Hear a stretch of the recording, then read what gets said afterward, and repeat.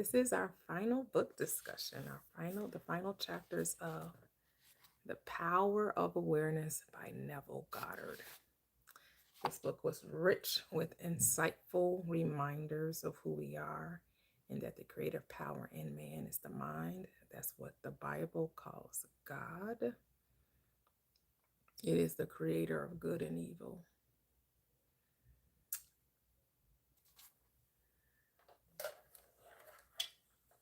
However, consciousness says all things are good. We'll be discussing chapters 24, 25, 26, and 27. The chapters are very short, no longer than 2 to 3 pages. Some of them are only 1 page long. And we'll wait for those who are ready to discuss the book to come on into the room. Be sure to like the live, share the live. I am streaming on both platforms. That is YouTube as well as TikTok. YouTube is Prosperous Living with Toya. And TikTok is Prosperous Living with _T. On TikTok, we get to come up in the box to share our perspectives and how this book has really helped us remember who we are. That is the purpose of the book. It is decoding scripture because the scripture is all allegory. It's all parabolic. It's not a history book. It is a psychology book. It is a science book. So you're not going to only find psychology, but all is mind. That's why I say psychology, because even when you're dealing with astrology and neurology and anatomy and all of this streams from consciousness. Everything physical came from that which you cannot see. So this book has helped us remember to declare and claim our divinity, our power, our authority. Hello, welcome, welcome, welcome. Hello, how are you? Hey, hey, Grand Rising, beautiful Mia. How are you? Welcome, welcome, welcome. Remember to double tap the screen, share the live on YouTube, like the live, share the live on TikTok, double tap the screen. Whenever you like a live, it gives the algorithm permission to push the live out. But we're going to use our conscious awareness to say that those who are ready to hear this message will tune in to the message, right? Even those who may even question it, because that's okay. That's okay that you question it, because you never heard it. You weren't told that the mind was God. You thought it was some being outside of you looking down on you, trying to decide who he wasn't going to bless and who, And unfortunately, this God of religion only blesses you with cars and money and, homes. It rarely, it don't do nothing for peace and for children that are ill in the hospital ward, right? In the children wards of hospitals. He kind of bypasses that. He don't really check for those. He only check for your increase in things. But we know that the consciousness can heal the body, right? It does require faith. It does require a change of consciousness, a change of awareness, a change of mind. You have to be able to see yourself in that light. Peace and blessings. Welcome, welcome, welcome. Hello, Cheryl. Good morning. Good morning, the 0120. Welcome, welcome, everyone. Come on in. Come on in.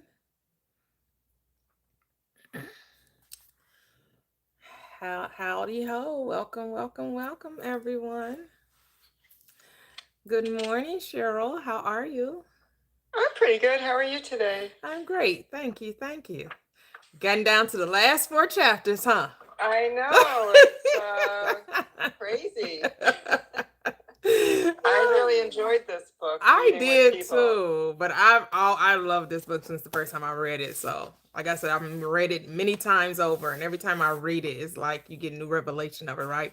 Because you're not in that same space. I'm not in the same headspace I was when I first read it. So I always get great nuggets from it. Yeah, this was my first Neville book, and I think I shared like the first day of the book group that, I have a lot underlined in here, but Mhm. it was one of the more kind of, a little bit, I don't want to say esoteric because it's not, but just that kind of like some of its meaning didn't reach me quite as Okay. deep as, Mm-hmm. but reading it with the group and like seeing everyone else's, interpretations and what stuck with them, like it's a much deeper understanding this time around. It's been fun. Yes, definitely, definitely.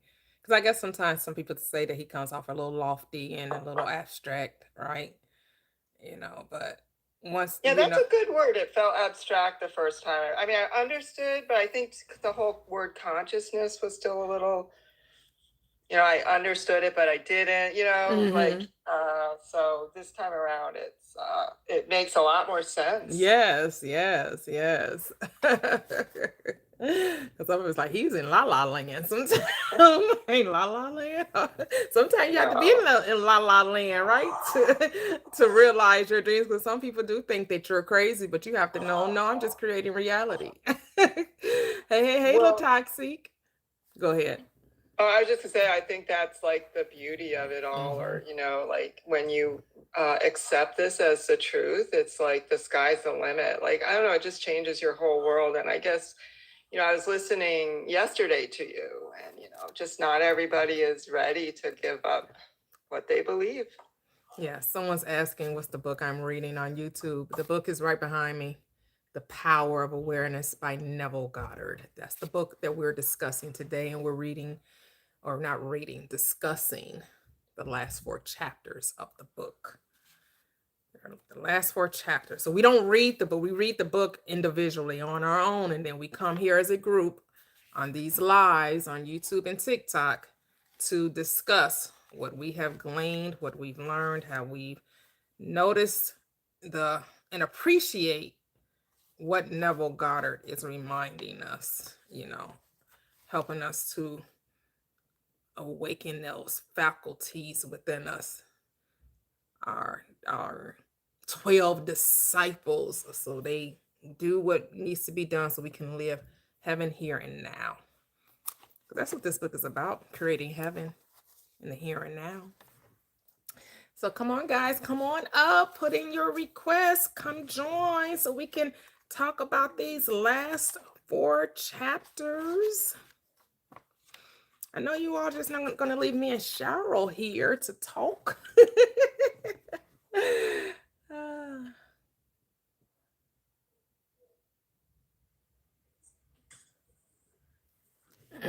Good morning, Gigi. Good morning, Latoxic. Hello. Good morning. Good morning, Latasha. Good morning, Cheryl. Good morning, everybody. Yes. Good morning. Good morning. I'm trying to get up this morning. Oh my God. That's okay. That's okay. Hello, Mia. How are you? Good morning. Mia. Hi, good morning. Hey, everybody. Hi, little sis. How's it going? Grand Rising, everyone. Good morning. Good morning, my friend. How's it going? Grand Rising. Grand Rising. Grand Rising. Are you familiar with Neville Goddard's book here? What's up, what? This book that's behind me, that's on the screen. The Power of Awareness. The Power of Awareness? Yes. You know, I had a similar book, gave it to me when I was Director of Security for Department of State Building of Social Security in Lower Manhattan, right? Mm-hmm. This person worked for, to help the people. She was writing a book. The book was called Chains, right? And it's breaking bondage of chains. But you know what? That was just me wanting to let you know. But you know what? I'll definitely read that. Well, that's what we're discussing this morning. We're discussing this book. So that's what the topic will be. That's what we'll be centering our conversations around. So you can listen But you know in, what but though, that's what I'm staying on that topic. So I'm not veering well, from yes. that on No, this no, no, no, platform. no, no, no, no. Listen, but you know what's so funny? You see, the title of that is the power of awareness, right? Hmm. Right. That's the power, right? And the awareness is what you have, you know, looking around. All right, sir. Just Thank seeing, you. Thank you so much. We're gonna let you back down. You can feel just free to seeing listen niggas in. breaking chains. Sorry. That's I okay. let him up knowing it was a risk. That's okay. It's like How are you they don't listen. It's like No. right. Like toxic. I'm gonna call you Le Cancel because when Le Toxic sees something, Le Toxic's like, okay, well, thank you for coming. You are the weakest link. Goodbye. Like, I Yeah. really Yeah, because you want to see, right? You want to see if they're going to be open to what we're saying. But when I tell you what's going on, Yeah. and then you still want to do your own thing, then just go do your own thing on your own channel. Go Exactly. on your platform Right. and talk about your bondage and chains. Like, what we doing? It honestly sounded like he was under the influence. I think he was just doing whatever. So It's 10 a.m. yeah, Mia, like it's too early in the morning. definitely gave It's that. 5 o'clock somewhere. That's what they say. It's not the moderator. Happy hour is somewhere. Yeah. Security. That's Latoxi. Security. She's like, I'm the regulator. I'm gonna call her the regulator. She come to regulate. I know. Like, we're not having That's that. it. It's like That's we your give people song, the benefit of the Latoxic doubt, Regulate. and it's very rare when they Regulator. The regulator. It's time for the regulator. It's time for the regulator. Because Le Oh, Toxic got to when he regulate. insisted on Grand Rising, that's when I knew he was like he wasn't paying attention because I was like, all right. Well, we say Grand Rising, Yeah, people that's say the- it. it's It was about the Grand way Rising. in which he said know, it. but that that's made what me I was think like, he okay, was- Yeah, it was the But way when he in went which into he was insisting bondage and on it. whatnot, I'm like, okay, is he reading a book about whips and chains? I might want to read that too. Okay. My husband will be like, how'd you tie me up like that? Oh, some dude came up and told me about a book about bondage. And so shut up and do what I say. No. Oh, that's funny. Okay. Okay, we gotta bring it back. Okay. He brought joy. That was You brought yes, joy. he Look at did. Cause you need joy. I got We need joy down in my soul, right? You gotta, right?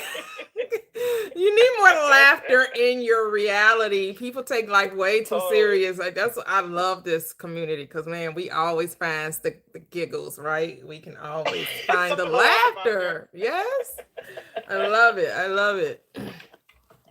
All right, so we'll go to chapter 24 is failure. Why isn't it happening? Where is it? Where is it? Why can't I see my manifestation? Go ahead, Cheryl. What does Neville have to say? Well, I thought, I mentioned when I first came on, I had read this book. This was the first Neville book I got, which was probably about 2015. And when I got this book, I was, I had twin daughters who were going off to college, and I had a lot of fear, financial fear, Mm-hmm. And my hope was to, be able to pay for everything in real time, but didn't work out. So it was just interesting to come back to this chapter now, with the hindsight. Mm-hmm. And I think what really stood out to me, just really, and this is when we talked about righteousness 2 weeks ago, I think, I think something like the real clicking of the embodiment, the naturalness of feeling, like that's what I was missing, in the beginning. I would do the imagining and I would get to that place where it felt really real. But then the minute, I got out of my little imagination trance, the fear, like I would just completely forget, like I'd allow outside circumstances and appearances to, sway me. And so reading the chapter and just really, the way Neville is talking about it, like how, really living from that state. I didn't really get it before. Like, I thought I did, but Mhm. again, like failure isn't necessarily a bad thing because Mm-mm. I think sometimes well, always it can show you, what you need to correct. One of my favorite quotes, probably from, all the things I've tried to do is, and haven't succeeded with, the law of assumption is, a winner is a loser who's tried, one more time. And Mm. so I like it, he talks about the importance of persistence here too, when and so, it just was nice to kind of look back, like do that kind of self inventory. And I also could see like where, and I think this has happened in the group in real time. Like, I just feel like there's been a real shift for me. So it was good to read this, like, with where I am now, as opposed to where I started at the beginning of the book club. So I really enjoyed it. I didn't take it like, oh gosh, I'm failing. I took it Mhm. like, wow, I could see progress. Yes. Yes. So I Yes. enjoyed it, believe it or not. Because let's say there's no failure in God. It's just like you didn't know what you didn't know, and that's okay, right? Because that's all. That's all. Failure is just revealing to you what you didn't know, or what you forgot, right? Because this is all about remembering. We're not learning lessons. I know people like to say lessons. We're not learning lessons because God doesn't need to learn. God is here to experience. So there's a difference there. Well, failure for me was about my self concept Mhm. originally. It was that, yeah, thing, I can't do this. Mm. It was more about that for me. Like, that's what I really had to overcome on this journey because there was a lot of feelings of like not deserving, not worthy, difficulty accepting Mhm. like gifts or accepting good, however you want to call it. But yeah, it was more about my self concept. And that's what's been really great about this book, too, because it really beats that into your consciousness that, what you believe about yourself is what you're going to experience. Man, that's it. That's the aha moment. As Oprah Winfrey would say, I got the aha moment. It's how I perceive me is the reality in which I will experience. Ah, so how am I perceiving myself? What do I think of me? Right? Yeah, well, it's funny too, because I think you said the first book you read was The Power of Your Subconscious Mind. No, actually, I discovered Neville before I discovered Dr. Oh, no, Joseph I meant your Murphy. first book club. Was that your first? Oh no, we actually read Oh. Neville Goddard's The Five Lessons. Oh, okay. Because I was like, oh, I wish I was in that book club. Yeah, The Power of Subconscious Mind was the Yeah, second one. That was the okay, well, second one. anyways, Yeah. yeah. Mhm. Because, that's the thing. Like, that's where I've really had to kind of like be more objective or do that inventory, just like what's kind of stuck in there instead of, because before it was that self criticism. I was all about criticizing myself, so that's an important piece too. Like, And I think that's what we're trying to do, condition ourselves, right? To constantly, especially if you have a religious background. I know you say you didn't, but the society, this is a quote unquote Christian society, right? So even though you probably didn't personally grow up with with that religious dogma, that's still it's sublime. It's weaved throughout our society that you're never enough. You're less than that. You have to go through hoops and hurdles just to get a crumb, right? To just get the minimum, to just for mediocrity. Like you are always constantly told that you're insufficient.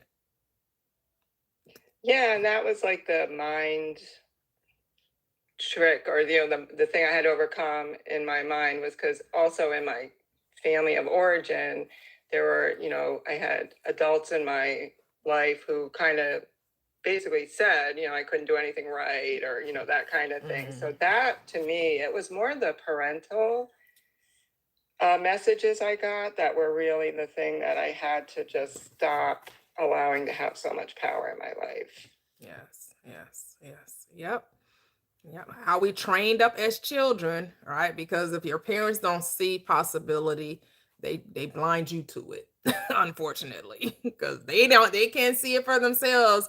Sometimes the parent just not gonna see it in their children either, you know. Gigi, what do you think? Thanks, Cheryl. Thank you. I really enjoys everyone's perspective and you know how things are brought to light through Neville Goddard's perspective. Go ahead, Gigi. Hi, good morning. Good Oh, morning. before I And good start, morning, everyone on YouTube. Hello, hello, hello. Battle Zone. Welcome, welcome, welcome. Go ahead. good morning, Key. Well, before I start, Latoxi, this is for you.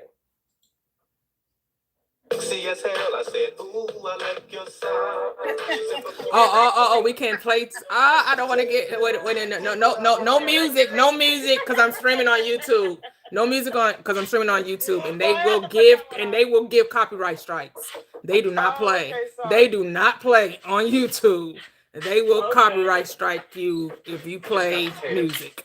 So we Oh, really? cannot play Okay, I music. didn't know that. Cannot play music with streaming on YouTube. No, they do not play. Okay, well, sorry about that. But, yeah, I had to. Sorry. 'cause I appreciate the Latoxi song, regulated. I appreciate You're the song. welcome. But you know what, Gigi? We can freestyle it. You know, between me, you, and Toya, we got it.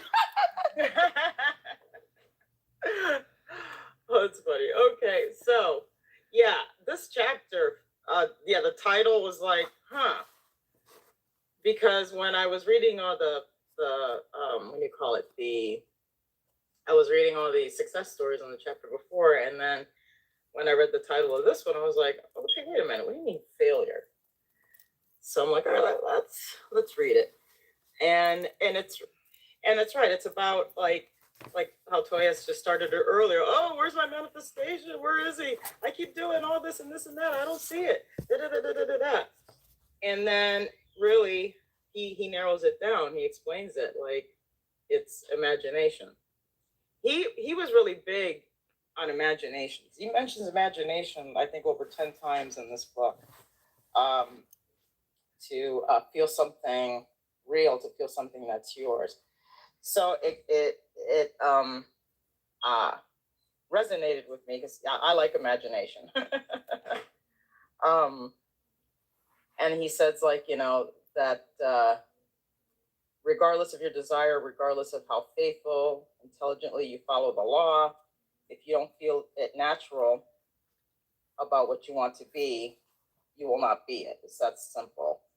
And so when you use your imagination and you replay the person, the situation, the thing, the what have you, whatever your desire is, when it's in your imagination, when you see it in your imagination, you begin to embody that person. Sometimes, I mean, I think that even when we affirm and we speak, we're imagining. Because there are times that when I affirm, there are times I see pictures, there are times I see a movie, and there are times that I don't, but I still feel like I got this. So I think that when you I think also what it means here is that if you're being faithful to something kind of like in vain, or being faithful to something and okay, it's like I'm first gonna do this and then I'm gonna get this result, as opposed to being that person, you know what I mean? Or seeing yourself as that person with the thing, or what you know, what have you. I think that's what he means by imagination. Because like I said, there are times when I you know, when I'm affirming or whatnot, sometimes I see pictures and sometimes I don't. And I tell myself, you know what, it works either way. Because I know that sometimes there's a lot of people, you know, present party excluded, that teach this stuff. And they say, oh, you got to see a picture. Or, you know, you got to see yourself in the picture. If you see yourself in the picture and as a second person, it doesn't work. Well, yeah, it does. It works for you, whether you see yourself in the picture, whether you see yourself in the first person, and the second person, and the third person, as a ghost, as a whatever you see yourself as a cartoon, as one of the Simpsons cartoons, you know, or if you're just seeing nothing, but you kind of, you know, you feel like I got this, or even if you just kind of, have a feel, oh, I got this, then yeah, it works regardless. Because I think imagination is what, in a way, it's kind of like faith in the unseen. Mhm. I mean, when you think about like movies and cartoons and stuff, like there's a wonderful movie company called Imagine, and they come up with all these great cartoons and stuff like that. Mhm. Well, that was in somebody's imagination. It just didn't like appear. Either they Right. wrote it down, either they saw it in their head, either they they felt it, and that's how they create it. Well, it's the same thing, and I think that's what he means here. Like, Right, I just because don't want. you're right, because Yeah. imagination for him is synonymous with God, is synonymous with awareness, is synonymous with Mhm. consciousness. He just prefers imagination. So he will use that, but you see, he also says consciousness. So when he's saying Right. imagination, he's saying consciousness. When he's saying consciousness, he's saying awareness. When he's saying Mhm. awareness, he's talking about God. Those words are synonymous. Right. Yeah. Yeah, it's just that the word imagination, I mean, it's associated with like picturing. Mm-hmm. But there's some people that imagine and they don't picture, which is Right. fine. Yep. So it's the point that I wanted to make was that you don't have to picture to imagine. It still works. Mhm. By you talking about yourself and the new person, like just like he said in a couple of chapters before, you don't yearn it, you're being it, right? Mhm. So even by you saying, I'm amazing, I'm this, I'm that, that's your imagination. Mhm. Whether you see it in your mind's eye or not doesn't matter. Your subconscious is going to say okay, because your subconscious doesn't know the difference between this reality and the reality in your head, Mhm. and the subconscious doesn't know the difference of what you're saying. The subconscious just listens to you and says yes, okay, yes, amen. The subconscious doesn't argue with you and says no, not really. Like I've had people say that, like, oh, the subconscious argues with. No, it doesn't. No, it doesn't. It does not. It does I don't have not my subconscious care. argue with me. Right. It does My not care. consciousness has. My conscious has it. I'm like, no, it's this, and I know I said that before, but that doesn't serve me anymore. This is what serves me. And then eventually, my consciousness, keeps up with it, but my subconscious is okay. If you say that's a blue card, it's a blue card. It looks pink to me, but all right, it's a blue card. So yeah, this is a good. I like this chapter on how your assumptions are really your beliefs that's your imagination. It's what you're saying about yourself. So even if you fail, okay, so what? You do it again. You fall off a bike, you get back on it. You fall off a horse, you get back on it. So yeah. So I land my jet. All right. All right. Thank you. Thank you, Gigi. Thank you. All right, Latoxic. Yes, good morning. Good morning. Morning. I really love this chapter because I feel like Neville doesn't get enough credit for addressing the issue of failure. I think it's something that's kind of like a little bit of a topic that people don't like to talk about in this space typically. But what I really got out of it was the whole concept of naturalness. Yes. Because it just made me feel like, oh yeah, like, because to me, persistence, sometimes it makes sense. Sometimes it makes sense for me to persist. And sometimes it makes sense for me to just be like, actually, of course. Yep. Of course. Of course. Of course it's going to be the way I want it to be. Of course it's going to be. So like, sometimes I feel like I go between being like sitting on the natural, like relying on the naturalness of the feeling versus persisting in something and feeling like, oh, actually, it's totally natural for me to do this. Actually, it feels like this is the natural next step. I remember having like different interviews for jobs and stuff like that were I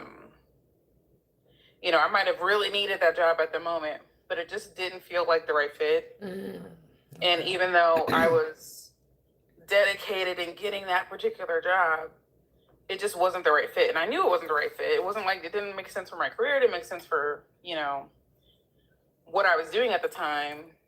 but I was really like, I'm gonna persist, you know. Mhm. Meanwhile, in the back of my mind, I'm like, there's red flags. This is not it. This is not it. The particular job I'm thinking of is like, I was looking on their Glassdoor reviews, and they had just fired a whole bunch of, they had just let go a whole bunch of people. And, you know, they're basically just like, oh yeah, they just got bought out by private equity, and they're, you know, trying to rebuild, and now they're like trying to, you know, do all this shit. So the job I was interviewing for at the time was like 2 or 3 jobs in one job. Like, it was a good salary, but it was very much so like they're trying to put pieces together that they're not really thinking. They're not thinking it through. They weren't thinking it through. They were just trying to come up with results, and that's always like a bad idea. 9 times out of 10. 9 times out of 10, always a bad idea. So in that situation, I was like, oh, I really need this job. This would be great salary for me. Blah blah blah blah blah. Of course I can do this. Of course I can do this. Of course I can do this. And it ended up not being the right fit. I just could not make it fit, no matter how much I tried. Mhm. And I think not only, you know, was the job just, you know, sure, it had the right salaries or whatever, but it wasn't like, it didn't fit for me. It Mhm. wasn't natural to me. Right. And so me persisting in that was kind of wasted effort because it just wasn't going to fit, regardless of whether or not I got the job or not. I still wasn't going to be there for very long because I Yeah. wasn't gonna like the job. Yeah, and that's what And that's what never reminds us. You don't force it, right? You surrender yeah, to it, and if the surrendering is forcing, then you're going to get the opposite of what you're 100%. desiring. So, I mean, I think that was the key for me is like, I think there was something we talked about a while back about like, what do you want? So maybe that was key. I think someone was talking about how like, you have to really know what you want and understand and be clear about what it is that you want. And whenever someone says that, I always think of like Olivia Pope. Like, Daniel. Always asking her clients, what do you want? What do you want? You know, and Mhm. I just love that because it does really get you down to the brass tacks of like, what exactly are you actually trying to accomplish here? Yep. So I feel like me going back to the naturalness of it all, it's like, yes, we can persist. Yeah, for sure.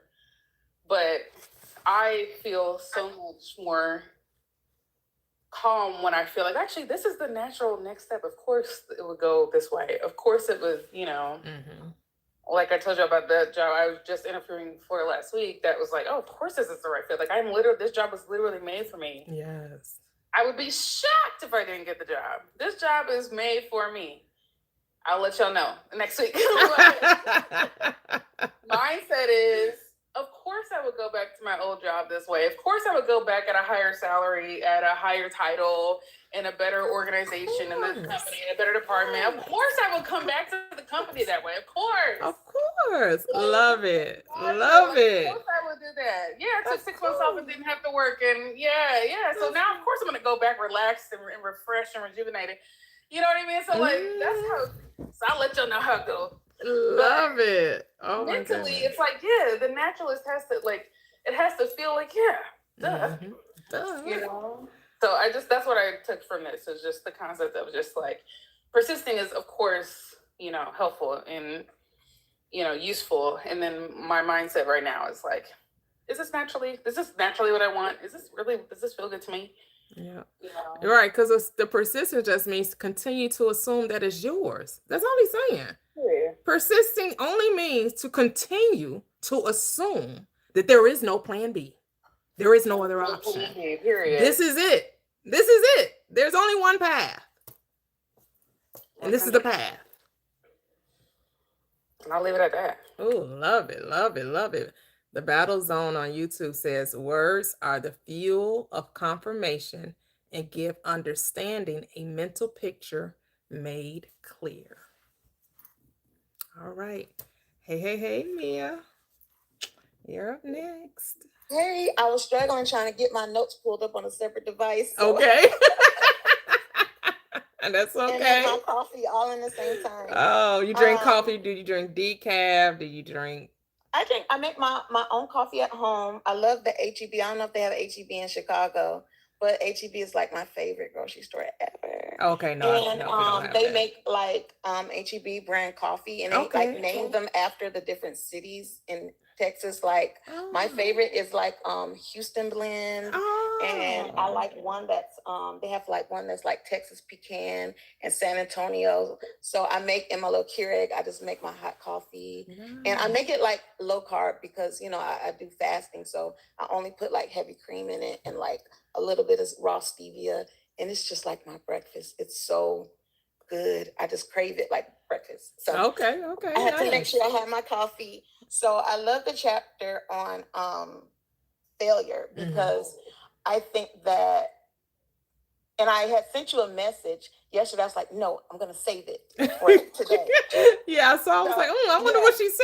I said, Yeah, I saw that you I had said, no, deleted no. it. I'm like, Yeah, I ah. said, no, this is too good. I want to save it for Saturday. Okay, Because okay. you know, because I want everyone to share with everyone, right? I was Mhm. like, so and I was thinking about the concept of duality, right? Okay. Because that's when the idea that we can even fail comes in. And sometimes duality kind of, it took me a while to kind of grasp that idea of like duality. Like, why is duality so damn wrong, right? Duality. What's wrong with duality? And you know, before I deconstructed and I would see all the signs and be learning about the Illuminati and the checker floors and what's with black and white? What's so wrong with that? What's the duality? What's the secret, right?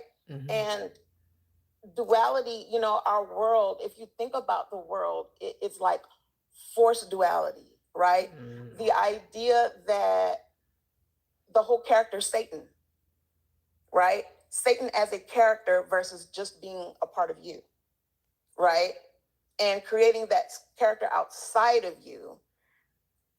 People worship Satan, right? They worship Satan every day. When you're fearful, you're worshiping Satan. Yeah. That character, that person outside of you, that thing, that fear, you're worshiping it.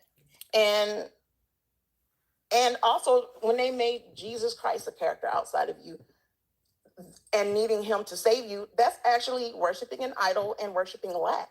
Mhm. Because you're just saying that you're not enough and you need somebody to come save you. So you're now worshiping an idol. Yep. And you're worshiping the idea of lack. Yes. Clock it. And that's the duality. That there's things outside of you making the decisions about you. And you aren't in control of what's good or bad and how it's going to happen with you. When in reality, when God made the choice of God is, what if? Yep. And we see duality in the whole world with antagonist, protagonist, you know, villain, the world creating villains for us, good food, bad food, good cops and robbers, the law system, political system, good behavior, bad behavior, homosexual, heterosexual. Mhm. Everything is duality. It's creating good, bad villains, you know, protagonists. It's always two sides to the coin when there ain't. It really ain't. People not You ready know? to hear that. They're like, I need a Even scapegoat. race, I need a anything that scapegoat. anything that creates division creates duality. Yeah. Race, there's a good race, there's black and white. And it's a construct. It doesn't exist. We're not racing to where. There's no finish line. There's There no ain't no end finish point. line. There's no end point. There isn't. So when we obsess and we fall into that trap of thinking and believing in duality, then you have to believe that something bad could happen. You have to believe that the world doesn't want the best for you and that you aren't in control and that there's some nature outside of you that is in control of your judgment and that you need somebody to come swoop in and save you. And I don't know, I needed saving a lot of different times. And you know, so I think now I finally come to grasp with it. So when we talk about the topic of failure, you know, failure only comes into your mind with the concept of duality. And you know, I always bring it back to children because I work so closely with them and I just watch them. You know, I'm a behavior analyst, so I have to observe them for a living. And you know, children don't believe in failure. They believe they can be anything they want to be until the world tells them they can't. Mm-hmm. When school tells them they're not smart enough. you know.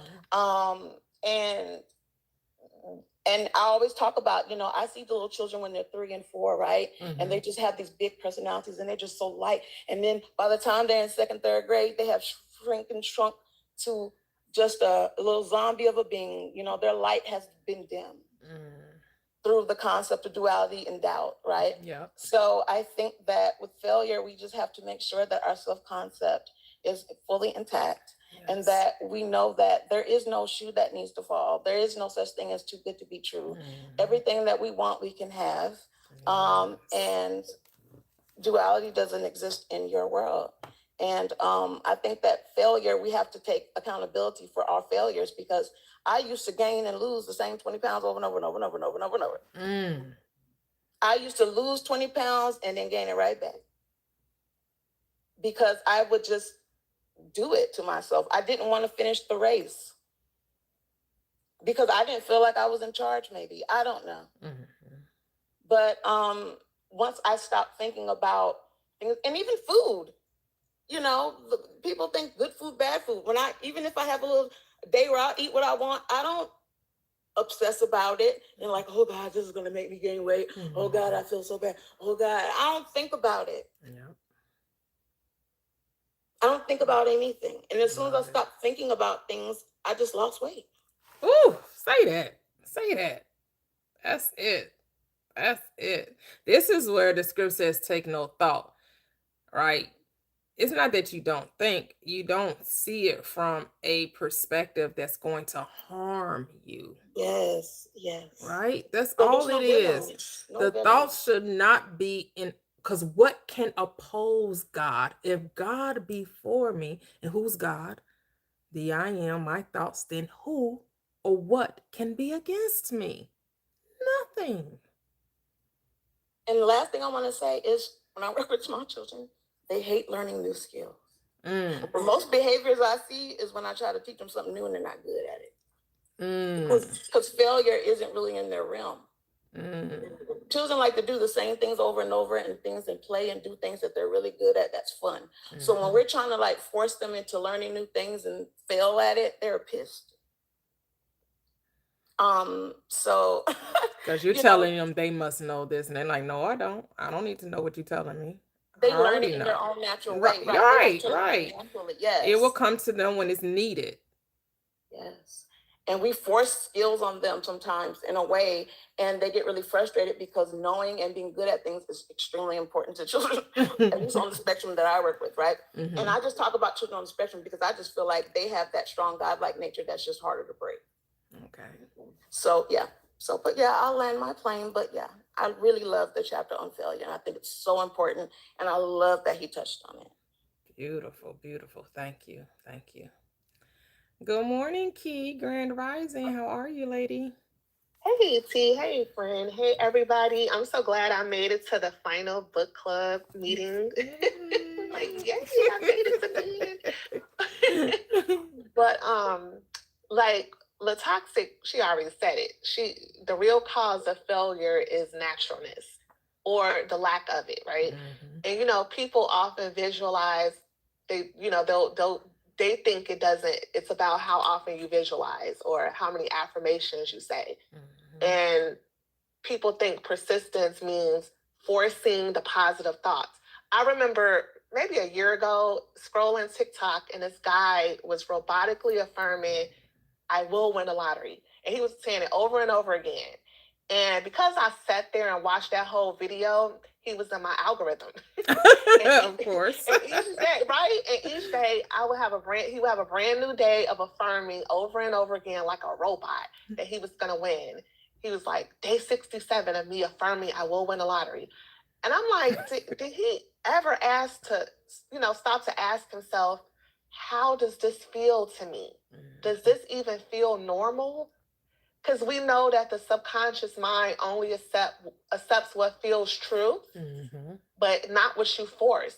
And even if he won that lottery, he would still probably be in disbelief and be all tense, and it would feel foreign to him. Yeah. And then that old identity state, because it's going to stay dominant. And a year later, he's back broke, or he's complaining how it ruined his life, or he's gonna That's be the like, part oh, that people don't get. That's why right? it says you have to be it. But go ahead. Yeah. Yeah.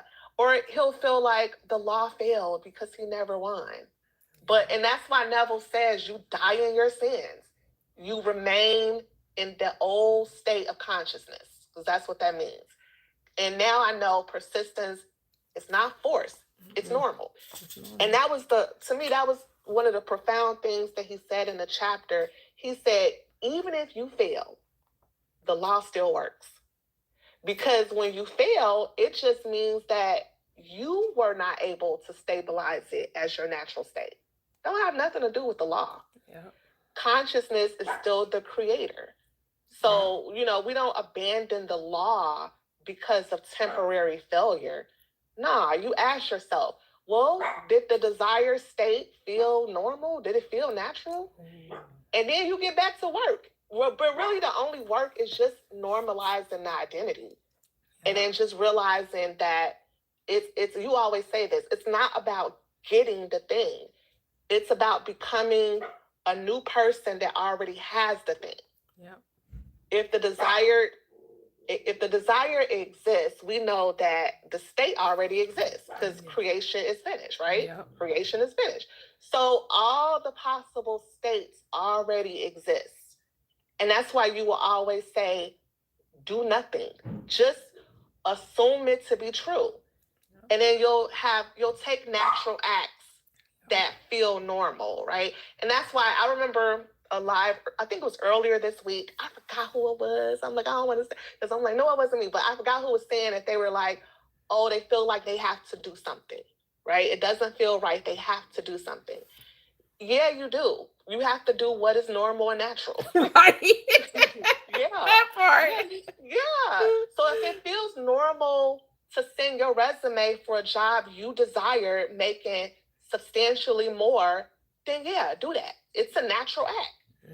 Because we know desire isn't random.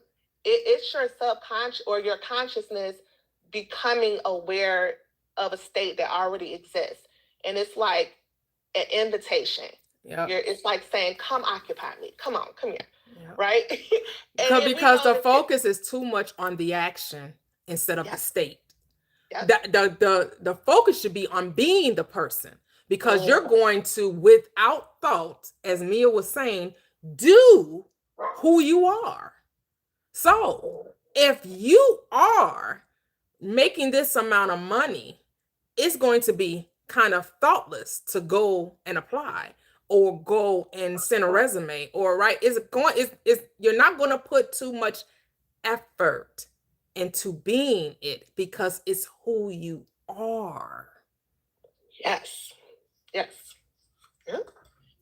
And that's the thing. People think that the money makes them rich. No, because I'm rich, I have money. Because I'm rich, I have the money. The money could never make me wealthy. There are people with a lot of money and are not wealthy. They're working themselves into anxiety. They're working themselves into an early grave. Some people are the richest people. Look at Steve Jobs. Because see, the Bible says that you will get long life when you use this law. You're promised a long life. I can't remember how this goes. I used to know that script, but it'll come to me how specifically it goes, referring to, when you honor your mother and your father, which is your awareness of being, the divine feminine and masculine, you will have long life. That is the first commandment with promise.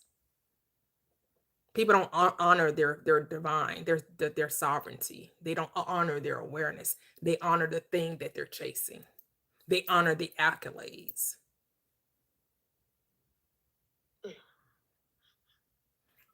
Can I quickly add on to that? Mm-hmm. Go to the next person. What you were saying made me think of Kim of the Kardashians, and just how like they are literal billionaires, but the very people that they want the acceptance from, the fashion community and these like higher quote unquote echelon communities, they will not accept them. They don't accept them as a part of that world because they're not, that's not them. And what you said made me think of like, it's got to be in you, not on you. Like, it's got to Yep. be, Yep. like, either you are or you are not. Yep. And no amount of money or not having money is going to change that. Like, I think of Elon Musk and I think of like all of those billionaires who are lame as hell. And no amount of being a billionaire makes them not lame. They still lame. Lame as hell. Zuckerberg too. Like, they're still nerds who need to do all kinds of crazy stuff to get women. Still, as billionaires. So, like, no amount of trying to be is gonna make you be. Either you are or you're not. So what you're saying is, Latoxi, they should have manifested how to be cool. Exactly. Because the money didn't do it, and it's not going to. There's a whole bunch of poor men out there who are cool as hell. Okay? I know they the ones getting saying. everybody pregnant. Ooh. That's the issue. I mean, say they're ideal lovers, but there are a whole bunch of men out there who are cool as fuck, and no amount of not having money changes that at all. They just are. Yeah. Self-concept. It's how they perceive themselves. It's just like Marilyn Monroe. Marilyn Monroe had a great self-concept of that, you know, she saw herself with gold and she saw herself in, you know, wearing these beautiful gowns. And then whenever she walked by, you know, she pictured like men would be whistling at her as she saw herself on the silver screen, but she had a horrible self-concept when it came to love. She said she would never, you know, that men don't stick around. Men don't want to marry her. Men don't want to this. And when I saw that in her documentary, I'm like, I had to pause it. I'm like, wait a minute. You are like considered one of the most beautiful women in the world. Men would pretty much drop their jaws every time you walk by, and you can't keep one. What's up with that? But it was her mind, her concept of herself. So it's like you were saying about, you know, Elon Musk and all these guys. They can have all the millions of dollars in the world. They have all this money, but if their concept is that I'm a geek, I'm a nerd, girls don't like me, I gotta work really hard to get a girl, then that's exactly what they're gonna get, because that's their belief about themselves. So in the end, it's what you believe about yourself. Right. I mean, and the Kardashians, they got what they wanted. They wanted fame. They wanted fame, and they got it. They got exactly what they wanted. Now, when they got the fame, they also wanted the validation, which is what they did not embody. They embodied the fame. They embodied all eyes on them, you know, the regular person looking at this something to emulate, right? But they wanted the accolades and the validation from the world that does not need this, cannot be lifted up by them, right? The fashion community is not going to be lifted up by the Kardashians. They're not creating styles. They're not, right? They're emulating styles, right? They take on other perspectives of styles and fashion, and they're applauded by the world, right? For that, for their statements. But they're not, you know, they're here's the thing, and there's nothing wrong with that. A lot of the world, a lot of people that get rich and what we call rich and obtain wealth, and I saw this video, said they clone, right? So they were talking about the Walmart family. It was the Walmart family and not Steve Jobs. What's the creator of Microsoft? Bill Gates. And they were saying that, well, Bill Gates, he didn't originate his software, he what's the word, for lack of a word, he made better or improved upon WordPerfect, right? Yeah. WordPerfect was the original thing, but he came out with Word, right? And Walmart combined Kmart and Sears, and that's how they built their industry, right? So they didn't reinvent the wheel, right? They just made a better one. And so we have to, you know, a lot of people get on here like, they took my idea, they stole my idea. It's not about who did it first. It's who did it best. That's what this world cares about. The world don't care about who originally said it, who originally wore it, who originally thought of it. The world cares about who did it best. It's about who did it best. So if you see something that's working and you can improve upon it, you can add your own flavor, then do that. Why we always trying to come up with a new concept? No, you can improve on what already is. And own it. Because these folks don't care, right? We get mad when others emulate us, right? And they say that, imitation is the best form of flattery, right? They just figured out how to do it better. How you gonna get mad? You don't get mad at the game. Just learn how to play the game. We just gotta get better at playing the game. Go ahead, Mia. Only reason you mad is because you're watching other people too hard anyway. But and with Marilyn Monroe, I just want to say that I agree with Gigi. She's right, and the sad part is with her love life, she attracted exactly what she believed she was. Yeah. Men treated her exactly how she believed she was. So yeah. Yep. That's true. Yep. So Key, were you done? Did you want to add anything else? No, that was it. That was it.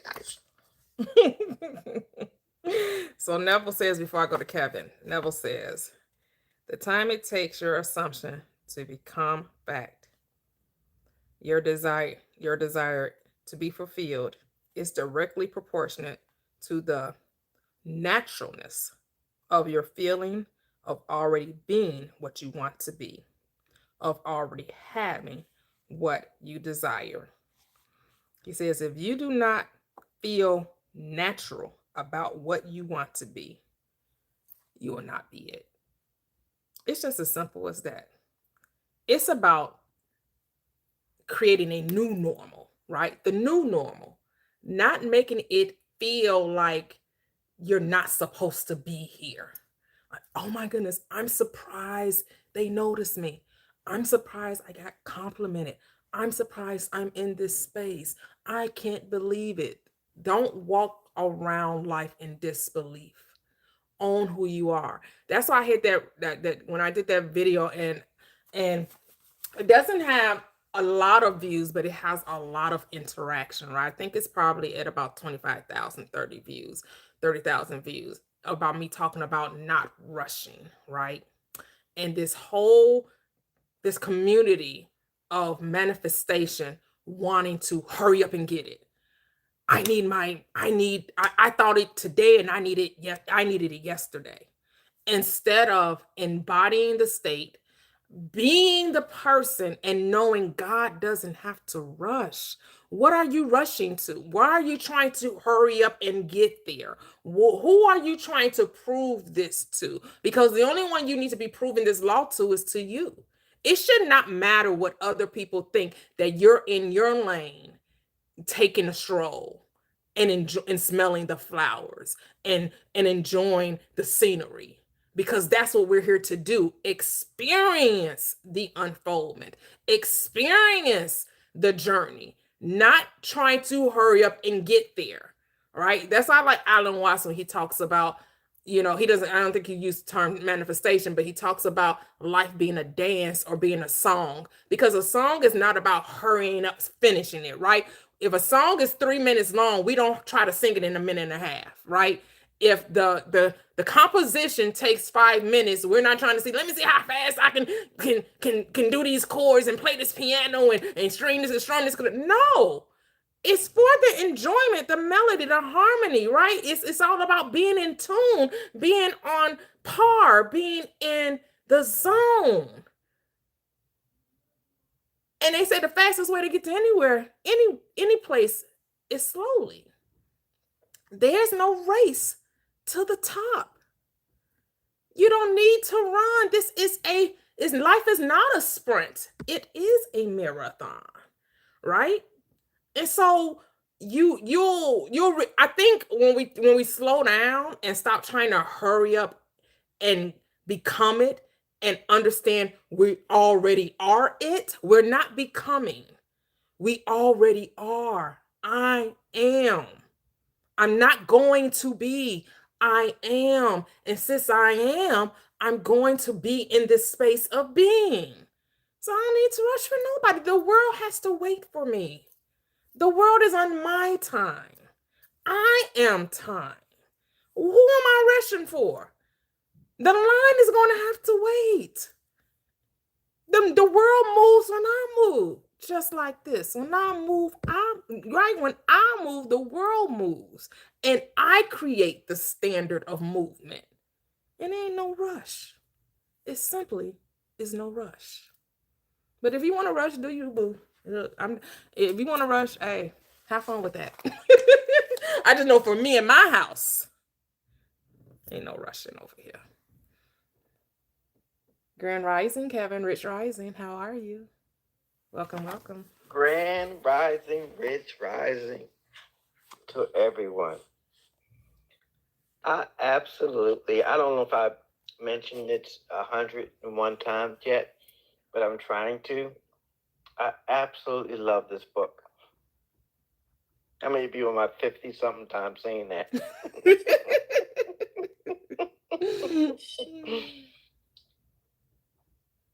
There is no failure in God. We are the God of our universe. There's no failure. It doesn't exist. You are always manifesting. What are you manifesting? Your desire. Now, that desire may be, once you become aware, that desire that you manifest has become undesired, and you wish to move it from that undesired state to a more desired state. But you can't even do that without your awareness of it, because it's how you got there. Your belief brought you to where you are, to the I am that you are. In order for you to move to a different part or another part of the I am, you have to let the other state go. You can't occupy two different states at the same time. You're either hot or you're cold. And if you're in the middle, he said, I spew you out of my mouth. And the spew you out of my mouth is the failure part, the confused part. Well, what do you want to be? You want to be this? You want to be that? Oh, I want to be wealthy, but I'm complaining about the prices of this. I want to be abundant, but I'm so sick of the lack of that. What state do you want to occupy? And I kind of wish those listing of things that you put up here, you have to decide which one. You said, well, I like them both. I like having no money and money.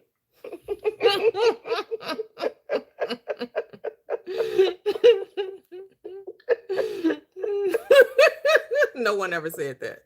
I don't like having any.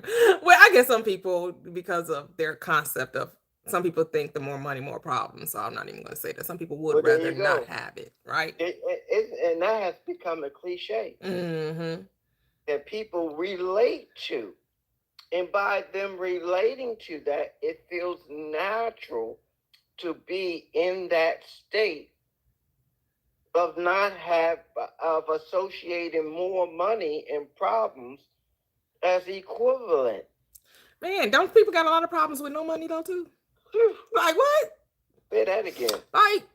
Like I saw this one girl, she was like, Poverty is expensive. It's just like it's expensive to be poor. Cause damn, you go in debt when you ain't got no money. So you kind of in the negative. Right. It's expensive to be poor. It is. And the reason poor exists in your world is because it's of your own creation. It cannot exist without you causing it to exist. Whatever state that you're in, you're the cause because you are the I am. Mm-hmm. Now, there's no judgment to it unless you want to judge yourself. You want to judge it as good or bad, whatever you label it as. Okay, you're allowed to do that because you're the I am. Who's going to check you if you want to be homeless? You can check yourself. Say, you know what? I tried this homeless thing, and I don't think this is one of my desired things. And you get to change it. And how do you change it? Neville says, through your imagination. That's what moves you. When the people that have a lot of money become poor, that can only happen if they imagine it. Yep.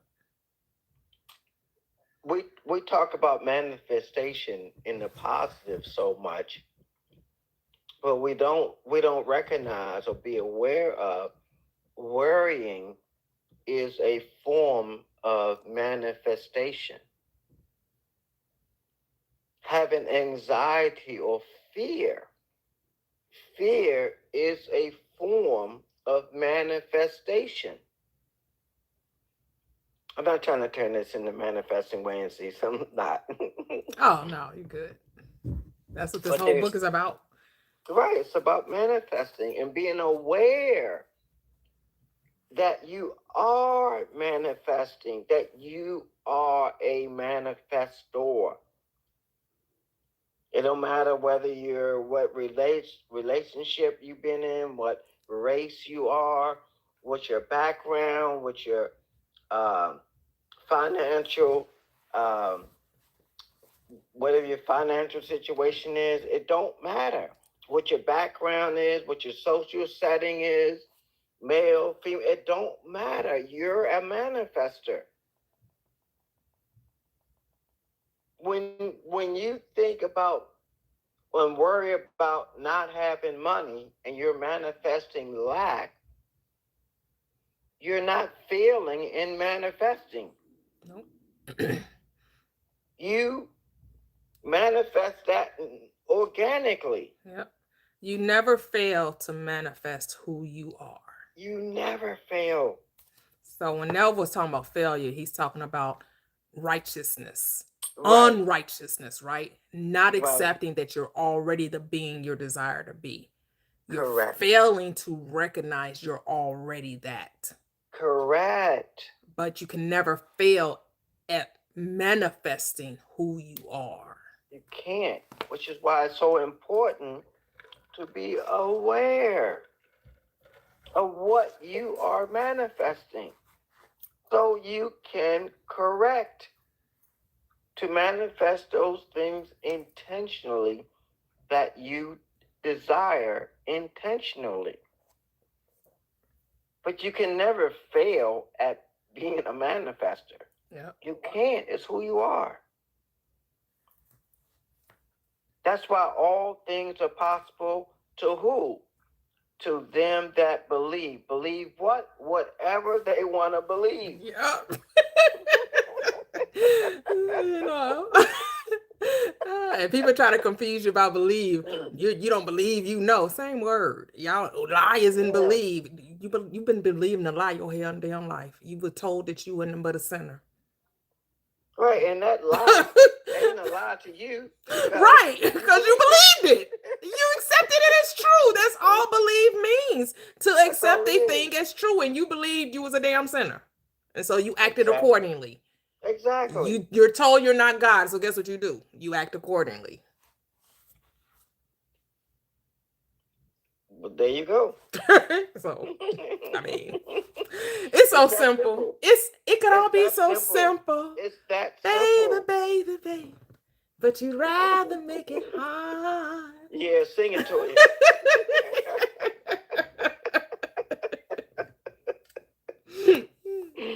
That's why I love this space so much, because we all get to be unapologetically you.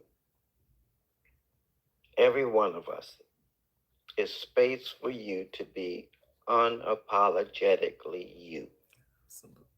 And we see each other as God sees each other, in love, in perfection.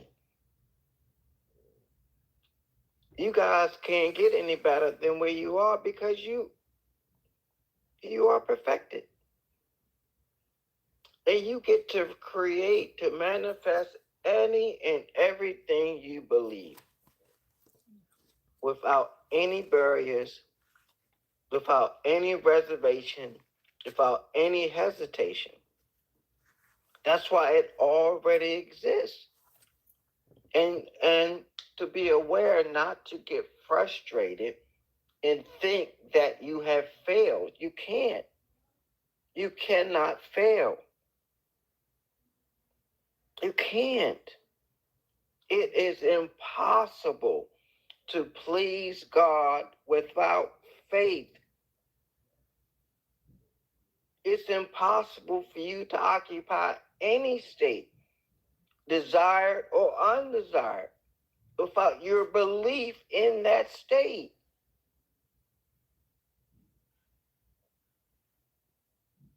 See, this is what happened when I go behind Toya.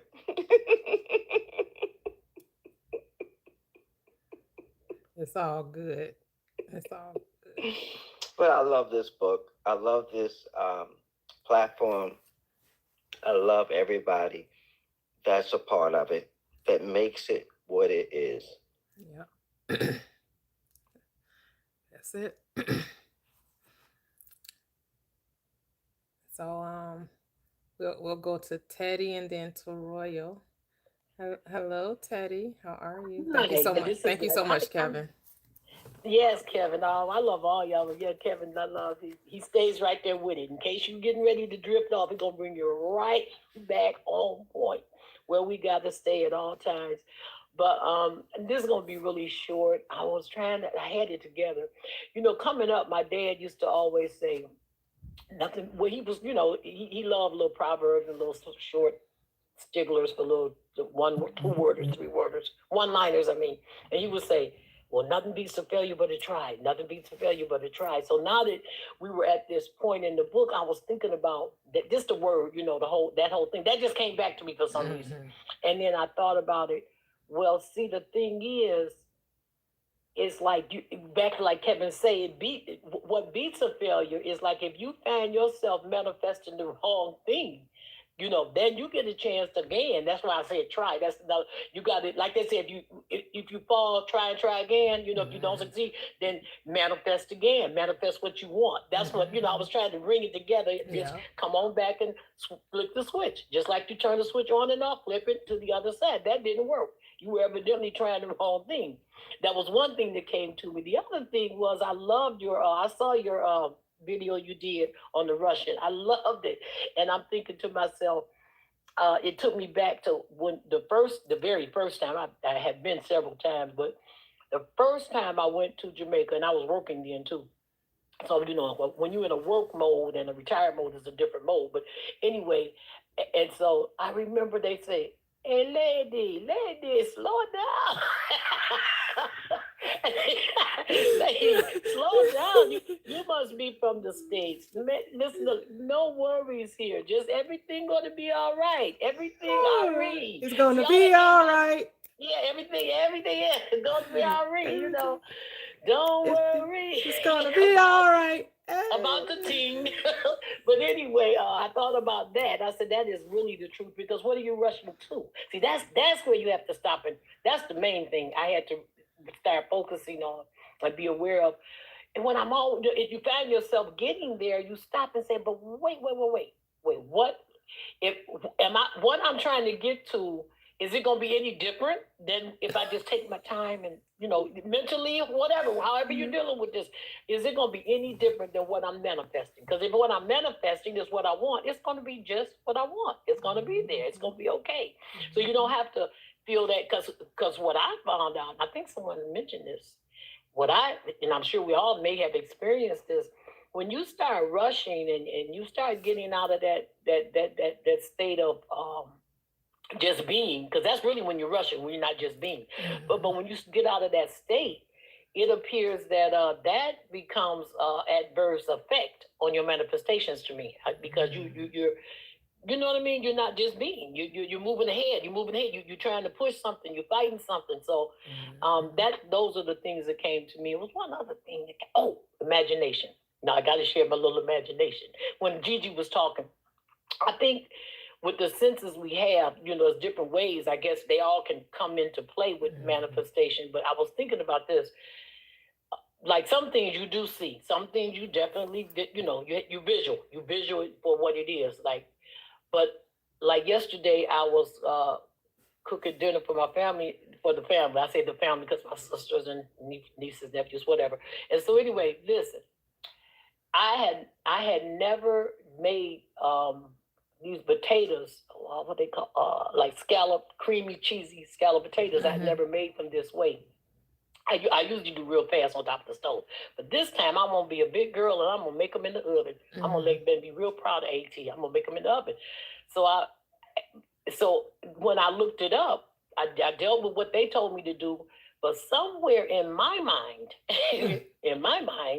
I saw onion. I tasted onion. But like you said, I didn't see that. I didn't see it. I just, in my mind, I could taste it. You see what I'm saying? So I thought about what she said, like, well, I didn't really see them. I just tasted them in my mind. And so I took some onions and I grated them. You layer the potatoes, you layer your cheesy roux, and then I took the grater and started grating them real fine. Man, I tell you, I need to patent these potatoes. That's all I want to tell y'all. And like I said, I didn't see that. I just tasted it in my mind, So I thought about, these are things that came to me as, the different people were making their points. So that's, I wanted to share that little bit. Beautiful. Yeah. Thank you. Thank you. Yeah. Thank you. You're welcome. Hello, Royal. How are you? Great day. Hey, family. Great day, everybody. I missed y'all. Yeah, Missed we y'all missed for you last 2 too. We weeks. missed you too. Yeah. It's been a couple of weeks. February is a busy month. It's like my birthday, and then a week later we got the anniversary. So Oh, it's okay. been back to back in February. I But, know. Happy anniversary. Yes, thank you. But I'm glad we got another session real quick.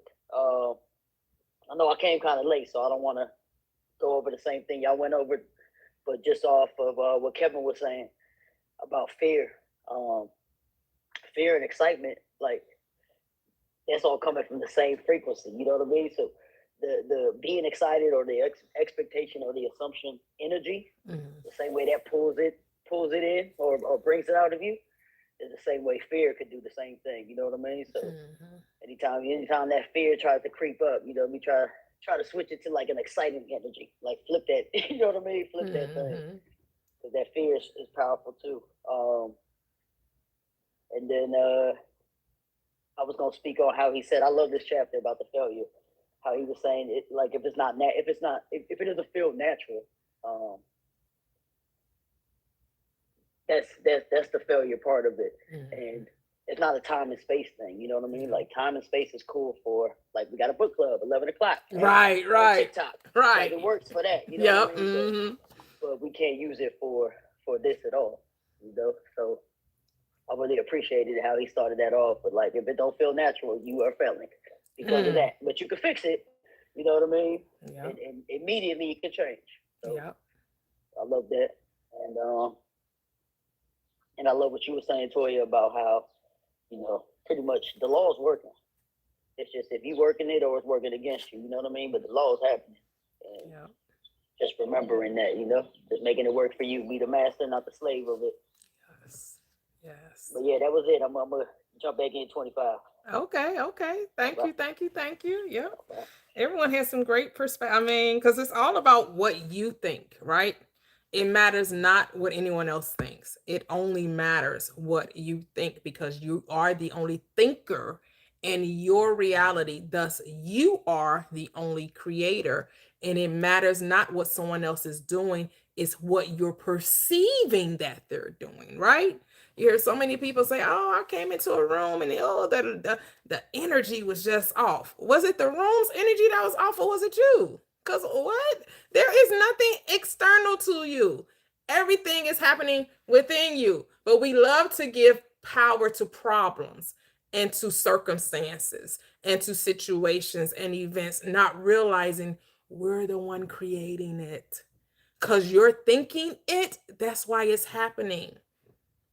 Because why are you recognizing that other people are in a bad mood? How does that help you be in a good mood? How does that lift your spirits? Talking about everybody else's energy. When it's really you're only detecting your own because you're the only one thinking that something's off. You're the only one having that thought. So why not be oblivious and just own your presence, own your moment, shine your light. And with that being said, we're going to go to chapter 25, faith. Faith, you gotta have faith. I gotta have faith. I said you gotta have faith. I gotta have. All right, Cheryl, you're up. Sound like it's been an hour since the last time I talked to you, and I think it has been. It's all good. It's our last group, you know. It's good discussion. Yes. Good singing.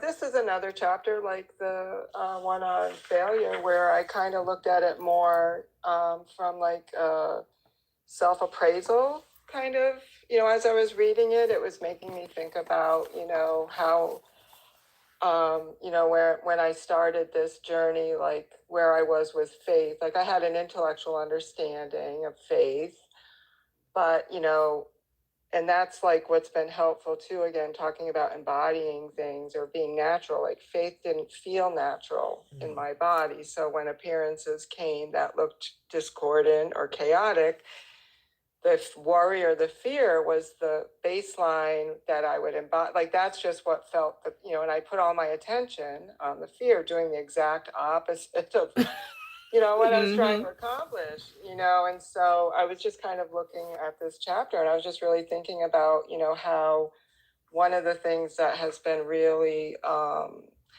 another shift for me, and I think this community has been really helpful in that, and especially the book group, is being in a couple of circumstances, over the last few months where things looked, like they weren't going well on, appearance wise, but yet I was able to like embody that everything was going, everything was fine. Like I kind of have this little mantra, everything is in divine order, because that's how I can let go.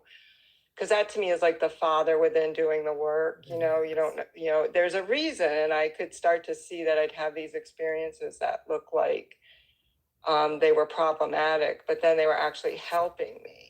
They solved the problem. Yes. And so the letting go, like I didn't understand about faith, like how much it's required to just like really the letting go.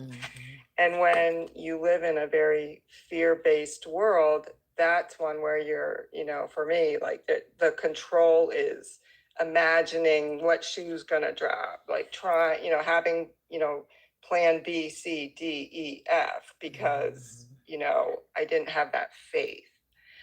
So it's been really kind of cool to be in this new place where, like I think I shared a little bit last week, like my daughter was here and she's going to Italy for a wedding in April and she lost her passport. So we're kind of scrambling and, I noticed like her middle name on her driver's license didn't match her middle name on her birth certificate. So at first, like I started to get kind of stressed about it, trying to help her. And then I just had this moment where I just like, you know what? Everything's in divine order. Like this is all, and there's more details to that, but the outcome really was, if things didn't happen when they did, she would have sent everything along without the right, with the wrong birth certificate and ID, like, because she just happened to be home. I was helping her and I noticed, and we had a blizzard here in New England and last Monday. And so I was off Tuesday and I took her to motor vehicle and no one was there. And she went through like nothing. Yes. She got her ID yesterday in the mail, which I shipped it to her, like paid extra for like 2-day delivery. So she'll have it in time for her next, her final appointment for her passport. So that was just like a good lesson, like, because I didn't realize how much I tried to control. Like I thought Faith was everything working out like in a perfect way that I thought it should work. And the minute it deviated from that, I thought it wasn't working. So like, I think like the part that's been helpful, reading this about the faith is just embodying the faith part and then letting go of the rest. And that was, I think, another area where I started to really, like, I started to understand on a deeper level so I could make that shift. And so, I can't say, like, I like this chapter of what Neville said, but I think for me, it represented more like where I am on my journey now and how much, again, and I mean, I feel like a broken record, but I think without this group, like, I think I would have still been wandering a lot more. Like, I just hear people share how they do, how they approach different things. And I get a new sense of, oh, you can do it that way, or, oh, and it's just really helped break that layer, that veil to the subconscious, and so it was really nice for me to see that I'm understanding the actual application of faith, and it's not just a term that I strive to have, a word that I'm trying to have. It's like, oh, okay, I can embody just the faith that everything is going as it should go and that it's all going to work out, and I can let go of the details. Yes. Oh, so yes. It was a good self-appraisal. Yes. And you made me think of the scripture said they overcome by the word of their testimony. And now, I'm thinking like testament means mind, body. Testimony will also have to mean mind, body. So they're overcome by the body of their beliefs, right? And so sharing how we use this, apply this law and knows that it works, help others and strengthens one another's faith in themselves. So that's the beauty of community. All right, Gigi, you're up. Thank you. Hello. This chapter on faith, I loved it. And it kind of reminds me of the book, the one about the feeling or whatever. I forgot it's called, like, Feeling is the secret. yeah, that one. But at least this one was shorter than that one. Because he kind of just zips it up right towards the end. Faith does not question, faith knows. Ooh, yes. So, mushroom, fireworks. That part. Faith. Oh my God. What was that? Say it, Bestie. Faith knows. Faith knows. Does not question. Faith knows. Yeah. I don't know how I didn't drop my cell phone. Pick up my cell phone. Because the way we were taught, we make faith be a guessing game. Yeah. Right. Like yesterday, a guy was trying to tell me about believe and trying to tell me how I utilize believe. And I'm like, believe is not a guessing game. Yep. Believe is a knowing game. This isn't guesswork. I know through what? Experience. Whether I experience it mentally or physically, because the mind doesn't care either way. It's the same. Right. And if you break the word down, be live. That's it. Believe. Be live. Get rid of that extra E and that, just put be live. I love being, it. and I you're love living it. it. I love it. Yeah.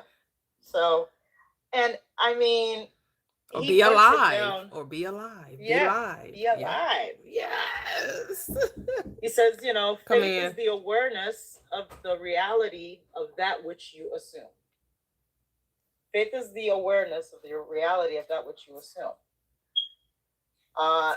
It's even though you don't see it physically, you see it inside of you. You see it in your mind. It kind of reminds me of that movie. I don't know if you guys ever seen the movie The Little Princess. There's like two versions of it. One came out in the 70s and one came out in the 80s. I like the 80s one better. And no matter how much they tried to break this little girl just, her imagination, I mean, she would just go there. They kept her without food, and her and the little servant girl were locked up in this room, and they were hungry, because the matron that ran the place was kind of a bitch. Anyway, she pictured like this table, and the little girl's going, "Oh my God, look at that table! Do you see all the good food? Do you see the roast pork? Do you see this? Do you see that?" And the other little girl's looking at her like you tripping, and she's like, "Oh, come on, you don't see it?" So then all of a sudden the little servant girl joins along with her. So then in their mind, they had like this big feast, and they went to bed feeling full. They didn't really eat anything, but they ate. It was in their mind. So I one day decided to test that theory. I was like driving somewhere, and I had to get home, and I was really hungry, and I was thinking, oh my God, this like cheeseburger tastes so good. It's so delicious, this cheeseburger. Oh my God, it's got like bacon on it. It's got cheese. Oh my God, this is so delicious. I was just playing that in my mind. So I felt full. Lord and behold, as soon as I get home, I'm, doing stuff around the house and whatnot. My husband, I'm getting ready to make dinner. My husband's like, no, don't make anything. I already made it. I said, oh, what'd you make? He made hamburgers with bacon. Yeah. Because there was leftover bacon. and he decided to put it on the burger. And he goes, I figured you like it, honey, because I know you like bacon and you like hamburgers. And I'm like, wait a minute.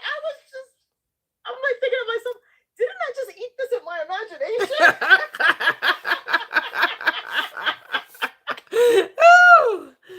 And there was.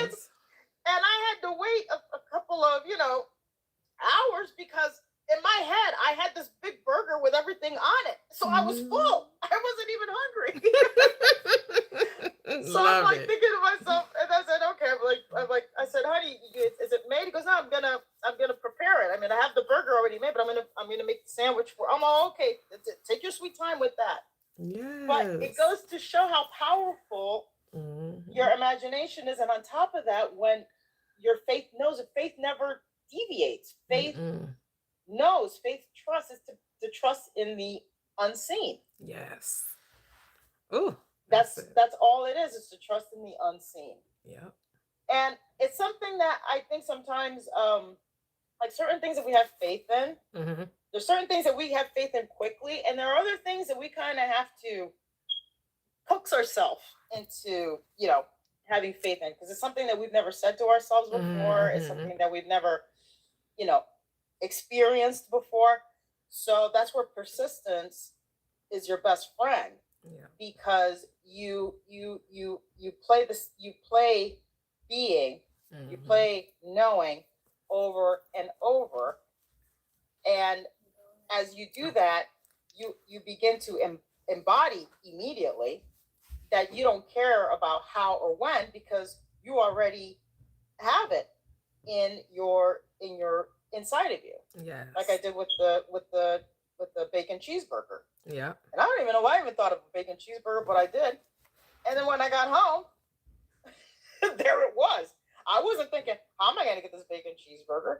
Where am I going to get this bacon cheeseburger? As far as I was concerned, I ate this thing.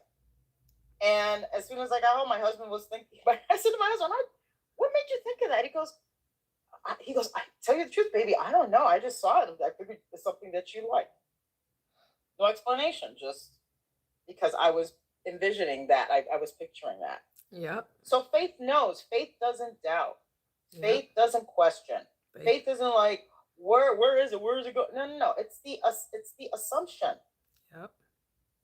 You know, he says it right here perfectly. Faith is the awareness of the reality of that which you assume. And then Kev said it best. If you assume that you're broke, you're going to experience broke. If you assume that you're rich, you're going to experience richness. It's that simple. Yep. So yeah, Love it. So I land my private plane right here. Thank you. Yeah, you right. Brings to mind my daughter, the Maya. A lot of you saw her, met her on here, and she moved to Tampa a year ago, and she had been saying, because she used to make really pretty good money here on TikTok. She has about 60,000 followers, and she was making several $1,000s a month with her content. But she decided that she wants to make 6 figures, right? And she was like, I don't want to be an influencer. I want to be more like a socialite. I just want to, make money or whatever. And she had decided to end a relationship and get her own place. And she became an insurance agent, which is she sells Medicare.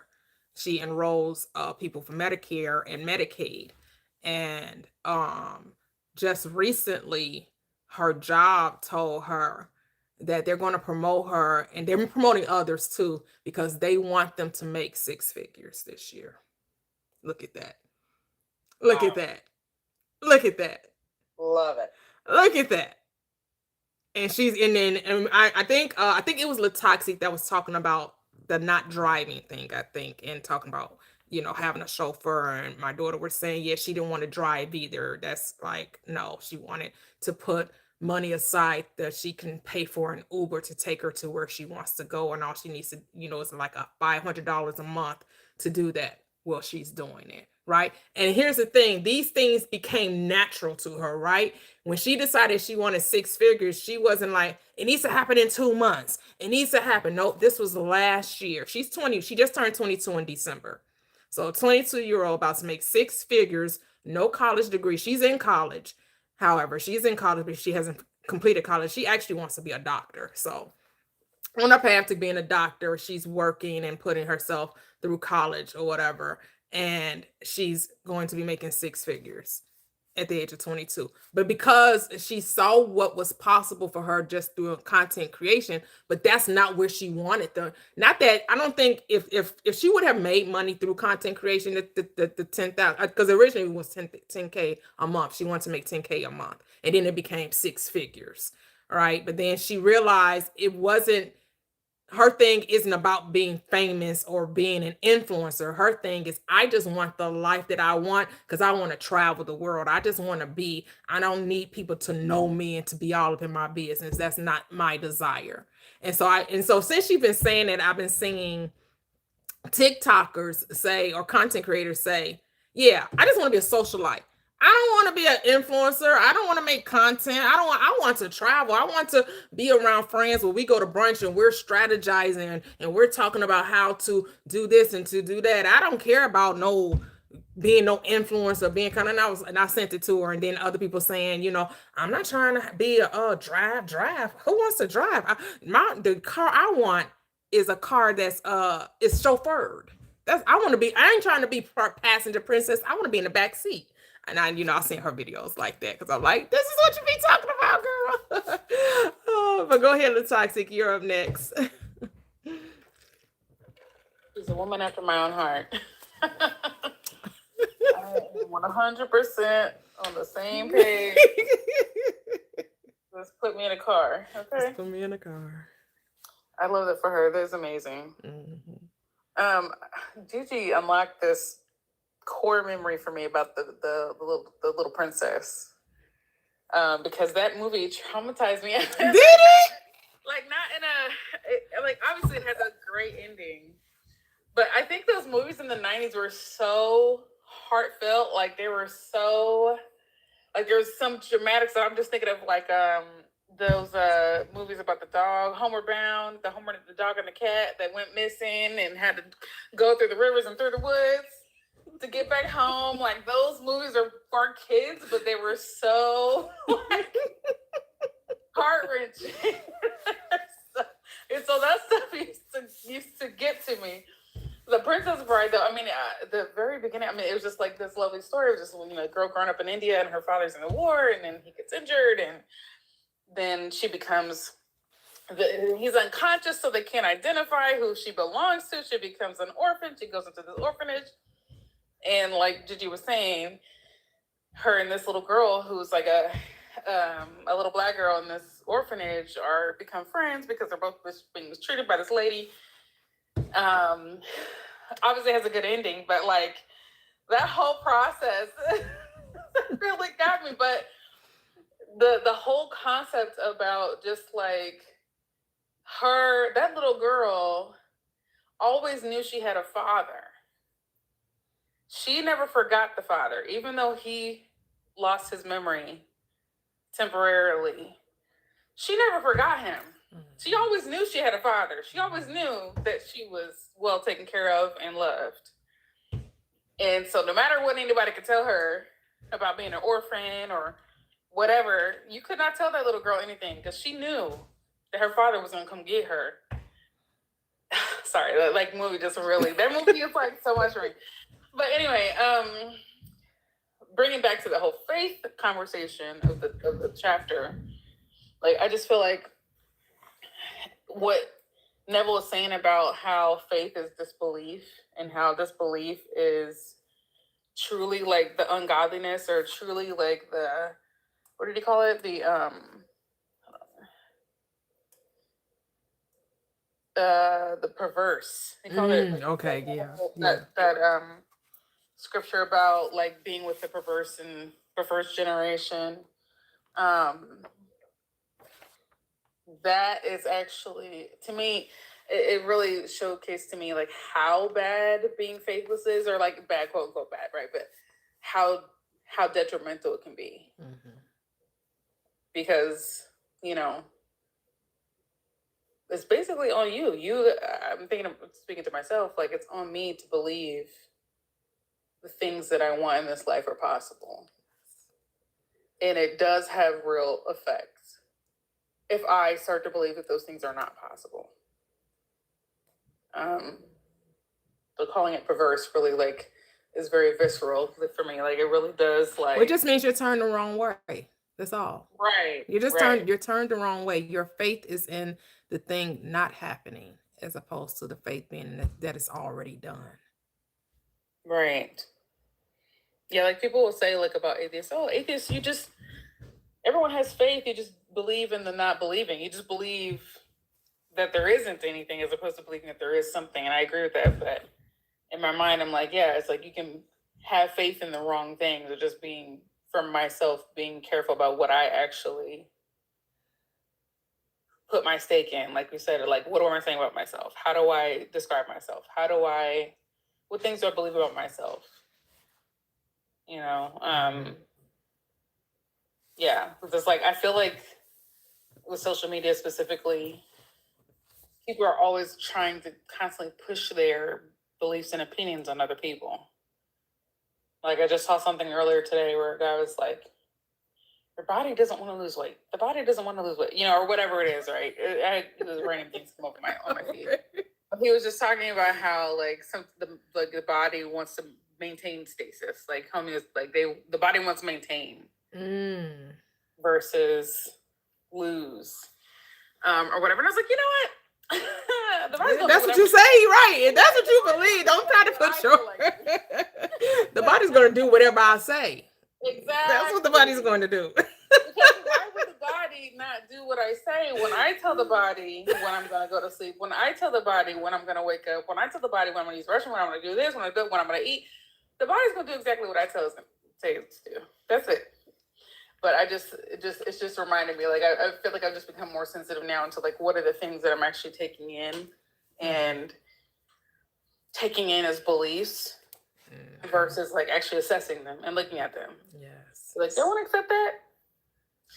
Do I want to accept that, you know, the job market is bad? Do I want to accept that when I have been literally without a real job for over a year and have been paid and doing what, do I really want to accept that that's actually true? Because it hasn't been true for me. Because I refuse to accept, you know, I'm a part of this group online of like Black women in tech, and Okay. every single day there's like probably, I don't know, it's not my group, it's like there's probably like 20,000 women in that group. Okay. It's a gigantic group. And it's a free Facebook group. But every single day, multiple times a day, people are like, I can't find a job. I can't find a job. I have not been able to find a job. It's just constant. And if it's not that, it's the people are racist. If it's not that, it's something else, right? You're like, not my experience. We don't do that. I don't relate. Can't relate. Can't relate. Cannot relate. Cannot relate. Could not relate. I really cannot. I really cannot. And I'm just thinking too that when I was working at my old company, people used to come to me and be like, "Hey, like, are you having like, you know, racial issues with people?" And I'm like, "No, I do not." And I try to tell people, like, if you go into this corporate world thinking that you're gonna experience racism and these people are gonna be racist, that's exactly what's gonna happen to you. Yeah. That's exactly what's gonna happen. Yep. If you go into it minding, you know, thinking that's your business to mind, that's exactly the business you will be minding. That part. You can't make it in this world thinking that way. You cannot. But long story short, in my mind, I'm just like, sorry. I just feel like I'm just trying to be more mindful of like, what am I putting my faith in? What am I really putting my faith in? And really trying to make sure that I'm taking the time to put my faith in the things that I actually want to see come to fruition. Yep. Yep. Yep. And allowing it to play out. Like I was talking about my daughter, she didn't know that she was going to be an insurance agent.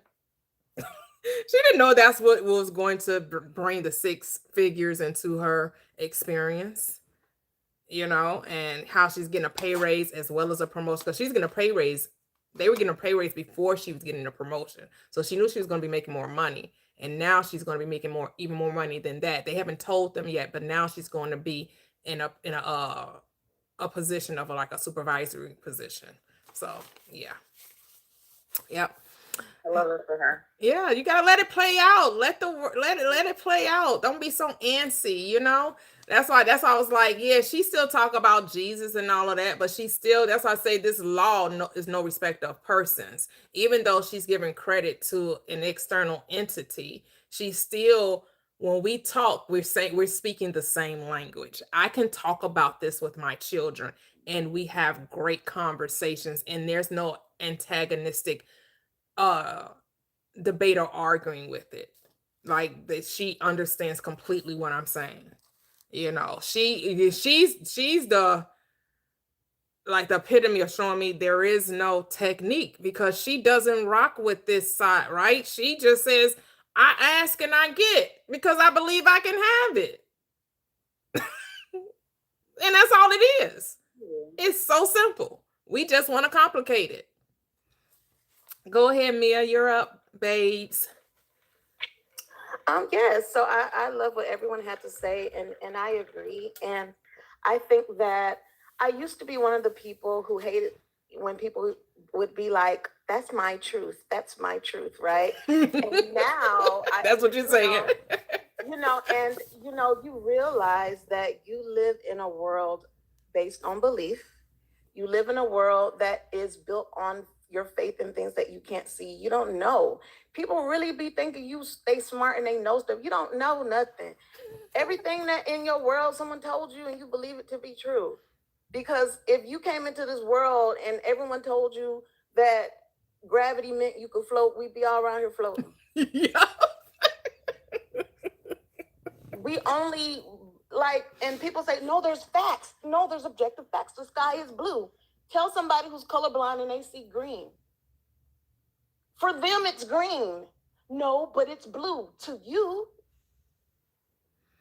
And then So how about they my said that what we see is not even what's there, is what the light is mind, rejecting.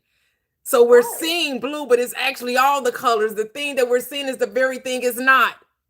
How Exactly. trippy is that? And that's why debating on preferences and what you like is the most dumbest thing you could do, right? Because if like I'm with a friend and they're like, oh my God, I love spaghetti, it's so good, right? How that's their literal truth, right? Mm-hmm. If someone else in their literal truth like is disgusted by spaghetti, Right. right? And that's their literal experience, right? Mm-hmm. How can the two of them ever come to a common ground? It's stupid, right? Mm-hmm. And it's disingenuous, and it's not even respecting each other in a way. Because, and that's why it always ends up in disharmony and hostility, because it's a lack of respect for other people's human autonomy. Because you believe what you want, man. Yeah. You like what you like, and you don't like what you like, and don't nobody care. Yeah. Go off, do what you like to do. You like to take this route to work, you take that route to work. I take this route to work. Yeah. And Love you it. know, we live in a world of belief and faith, and everything in our world is based on belief. You choose to believe it. Yeah. And if it works for you, the only point of anything making sense is, does it work? That part. Does it? It only work? becomes a little dumb when you're doing something that don't work for you. That's what they call mean, crazy, why? right? That's what they call insane. It's Keep a- doing the it's a little same shit crazy. every day and expecting a different result. Like what? Yeah, like if you just if you got two doors in a room and you go to one door and it's locked, and you steady janging at the door and you don't ever go to the next door to see if it's unlocked, I'm looking at you like you're crazy. Because that door don't work. Try something else. So, you know, I understand that, right? We live in a world of belief. You don't even know, and I feel like, you know, I've been thinking about like children, like why small children hate to go to bed. They hate to go to sleep. You ever think like children be hating to go to bed? I see videos and you remember you little, I want to go to bed. And now you can't wait to go to sleep. But when you're little, you just hate to go to bed. And You think you're gonna miss something? FOMO. Because for one, children live in the moment, and for two, children aren't attached to this world. So they probably a little scared they ain't gonna come back. Children love their mama and daddy. And most of the time going to bed, you don't want to detach from this realm, because children, they be dreaming, they be like, okay, am I gonna come back? Because children aren't as attached to this world as we are. So I think a little bit of anxiety about small children not wanting to go to bed at night is because I don't know if I'm gonna come back, and I want to see my mom and daddy again. But you know, as we get older, we love to go to sleep. We kind of understand, right? Yeah. But I just feel like, you know, we live in a world of belief. Everything that we know, everything we feel like we know and we trust and we believe in, faith and belief go hand in hand. You don't know how your damn insides work. They told you how they work. Yeah. You have faith that your insides and your heart gonna beat every second of this day to keep you alive. Yeah. Without you croaking over. And unless you have some type of mental health disorder, you go through life every day pretty calm, not worrying about if your heart gonna stop. Yeah. That's faith. So just put that towards all the things you want. Yeah. Be as easy and confident in all the things you want. Yes. Just as confident as you are about dying every night. You be eager to go die and go to sleep. Oh, I'll be counting the hours of death I get every night. Ooh. Talk that talk, girl. And Talk I that don't talk. be worried about if I'm gonna wake up in the morning. Talk that talk, girl. Talk that talk. So You sure that's right. the kind of faith and belief and trust I need in everything I want. Because that's some big stuff. self-mastery. That's self-mastery right there. That's self-mastery. So, you know, it's just you gotta really break the mindset that's been put in and know that this shit ain't real. Yep, that's the God state. You know, I drive around, I break rules just to make I do little experiments. Mhm. Like I drove around with an expired registration sticker for years, and I said, this shit don't matter. Y'all don't really care about this shit. And I just That kept part. saying, this shit don't matter. This shit don't matter. Y'all don't care. But it's like worrying make things a problem. You better go get that change. You know, you're gonna get a ticket. officer, a constable rolled up next to me one day with my sticker. Okay. I don't believe these things matter, so it don't. That part. You are a law unto yourself. I'll change it when I want. Leave me alone. And this one I had old Betty White. I ain't look Betty White. My name passed the emissions, but anyway. But you know, we live, and I always tell the story about my teeth. Look, I'm telling you, I sucked my thumb for 42 years, and my teeth are straight because I never bought into the idea that my thumb was going to mess up my teeth. Because God said it was okay. How about that? How about that? God wouldn't give me something that feels so delicious and calming to me and make it mess up my teeth, and it didn't. Well, Sucks for you. Sucks for you if it messed up your teeth. You probably believed it would. But I didn't. But yeah, so I just really love, the faith in that we just really need to make sure that we fall in line and we practice the faith that we give to all the things that don't matter. Put your faith towards the things that do matter so you get what you want. So I will land my plane. Thank you. A-Town said this is for educational purposes only. Please stay legal and insured. He's funny. Oh my goodness. I love it, Mia. I love it. Yes, reminding that your belief is that's all this world is make believe. Make believe. All right, Key, you're up. Mia is so funny. She is. Love her. But she be on point though. Yes, she does. I love it. Well, I love from this chapter when he talked about how when people truly assume something, they get calm. So that resonated with me. That's why they say, be scared of a calm person, because when they stop talking and debating and arguing, they made up their mind. And that calmness, that's the sweet spot. You ever notice though, when they're upset and they get even more mad when you tell them to calm down, and then now they're more upset and then already upset, and it's just, but that you can't make someone genuinely calm. Genuine calmness is really groundedness, and that comes from within. So, and I know for me, when my mind is racing and anxious, that's a signal to me that I'm still scanning for proof.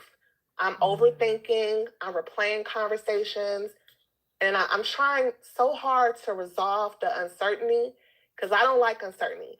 But when I'm calm, that's my signal. And it usually happens after nights of losing sleep, after being physically exhausted. It's like my consciousness just patiently sits and waits. When you get tired, I'll be ready. And then it's this calm, quiet, and it takes over. And I don't feel the need to talk about it. And it's no longer like an urgency.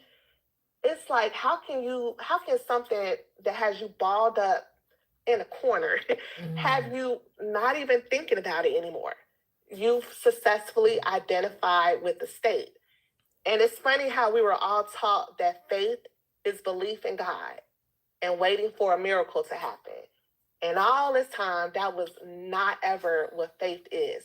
Faith is an inner knowing that it already exists. Woo! It's all you. And I love that Egypt symbolism. That was so powerful to me because they believed in everything else. We don't have a king. That's the problem. We aren't praying hard enough to the gods for rain. They constructed gods out of all type of things. They found anything. To bow down to. Right? Like, they believe everything is the cause. Well, and people do that. Well, the reason why it worked for you is because you got money and I don't. And the reason why you're successful is because you came from a good family. And I love this one. Oh, you're doing great because you got a husband. Oh, and I don't. No. What have you accepted? What is it that you are assuming? What are you still questioning? That is the only cause. I land my plane. Love it. Someone said faith is weak, knowledge is strength. Faith and knowledge are the exact same thing. Faith is knowing. Faith is not guesswork. Faith is knowing that the thing you desire already is. See, people equate, and they get this from religion, they equate faith with guesswork. They also equate faith with money. They also equate faith with something external to self, which is the God in the sky, is the man on the cross. That's where they put their faith in, when the faith is about your ability to know a thing is true without any evidence to back it up. That's what faith is. Is the hope, is the certitude of expectation. See, Neville reminds us we don't have to be uncertain because we already know the outcome. How are you uncertain when you already know the outcome? You live from the end. The end is where you began. You already got the answer. The answer is what? Yes. The answer is always yes. God never says no. All the promises of God are yes and amen. In Christ Jesus. Who is Christ Jesus? The power and wisdom of the I am. Christ is going to do it for you. You don't have to do anything. The personality just needs to be still and know and trust that it's already so.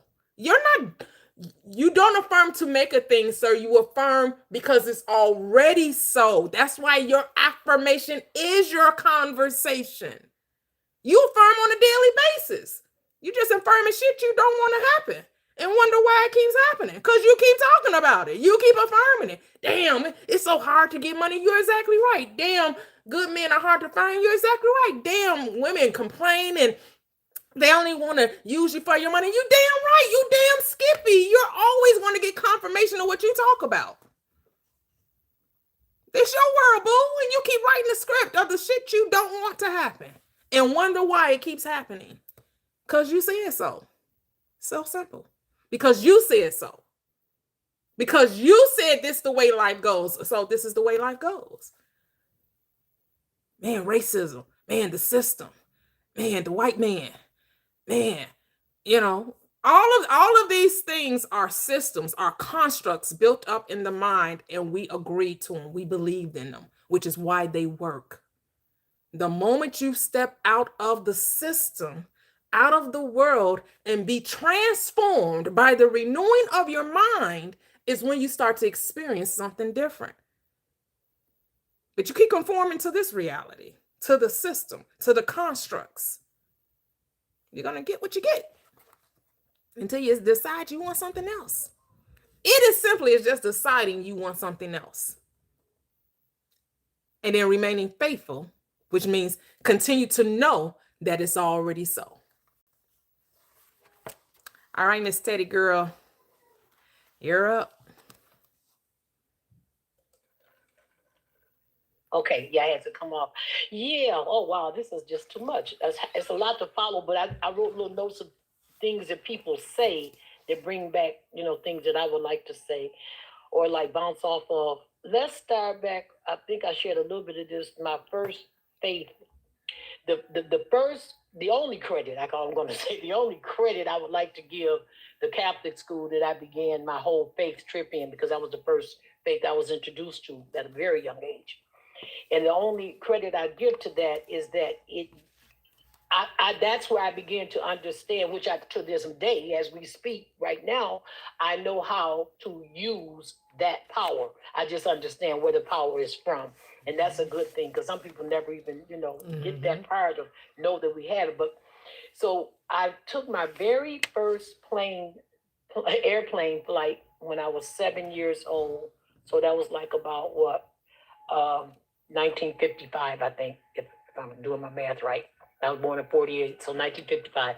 My very, this is back when the stewardess were just pristine and neat. Oh, I wanted to be a stewardess. That's a little girl. I'll tell you, but we're not going to go in deep, and I'm going to share something about that, but we ain't going to get in deep with it, but you're going to understand. So I'm on the plane, And I'm a Catholic, and that's what I, understand. Even though I had, now Matt, watch this. Remember, I told you I've always questioned. There was stuff in Catholic school I constantly questioned. Number one, why these people dress like this? It was bull habit and all of that. But the thing that I did never too much question is my faith. I believe things. I believe that if I did the rosary, I believe that. I mean it. I remember it. So I believe if I did this rosary, no matter what I'm dealing with, it's gonna happen. Da da da. So I'm on the plane, and of course, it's my first air, and I'm with the stewardess. I don't have a chaperone. They're sending me down to be with my uncle and aunt for the summer in Atlanta, Georgia, and so I had to have a stewardess because my mother didn't fly back then; she couldn't go, But anyway, make a long story short, I'm a little nervous about this whole airplane thing. I'm young. I know they go up in the sky. I know that I'm like, okay. But no, I don't have to worry. I don't have to worry because I got my rosary, and I will say my rosary the entire trip. From there to there. So I'm sitting there, not, just over in the corner with my little rosary out. Oh, wait a minute. Let me back up. I remember also getting on that plane, getting a little glance, just a glance into the cockpit. You know how you turn one way and so, man, I'm like 7 years old. So I'm sitting down and I'm doing this rosary and all of this. And then I remember somewhere between Michigan and Georgia thinking, I wonder what it looks like in there. Like, I was curious, how do they drive? I'm thinking how you drive a car, I'm going there with it. I thought, how do you drive? But I'm doing this, I'm steady doing this rosary. I'm doing this rosary. And I finally finished my beads and stuff. And I remember putting them down. And I remember and I'm believing, trust me on this. It was like, no, I'm through with it. I'm through with my the little beads you have to do. And no doubt in my mind, I can get real comfortable because we are going to be safe. Then that's the truth. And we were, of course, because I'm here talking to you. But the main story is, while we're doing that, my chaperone, who was, she said, I was telling she said, I went in, here, you want to go see the front? Like she said something like she was telling the pilots, I think, about me doing the rosary or something. And she said, would you like to see the cockpit? And I said, yes. Now, this is the true story. They took me in this cockpit, y'all. I'll never forget this. And all I remember is saying this. This is all I said. Wow, so many clocks. Because that's what it looked like to me, a bunch of clocks, So I'm just saying that to say that was faith as a young child, not knowing that it was internal, that it is internal. I know that it is now. When we used to practice, we don't anymore, but we used to practice Kwanzaa. I would always take Imani. I knew I was, because that's my thing that I deal with is faith. Faith is, what I work out of. Like I remember Dick Gregory saying one time, he said, you go to the doctors and they want to tell you, well, what you got is da da da da da, and 80% of the people they don't make it, but 20. Well, I don't want to know about some 80%. Tell me about the 20%. We're not going to even talk about the 80%. They don't even exist in my mind. Okay, we're going to talk about the 20% because that's what exists in my mind. That we're going to make it. I have faith that everything is going to be okay. And the last little thing is the when you use the term to a young lady who I love her, me, I think of one or somebody, I'm not sure, but self-mastery. That's what you find yourself doing, even at this age. Oh wow, it is so beautiful when you can literally not let. I just get excited because that's just how good it gets to me. It's like when you can literally, you're on the phone talking to representative to a company. This person does not seem to have the nicest attitude. They really don't. There was a time. So I always have to compare because that lets me know that I have grown, that you can grow, that all you have to do is stay aware. All you have to do to know that it's real, that it will work. It used to be a time, the minute they go there, I'd match that energy. Rather than staying in my energy, I'd match that energy. And there we go, okay? So now if it happens, and I share this with people, I ask them to try it, y'all. Just try it. I say, because believe it or not, that kind of thing is going to get worse. Because sometimes it can get worse. It can get worse just because of where people are nowadays. They're not aware. They're not growing right now. They're somewhere, and that somewhere they are is not getting better. So I said, just try it. Just literally try not to let whatever it is you think that is causing you to feel this way from them get in your way. If they're having a bad day, let them have it. That's their day. Continue to have your good day. Don't you want? This is what I be telling them. Don't you want to have a good day? Then just say, okay, let her whatever. As long as you get your issue taken care of. Sure, it would make nice if everybody was, how you doing? That's beautiful. That's a good thing. But in the meantime, if it's not, don't let it change you. Because you were always there. You was already in a good mood. You was in a good mood when they was in a good mood, and you were in a good mood when they're not in a good mood. So just let's, keep it right there. So those are the things I was kind of reflecting on. Beautiful. And that's self-mastery. I think when you can come over that, know that you are the one, know that you are the self-mastery. You're the master. You're the master. Yeah, that's a beautiful, beautiful thing to achieve. And I just love your daughter. Oh my God, I'm gonna be just like her when I grow up. Okay. All right. All righty. Thank you. All right, Royal. Then we do go Kevin after Royal. Go ahead. All right. Hello, can you hear me? Yes. Okay. So I like on 25 how he started off with a miracle is the name given by those who have no faith to the works of faith. And I thought that was a slight religious jab.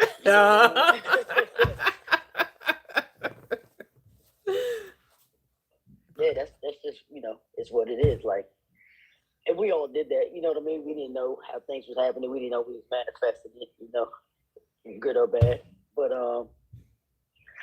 I wanted to kind of touch on like framework, you know what I mean? Like how we frame things. So again, we can frame it like that, where it's a miracle. I'll be back, guys. I think my grandson is playing basketball in the house. Hold on. Go ahead. Or we can frame it where it's like, we did that. We're in power. We're in control. We did that.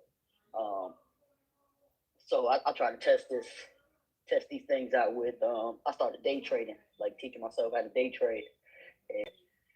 And I realized like the energy I'm in when I go into this trade, if I'm in the energy, but like, yeah, I'm about to crush this shit. I come up, you know what I mean? I do a great job.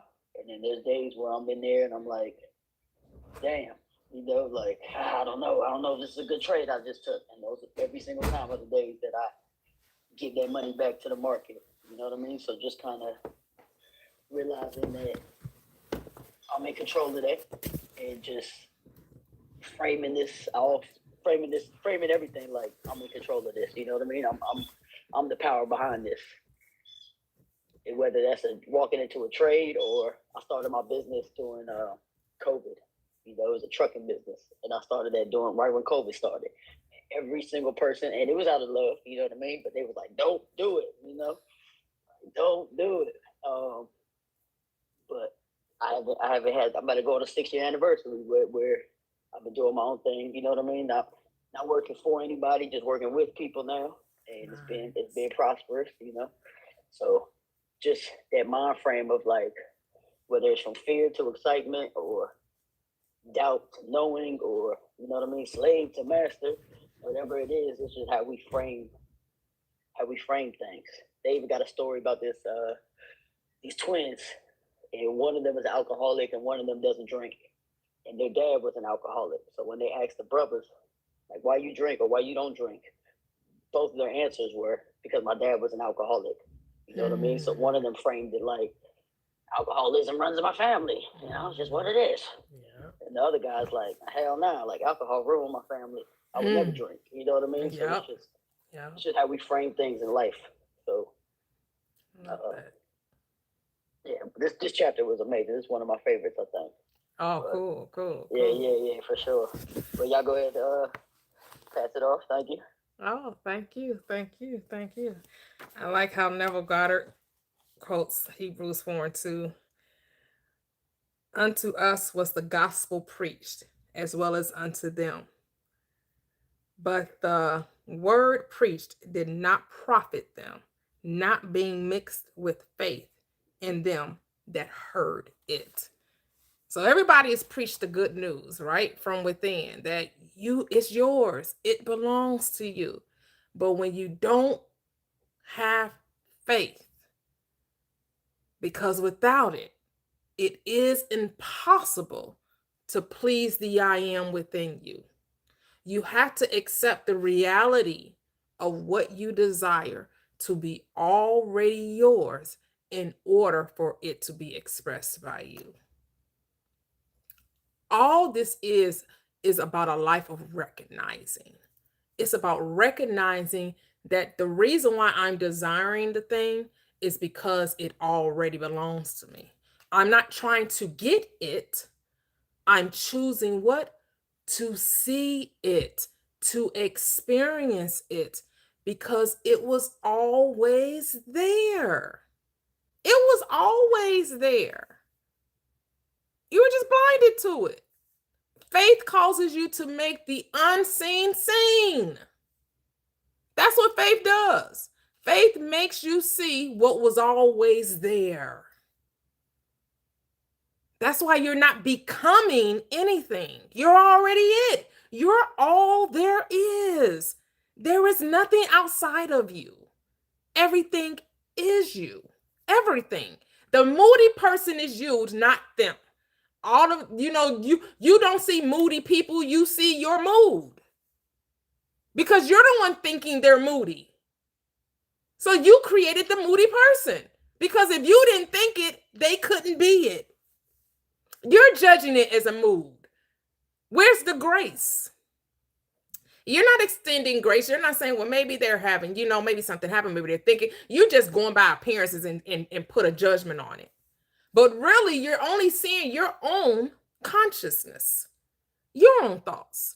That's what you will always see. And about a lot of us slide back from that reality. A lot of time we forget because we say she, they, he, when we need to be saying me. Like Reverend Ike would say, when I meet someone that's acting out of character, why am I acting like that? Right? He reminded himself, it's not, what I'm seeing is not them. What I'm seeing is me. Because everyone is a reflection of me. The world is a mirror.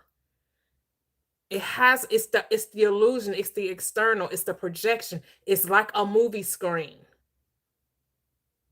And it's just showing you what's happening within you. Sometimes we forget. We got to be reminded. We're the cause of everything we see in our reality. Go ahead, Kevin. I don't know who can follow you. Oh, please.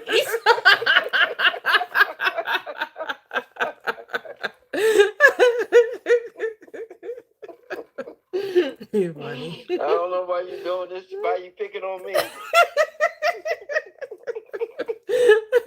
Oh, is it me picking on me, right? Is that what's going on here? That's what's going on here.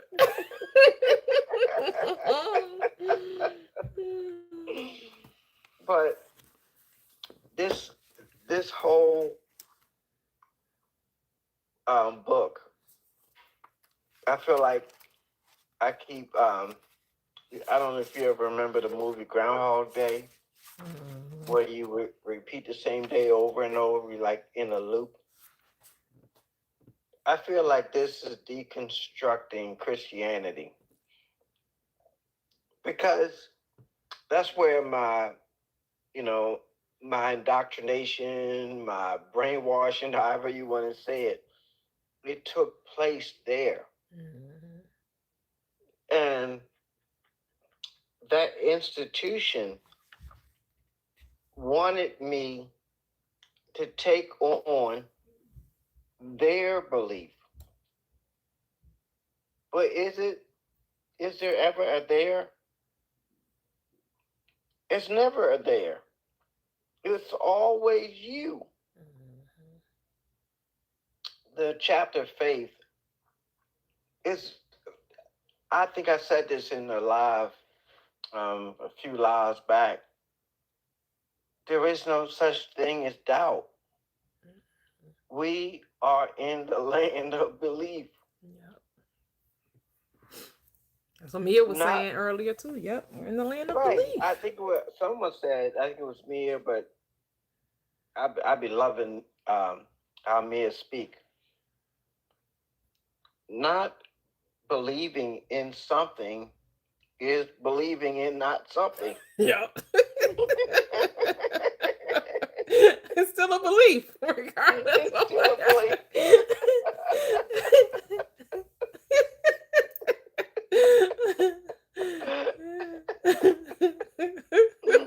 I feel like sometimes me and T are the only one up here enjoying ourselves, laughing so hard.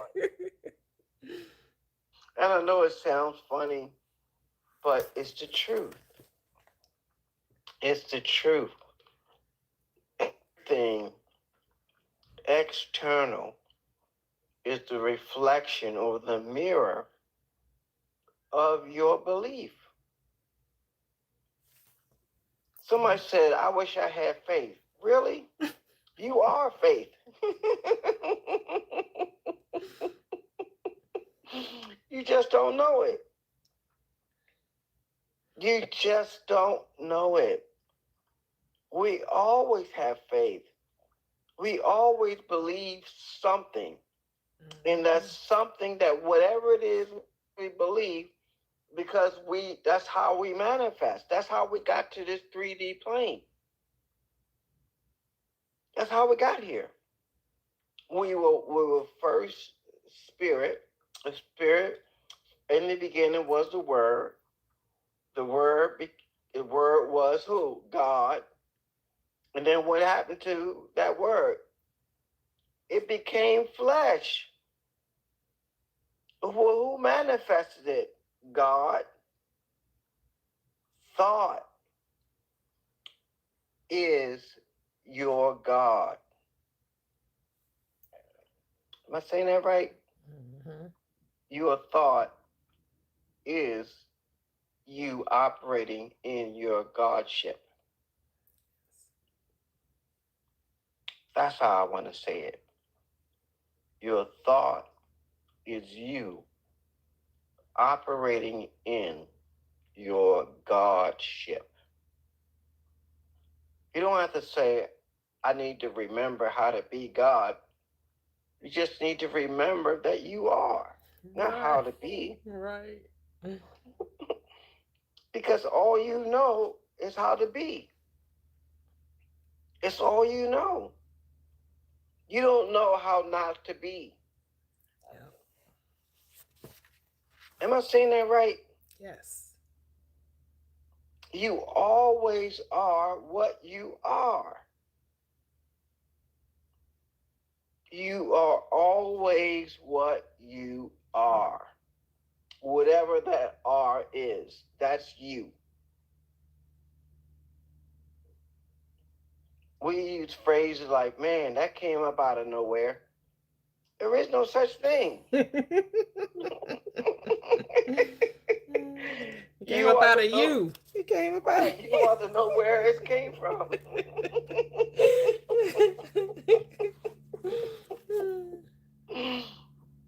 I love this platform so much.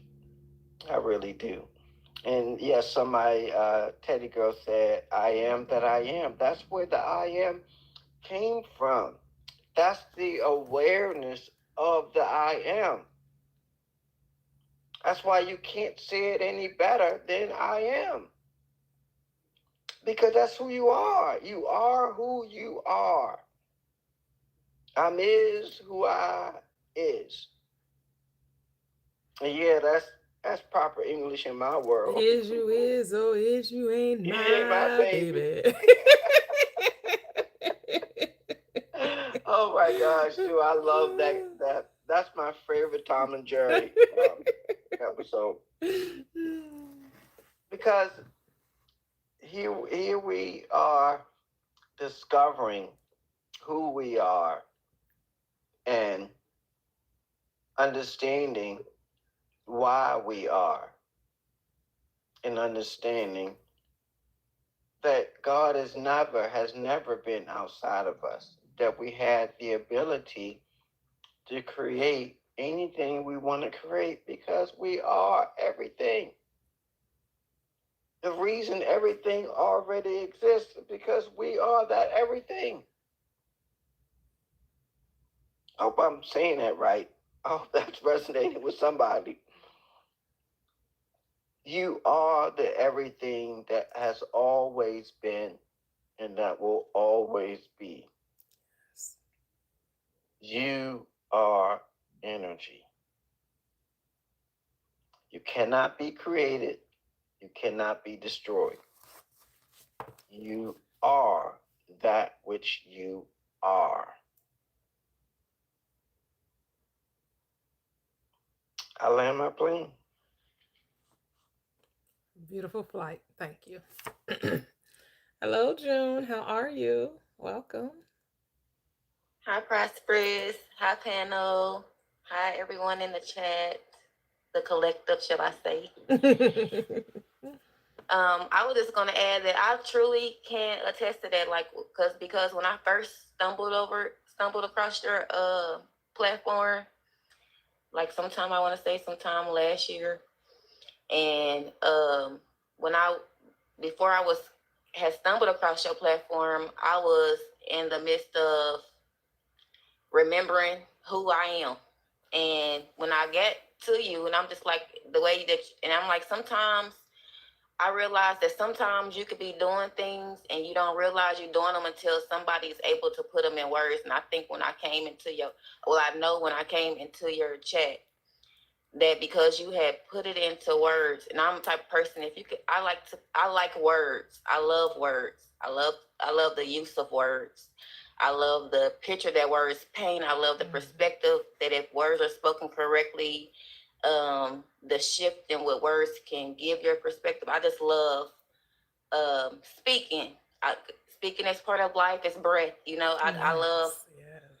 I just love, period. I told you that before. Yes. But I realized that I operate off a thought. When I think too much, you made me realize that. You said you thought too much about it. That's why it stopped working for you. And I noticed that when I stopped doing that, everything around me literally has been nothing but manifestation. Like literally, if I just literally sit and think about something and I let it go, moments later, maybe sometimes minutes later, hours later, maybe a day later, it'll happen, and then it'll be like a little light bulb to come on, like, hold up, stop for a second. Look at what just happened. You just manifested. And I'd be like, oh my God. It was a time where I was getting up every morning when I was be taking my bath, and as I run my bath water, I am being filled with happiness. I am gaining ancient wisdom that has been forgotten in this generation of time. I'm like, I'm gaining all ancient wisdom, and I could be on YouTube or I could meet a person and they would and I love books. Mm-hmm. They would have books that that's not in libraries right now today. I had ended up meeting a man that he had ran a school, W.E.B. Du Bois. Okay, W.E.B. He was a international lawyer. And this man, he has, oh my goodness, so much knowledge. And he was just so excited that I was like, me being a younger person, wanted to know all this. Mm-hmm. And he had like jewelry that he collected from when he was in other countries, like crystals and stones and different minerals and things like that. And I would just realize, like, dang, you manifesting all this into your life, like. And I realized, like, no, you don't have to chase anything. Everything will come to you just with a thought. And last year I said I wanted to grow stuff. Like, I wanted to see if this is what I do. Mm-hmm. But God made me realize, like, no, you've been growing stuff all your life. You didn't grow your kids' hair long. I ended up making hair oils. I ended up selling them. I remember you told me, it's like, remember I was like, well, I need an LLC. You was like, no, June, you don't need to do anything but just do it. And I sat there and I let that resonate. And I'm like, you know what? She's absolutely right. And then when I heard that man talking about how you was telling a story about that man, how he started his business just by simply just doing whatever it was that he was doing. He didn't have no type of LLC or anything, and he ended up turning into a business. Yeah. And I was saying to myself, when I was going to take my daughter to file her income taxes, and the lady who I go to, I'm familiar with her, and she said, oh, you don't have nothing you filing this year? And I wasn't going to file because I'm like, I really ain't worked I ain't really worked in some years, but I would do like little investing here and there. She's like, you got some she's like, did you invest this year? And this is that and that. And I didn't realize. She's like, she's like, did you do anything with your business? I'm like, my business. She's like, yeah. She's like, she said, and I sat there and I realized, I said, oh my God. I said, I've been saying I want to be a businesswoman. I'm like, and for the last 2 to 3 years, I actually been filing my taxes off of a business account that I created that I have been selling my hair oils from. So when they would send it through Cash App, I had my Cash App set up as a business account, and she would always file the taxes. She's like, let me see your Cash App. And she ended up, so this year I end up filing again. I'm like, oh my goodness. I'm like, I have really been a businesswoman all this time. I'm like, but I realized this year what business I really wanted to be in. So I said, I'm going to be a gardener this year. I said, I'm going to grow things that no one thinks to grow or haven't been growing. I said, and I feel like this is my business. I'm like, because I'm into herbs, I'm into healing. And I'm like, I've been growing people who had alopecia bald spots back in. I'm just like, you know what, girl, this is your thing. So I started in like the first week of February, I started growing herbs in my house like fenugreek, basil, and they all started blooming. And I was like, and I end up started just collecting all these things, buying all these things for my yard. And I said, oh my God, I'm finna officially be a gardener. And now I have bamboo, sugar cane. Oh, wow. I'm about to be growing figs, purslane, microgreens, and my algorithm on YouTube. All these things that I have in my house that I already started planting, and my algorithm on YouTube, it was I've been seeing things like how I can make money from it. Become actually grow it into $1 billion business. And I'm just like, oh my God. My goodness. And so I said, God, I said, I have manifested. I said, and I feel the shift. I feel the shift in the area. And I'm like, I said, this is my year where I am going to become a multi-millionaire. I said, I know I got a zero to my name. I'm like, but one thing God always do not allow me to be is a lie. I don't know how I'm gonna do it, but it always get done. And I even noticed that even my children was manifesting their lives. Like all last year, my children was manifesting their lives. My daughter said she wanted to do hair. I'm like, well, invest in your stuff. She ended up investing. I let her. She set up her chair, and her little salon area in the living room. And I'm like, dang, I'm like, in November, she graduated actually getting her hair license. I'm like, my kids literally have been manifesting their lives, and it's been a whole manifestation experience, like all of us together as a unit. And I'm like, I just love how it's unfolding. Beautiful. Oh, we're so happy But for I did you. it without Congratulations. Thank you. Oh, that's so beautiful. We love to hear manifestation stories. Oh, because this helps, and because we have to realize that the law is no respect of persons, and life is here to support you. It was never against you. There's nothing. The life just wants to keep showing you that it is there to promote you, to lift you up, to do whatever you ask of it. It's as Dr. Joseph Murphy would say, it's onward and upward. God is always there present to give you exactly what you ask for. And you get exactly what you ask for. Whether it's good, bad, or ugly, you get what you believe you can have. You get it all the time. Love it, love it, love it. So this next chapter is destiny. This is kind of what June was talking about, her destiny. She created her own destiny. And that's what we get to do. Create destiny upon destiny, which is really glory to glory, right? From revelation to revelation, from experience to experience. All right, Cheryl, you're up. Yeah, so, this chapter, just like what you were just saying, about we create our own destiny. It's pretty much like what this whole book is teaching us, that we do it consciously or unconsciously, so, we take, nothing is like destiny in the sense that, you know, we're fated to have a certain kind of life, you know, and I know that's something that philosophically people have debated, you know, for centuries, you know, and I remember, you know, like before I ever found like the law of assumption, like finding myself like in some darker places where just, you know, thinking, is this my fate, you know, and that's almost like a hopeless thing, you know, because you start to surrender to a belief system that's going to keep bringing in that, you know, hopeless situations that feel hopeless or look hopeless. So, you know, it's, you know, the empowerment that, you know, we get to consciously choose where we want to go in our life, what we want to experience. And I like that in this book, this chapter, you know, he does touch a little bit on too that, you know, beyond just like manifesting like those kind of, you know, taking control of like the life we want to be this or have that, you know, he talks again at the end about how of the chapter, just like that we're ever rising, you know, like it's like we're not ever going to arrive, at least on this 3D world, you know, to this like ending in our quest for higher and higher states of consciousness.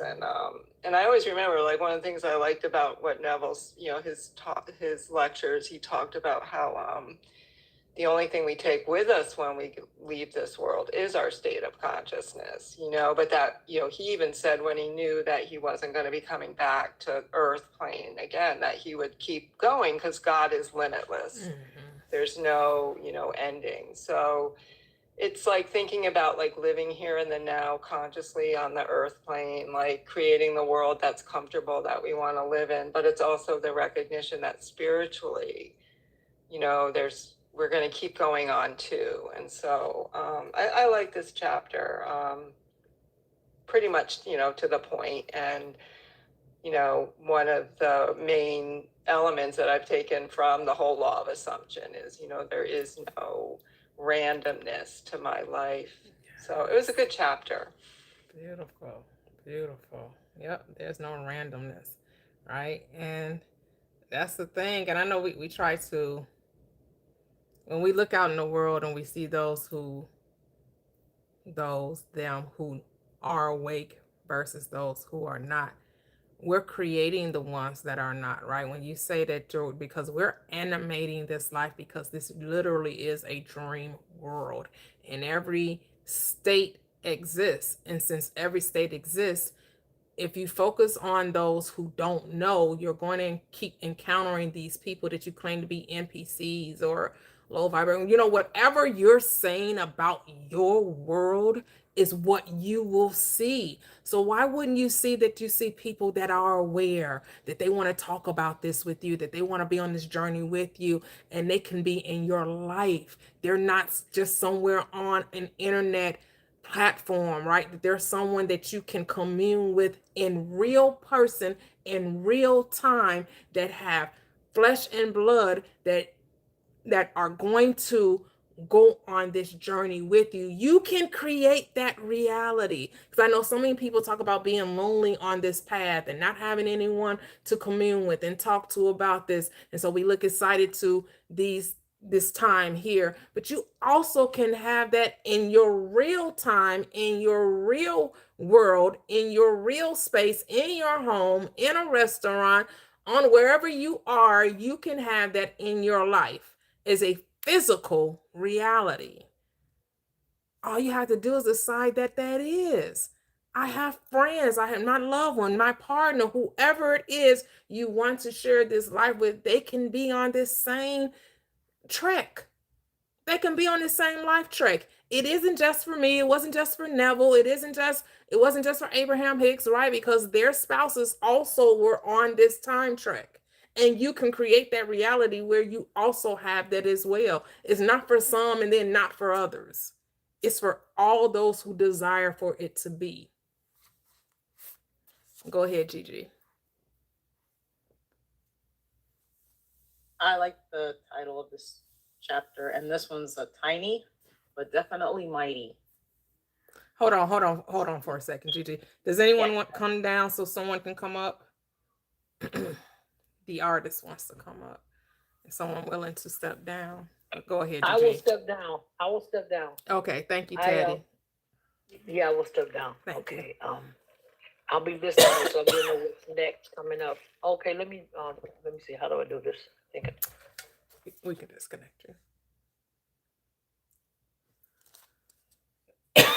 Ooh. You can go ahead, Gigi. Okay. Yeah.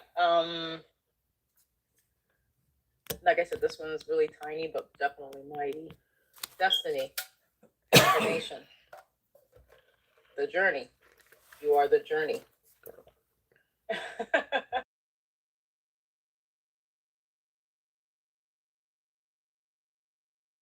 concept of an ultimate destiny is inconceivable.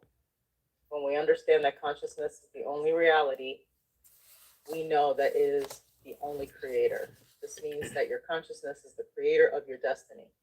The fact is, you are creating your destiny every moment, whether you know it or not. Wow, that one really blew my mind. Whether you know it or not, you're creating your own destiny. And what I love about it too is that destiny is not set in stone. Like the only destiny that's set in stone is that you will awaken to the God state. For instance, like if something isn't going the way that you want it, they say, well, that's God's plan for your life. Or that's just the way it is for you. Or right. The only thing that you are certain of is that you will awaken to the God state. That's the only destiny that's certain, Exactly. that you will come to the Right. revelation of self. Exactly.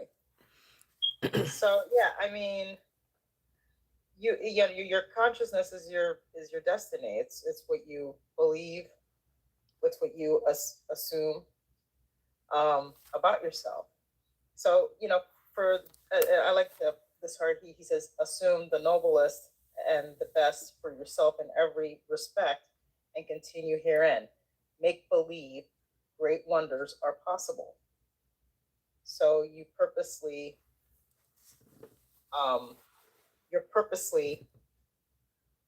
assuming, you're purposely being conscious of the thing that you want to experience, whether you see it in the 3D or not. Because like the previous chapter said, faith knows. It doesn't question, it doesn't ask where it's at, it doesn't waver, it knows. Yep. So you just change the narrative, change what's going on within yourself, and everything around you has no choice but to bend and adhere to your new beliefs. And again, it's you persist in that new belief, because you're creating. And I hate to use the word creating, because everything's already created. But you know what I mean. Mm-hmm, mm-hmm. You're bringing to pass. How about that one? Yes. The thing that you desire. So, but when you're not used to bringing to pass the thing that you desire, you kind of have to make believe. You kind of have to persist in it, mm-hmm. so that it becomes the norm. So it becomes comfortable. It's like working out. The first time you go to the gym, you'll work out, and whatnot. The next day when your body is sore and you're thinking, oh my God, I have to go to the gym, and your body's just like, nah, but you do it anyway. And then it becomes habit to go to the gym. Yes. It becomes habit to lift weights, because you developed that habit. So you're developing the habit of your new destiny, developing the habit of your new faith, the habit of your desire. Yes. And then the more you practice or persist in it, repeat the being, like I like to say, the more it becomes your everyday norm. And it doesn't take years. It's not going to take years. It's not going to take months. It doesn't even matter, because the moment you start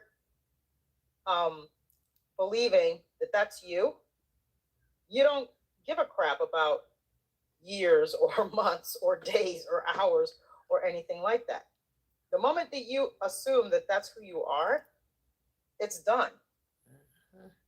And you create that neural pathway highway to that you that knew you. Well, not really the new you, the you that you're choosing to be from the category of the many destinies that exists. You stay on that neural pathway highway, and you'll start seeing it. It's like June was saying. June was talking about her business and whatnot, and she said that when she was streaming on TikTok, everything that she was affirming about her business, she was seeing it on her For You page. She didn't have to look for it. It came to her. Yeah. Why? Because she assumed this new identity that existed already. So the fact that it exists already, because she's already getting confirmation of this new identity without her having to look for it. So, I mean, this chapter about destiny, it's like everything in this book, even though he titles it destiny, failure, success, faith, what have you, it's like he's saying the same thing over and over, which is good. He's like repeating the same thing over and over. Different ways of saying it, but it's pretty much the same thing. It's all you, your destiny. So yeah. I land my private jet right there. Love it. It's all you. It's all you, boo. It's all you. All right, Mia. Whatever you like. I know, right? You can have whatever you like. Go ahead, Mia. Okay, so I was thinking about, the chapter and the topic of destiny, and I was trying to kind of think about my life circumstances and when and how we're always trying to kind of plan our life. And and that is a form of manifestation, right? We're just kind of imagining how we expect things to go. And but before I deconstructed, it wasn't a operant position, right? When you think about your life and you imagine things, you're not thinking about it from the point of you are the person directing the story. So it wasn't really from a powerful position. It was more imagining from a place of hope versus a place of commanding this will be.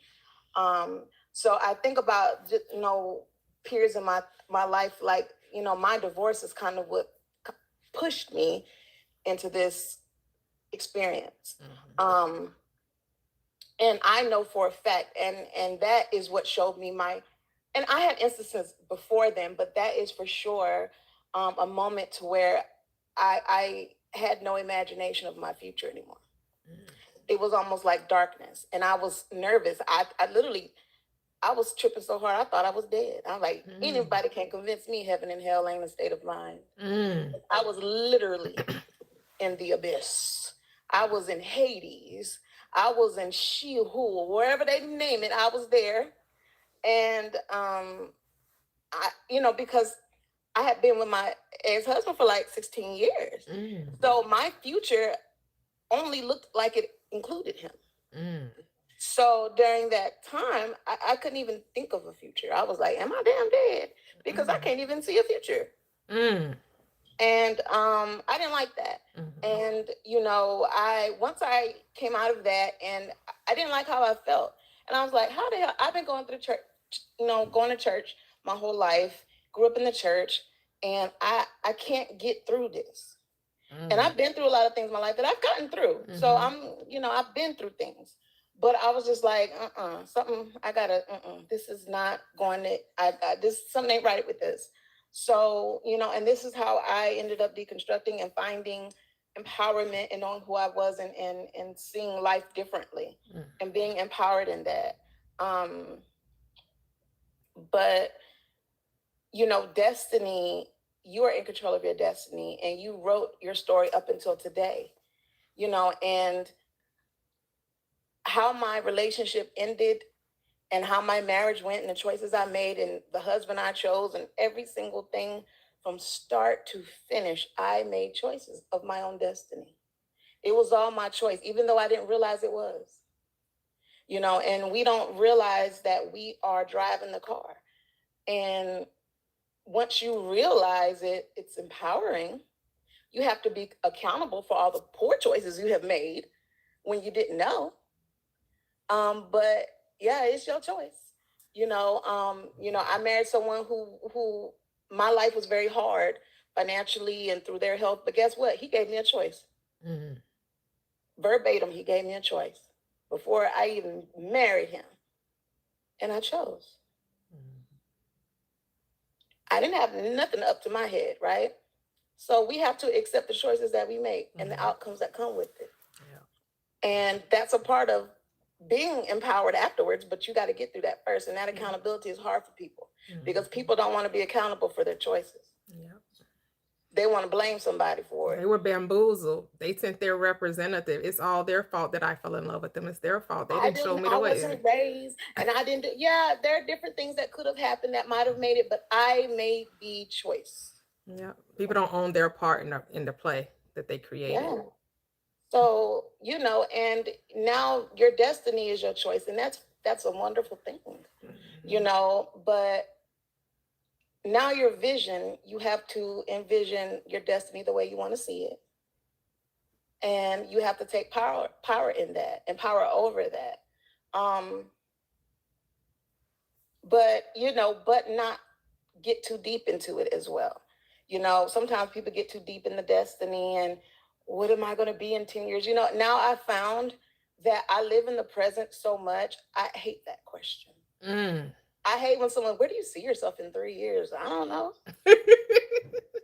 Being happy and amazing and healthy, I hope, you know. I don't be thinking in the future. I think I live in the now so much. I don't be thinking about 3, 4, 5 years in the future like that. You know what I mean? I don't have these goals of things because I don't live in lack. I don't have a list of what I want to achieve. I don't got no list. Love it. Ain't no list. Love it. That's the word for sure. And it's hard.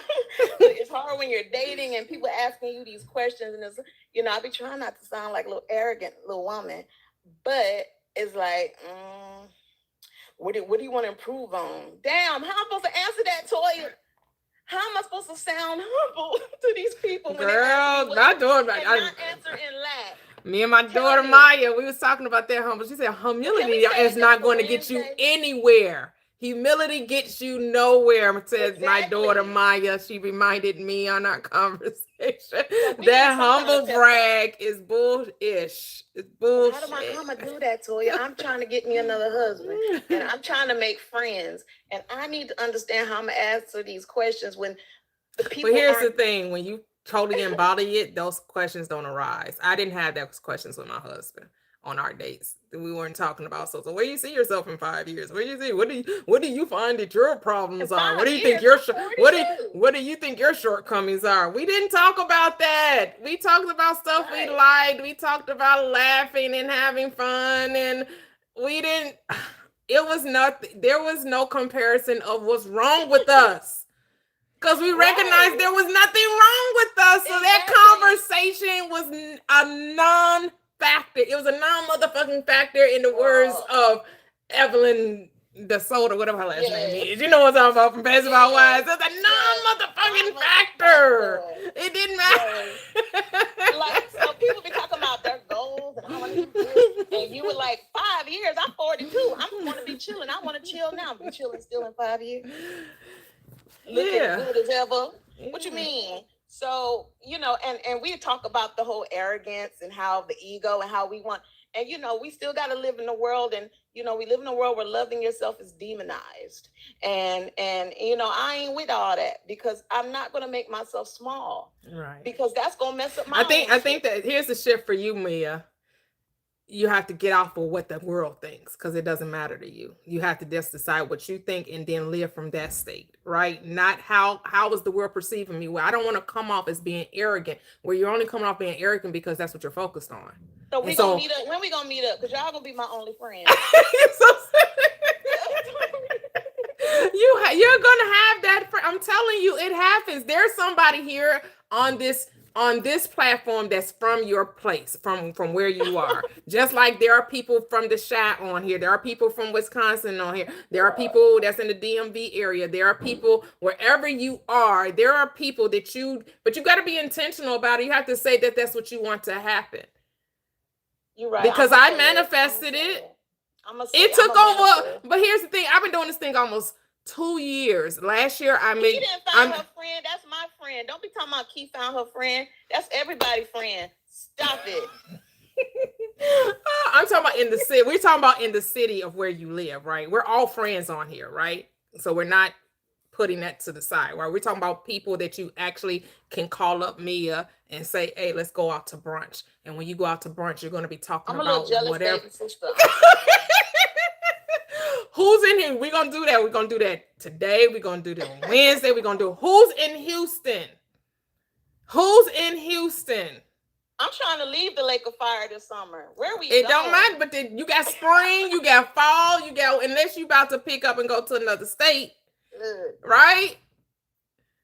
There, I mean, we're gonna do but the thing is, how serious are you about creating that reality, right? Because that reality is already there for you. It's just about how serious are you about it. Yeah. You know?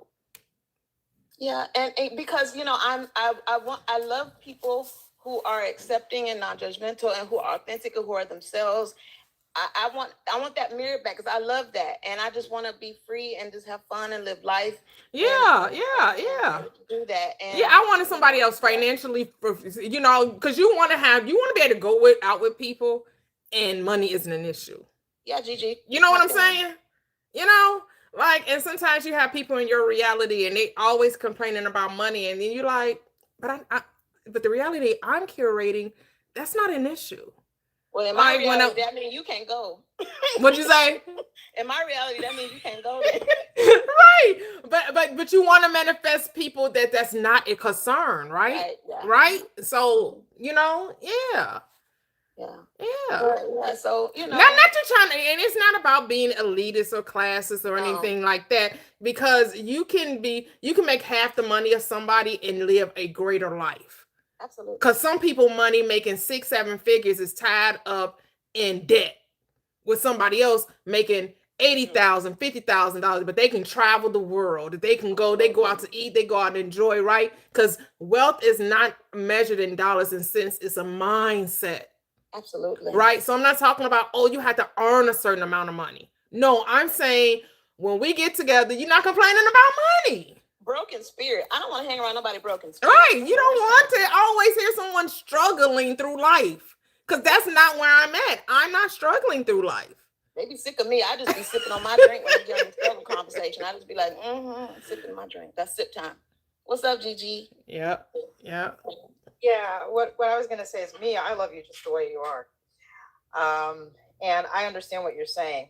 Being like in an entertainment, we tend to be very like, oh yeah, I know I'm good at that, or thank you, blah blah blah, what have you. We kind of like, I don't like, you're celebrating yourself, and at first, like, there were certain people that didn't like it, so I started realizing that it wasn't them, it was me thinking that they don't like it, that they find it arrogant, that they find it, off-putting. So I started saying, they find it cute. They find it, they like it. They find it cute. It actually inspires them. So if you're saying, not me, hi, Ronnie, how you doing? If you're saying, it's, the fact that I am how I am, they find it adorable. They find it cute. They like it. They like me just the way I am. Even the friends that are having problems with it, you'll immediately see a shift that they'll say, oh my God, girl, you're so cute. I just love you the way you are. You'll start seeing that. So it's really, they're just reflecting your thoughts. So it's not them, it's a thought.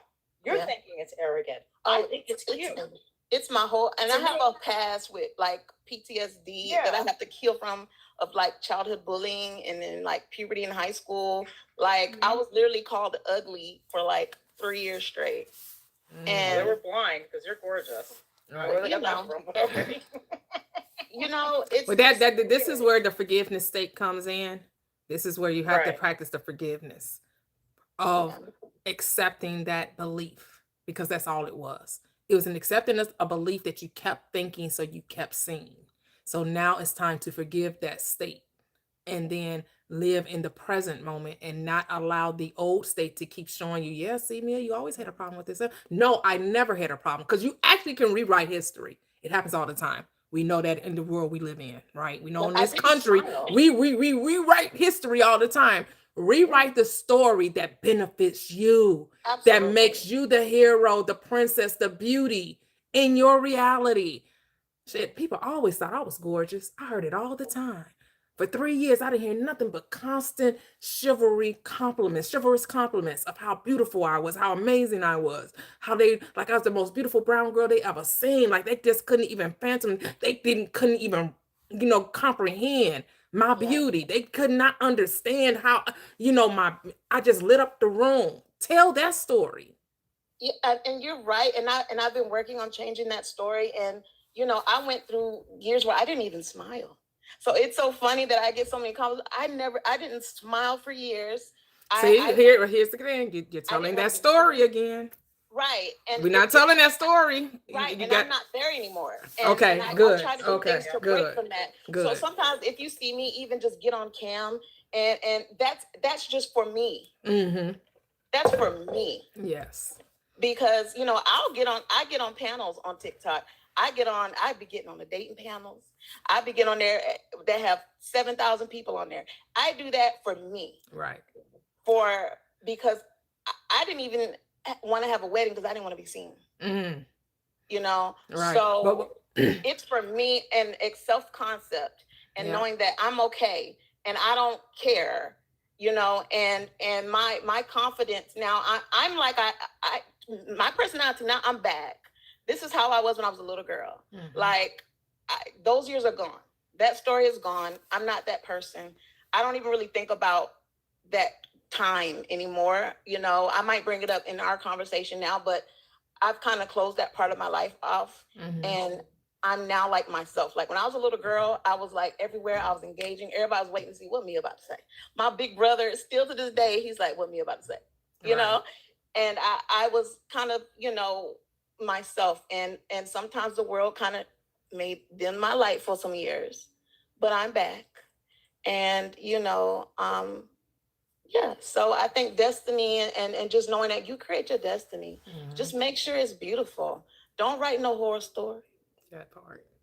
Don't make no horror film. Make it a beautiful love story about you. Yep.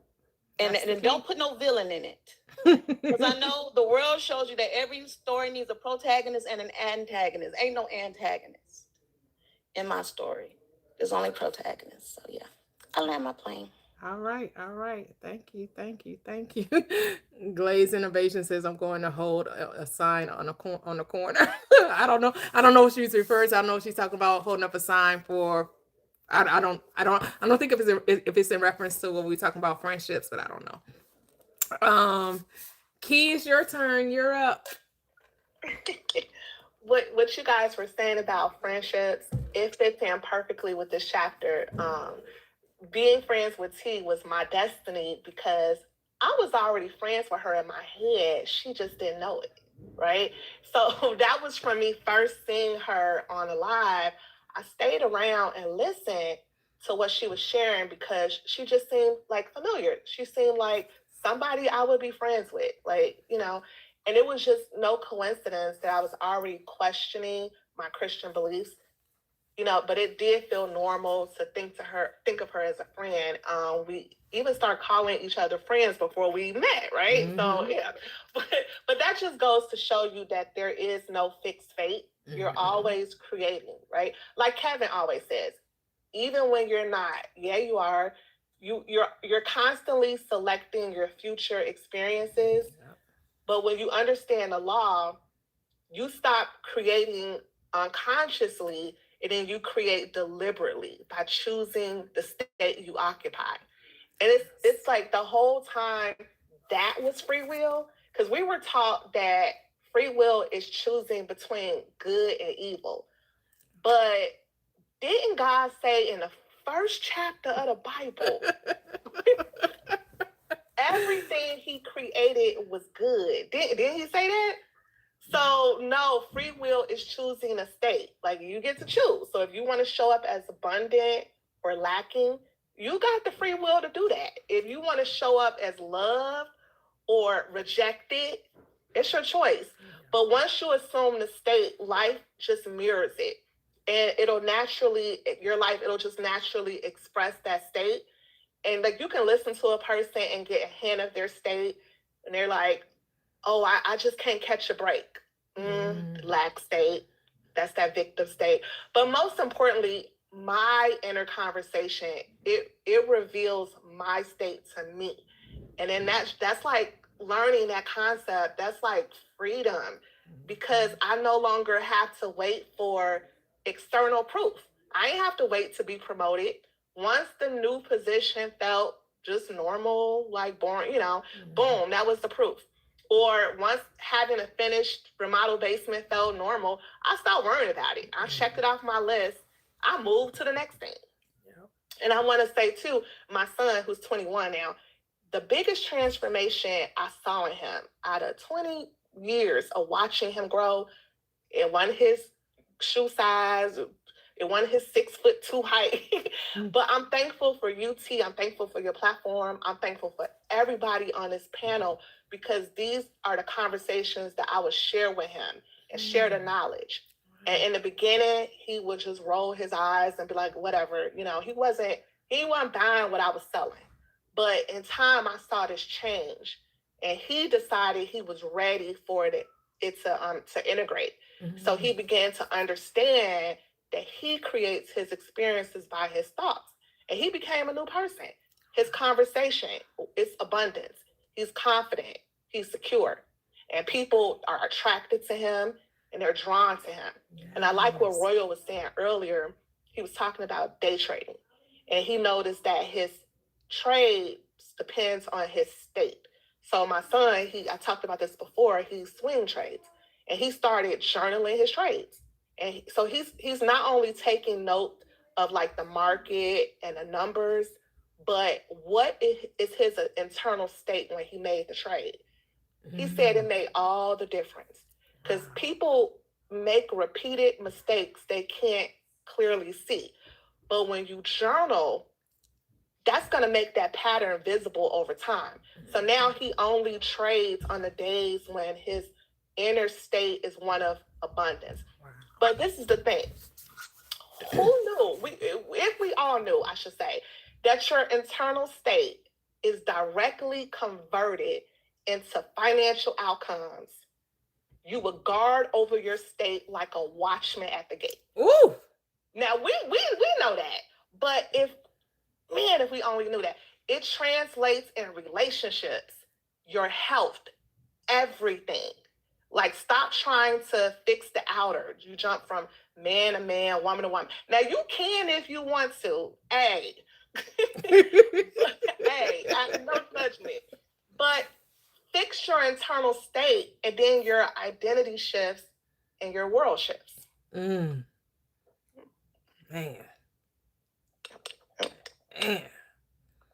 That's it. Oh my goodness. And that's funny, because my daughter wants to talk about day trading too. Maya was talking about day trading. I mean, have to Yeah, he said he was like, Mom, I don't day trade, I swing trade. I'm like, what's the difference? So he said he doesn't trade every day. He trades based on how his eternal state of abundance is. Wow. So every day he's gonna start trading every day, because every day he's gonna be feeling abundant. Well, because day trading, they're doing it during the day. And swing trading, they're doing it at night. Oh, that's the difference. Oh, okay. Yeah, okay, so the time of day. Okay. That's the way he describes it to me. But he weighed, like I said, I'm like, he be saying concepts that I'm like, I should know this, because I need to have him talk to my daughter then, because she definitely wants to be on that. I gotta ask if she still wants to do that. She still wants to do it. Right, because she's getting a promotion and everything like that. So that's something that I still think that she doesn't necessarily want to go into a brick and mortar. She wants to have the income come where she can just lay in the bed and do it. So Yeah, she may still that's how want my to. son is. He does not want to be structured 9 to 5. And I used to worry about that because I'm like, oh my God, so you mean to tell me you're gonna get a college degree and So- not go and get a 9 and he's like, no, I'm not. Like my goal is to be financially free, and that's it. I don't want to punch in and no one. Wow. And I had to finally accept, and like I had to look at him as if he's sovereign and he gets to choose, and I have to think wonderful thoughts and towards him, and now I see the difference. It's like I don't have to worry about him. Oh wow, this is beautiful. Yeah, so yeah, I may be hitting you up. After I talk to Maya, see what she at, and like, hey Key, we got to get our children together. They in the same age group too. That's a beautiful thing. How old is she? 22. She just turned 22 in December. Oh, is she single? No, I'm just kidding. I'm just kidding. I'm just kidding. Yeah, I know. I'm just saying, but now at the current moment, she's not. At the current moment, she has a boyfriend. It's cute. You never know. Hey, you never know. Hey, Listen, we be family, But hey, anyway. hey. No, stop. This is too funny. I Oh just my wanted goodness. to invite to the wedding. I know, right? Gigi, like, just make sure I get my RSVP. Oh my goodness, so beautiful. Oh, this is so amazing. Now the children are in on it too. Like June was talking about her daughters and Key talking, it's such a beautiful thing. Oh my goodness. I don't know if Cheryl has told her daughters about it. I know she has children as well. Who's up next? Royal, you're up. All right. Everybody said some good stuff. Good stuff. I love how y'all kids are on the same, on the same page in their 20s. That's amazing. Mm-hmm. We got like a 20-year head start over here. I know, right? All right, so we on destiny. It says your destiny is that which you must inevitably experience. There is an infinite number of individual destinies, each of which, when attained, is a starting place for a new destiny. So kind of like Gigi was saying, I love that because how they always say, like, it was written. So you felt like you stuck to this destiny. It's just God's will. It's just what, it was meant to happen, But what this is saying, once again, we are empowered. But we're in control of what our destiny holds. And I'll take it back to the same thing, the mind frame and the frequency you on, Like if you're in that natural state of believing that whatever your desired state is, that is your destiny. Mm-hmm.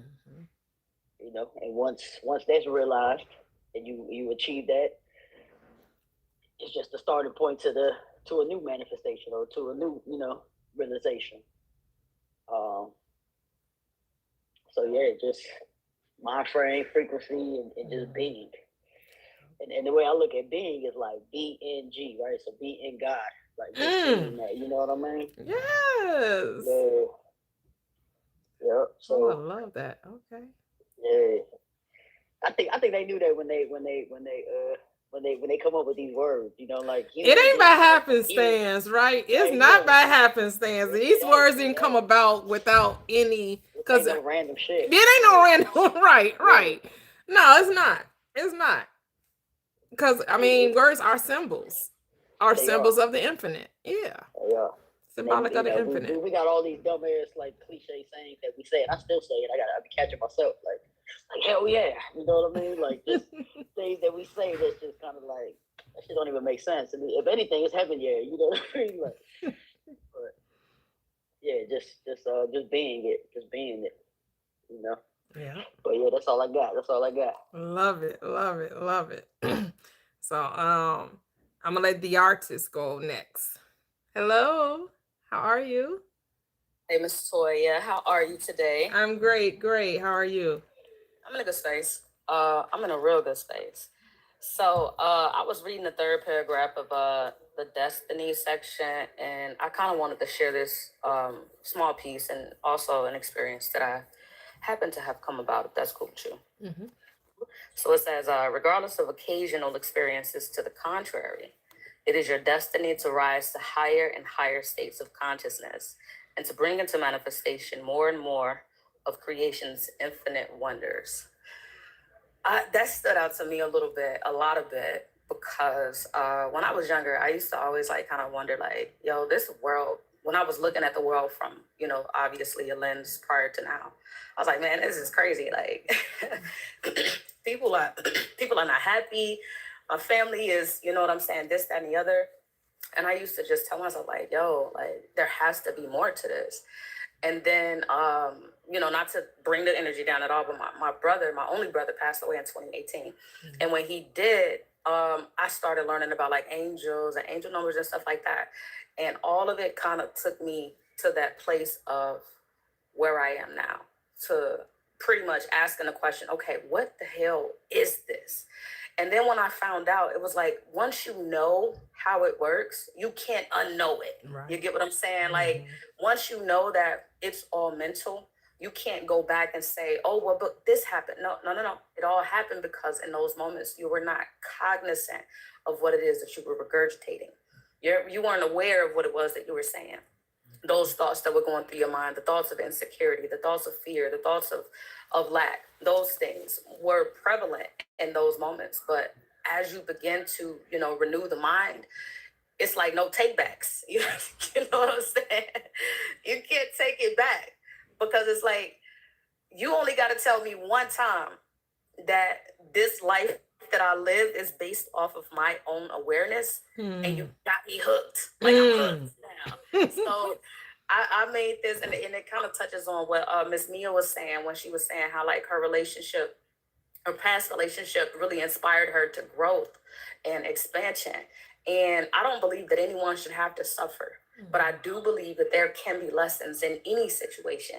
And when it came to this past relationship that I just decided to leave, it was a 2.5-year relationship. And I mean, when I tell you I manifested this woman, ooh, honey, she was bread and butter, cooked up perfectly for me. Right now. Hey, let me tell you, she was amazing. But what I forgot was that I wasn't also being a reflection of what it is that I wanted. And I think that's really important, that when we ask for things, when it comes to this quote unquote destiny, you also have to be a mirror reflection of what it is that you're asking for. And that made so much more sense to me. Now that you know the information, you know about manifesting, who are you showing up? And are you showing up as the person that is ready to receive that thing that you asked for? You get what I'm saying? And it's not that you could get it. Don't get me wrong. In any circumstance, any way that you know what I'm saying, come as you are type shit. Yep. But at the same time, in order to hold on to that, you have to commit to yourself. And that was the one thing that we were lacking in that relationship on my part, was commitment, because I had these moments where I was like, she's so fucking fine. I mean, anybody could get her. You get what I'm saying? And those type of thoughts came up in my mind. And then when the separation happened, it really allowed me to take that space and say, okay, let's go back to the drawing board. We manifested it. We knew what we desired, but we also had thoughts in our mind that contradicted what we knew we desired. And I think that was, and not to say that it was right, and it's not to say that I couldn't change it. It was just a real eye-opener and a growing experience for me to be able to say, man, now that I know everything, I have to look through everything through rose-colored glasses. You know what I'm saying? Like, I have to see only the things that I desire in this partnership. And even after we split, because it was definitely a mutual, you know, agreement and part for us to, you know what I'm saying, part ways or whatever. But I still appreciated her for what she taught me, because who knew that was the issue? You get what I'm saying? In any other world, I'd be like, well, she did this. But it was a real good moment for me to say, oh shit, these are the things that were going through your mind. You get what I'm saying? At that time. And I feel like a lot of people who hold on to any type of negative idea of themselves, just release it. Because when you know better, you just do better. Every day I tell myself, I want to get 1% better at this thing. And that's commitment. That's not really commitment to other people, but commitment to the process. Trust in myself. Being intuitive when it comes to making a decision and sticking with it. You get what I'm saying? Being in alignment so much so that the reflection, whatever you get from me, whatever I'm asking you for, I know for sure 10 toes down I can deliver. You get what I'm saying? Because I'm not asking you for anything other than what I know I'm already aligned with, which is love, peace, prosperity, abundance, pleasure, kindness, gentle. You get what I'm saying? Like those things, because I know that I'm worthy of being that, I know that I'm also worthy of receiving that. Yes. And that's what makes it easy. And that's what makes it like when you see it, you just can't unsee it. So it's like it's mind blowing sometimes, because it's like, damn, it was this easy all along. All along. What? You mean to tell me I didn't even have to go through all of that? I could have just shifted my mind. Yeah. I could have seen things the way in which I wanted them to be, and it could have been so. You know, so I don't knock it. You feel me? To this day, if anyone, you know what I'm saying, my ex-partner had reached out to me, I'm here for it. I'm ready to be like, yo, let me tell you, G, I get it. You get what I'm saying? But, you know, just being open to growth, not because you need to, but because you want to. You get what I'm saying? Yep. So I just wanted to kind of touch on that in regards to destiny, because a lot of times, you know, we want to know how to get there. And the real work is just being intentional and making a decision, sticking to it, and saying, I'm not accepting plan B because plan A got to work. Yep. It's intentional about being, right? Yes, ma'am. Absolutely. Being. And yes, like I said, you can get the stuff, that you can get the relationship, but you won't keep it, because you will always manifest who you are. Yes, ma'am. Always. So even if everything you have been desiring in a person comes into your experience, and you're even experiencing the person, you won't be able to see what is, because you can only see who you are. But taking accountability, Auntie, is like crazy, because like you really gotta sit with yourself and be like, all right, let's go back to the drawing board. Even if you don't go all the way back, you have to take accountability for how you created that. And that was tough. I'm not gonna lie to you. Right, all right. Like, cause when I decided I was a good woman, right, and my husband comes in, did the old state of insecurity rear its ugly head? Of course it did. Duh. Of course the insecurity showed up. But with the power of awareness, I was able to what? Alchemize it. To talk it through and let my husband know it ain't you, it's me. I know it ain't nothing you doing. It's all me. I'm fully aware of this. But because I decided that I had a good man, the good man was going to be there. Absolutely. Through my alchemization. And through my transformation. If you don't mind me sharing, that's the beauty of the new identity. Yeah. Because when you identify with something new, the old has to go. But that's not to say that it ain't going to fight a little bit to stay. You know what I'm saying? Because if you don't got you try to resurrect. For real.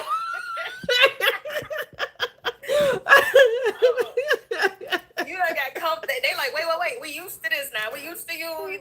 Because that's all. That's the habitual. That's all you knew, right? So now you have to get to know security, because all you knew was insecurity. Now you have to decide that no, this is what I deserve, and you got to keep telling yourself that you're the one thinking it. Just change the way you're thinking. You're the one thinking it. Just change the way you're thinking. Yes, ma'am. Yes, ma'am. So every day I wake up and I talk to myself. And if anybody know, I think, how about not tell nobody I talk to myself? But every day I wake up and I be talking to Girl, that's my theme song. People already know. Christopher Williams. I talk to myself because there is no one to talk to. People ask me why I do what I do. Yes, ma'am. Yes, ma'am.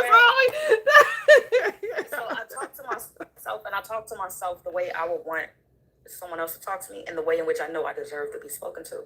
And it's not in a comparison. It's just because it starts within.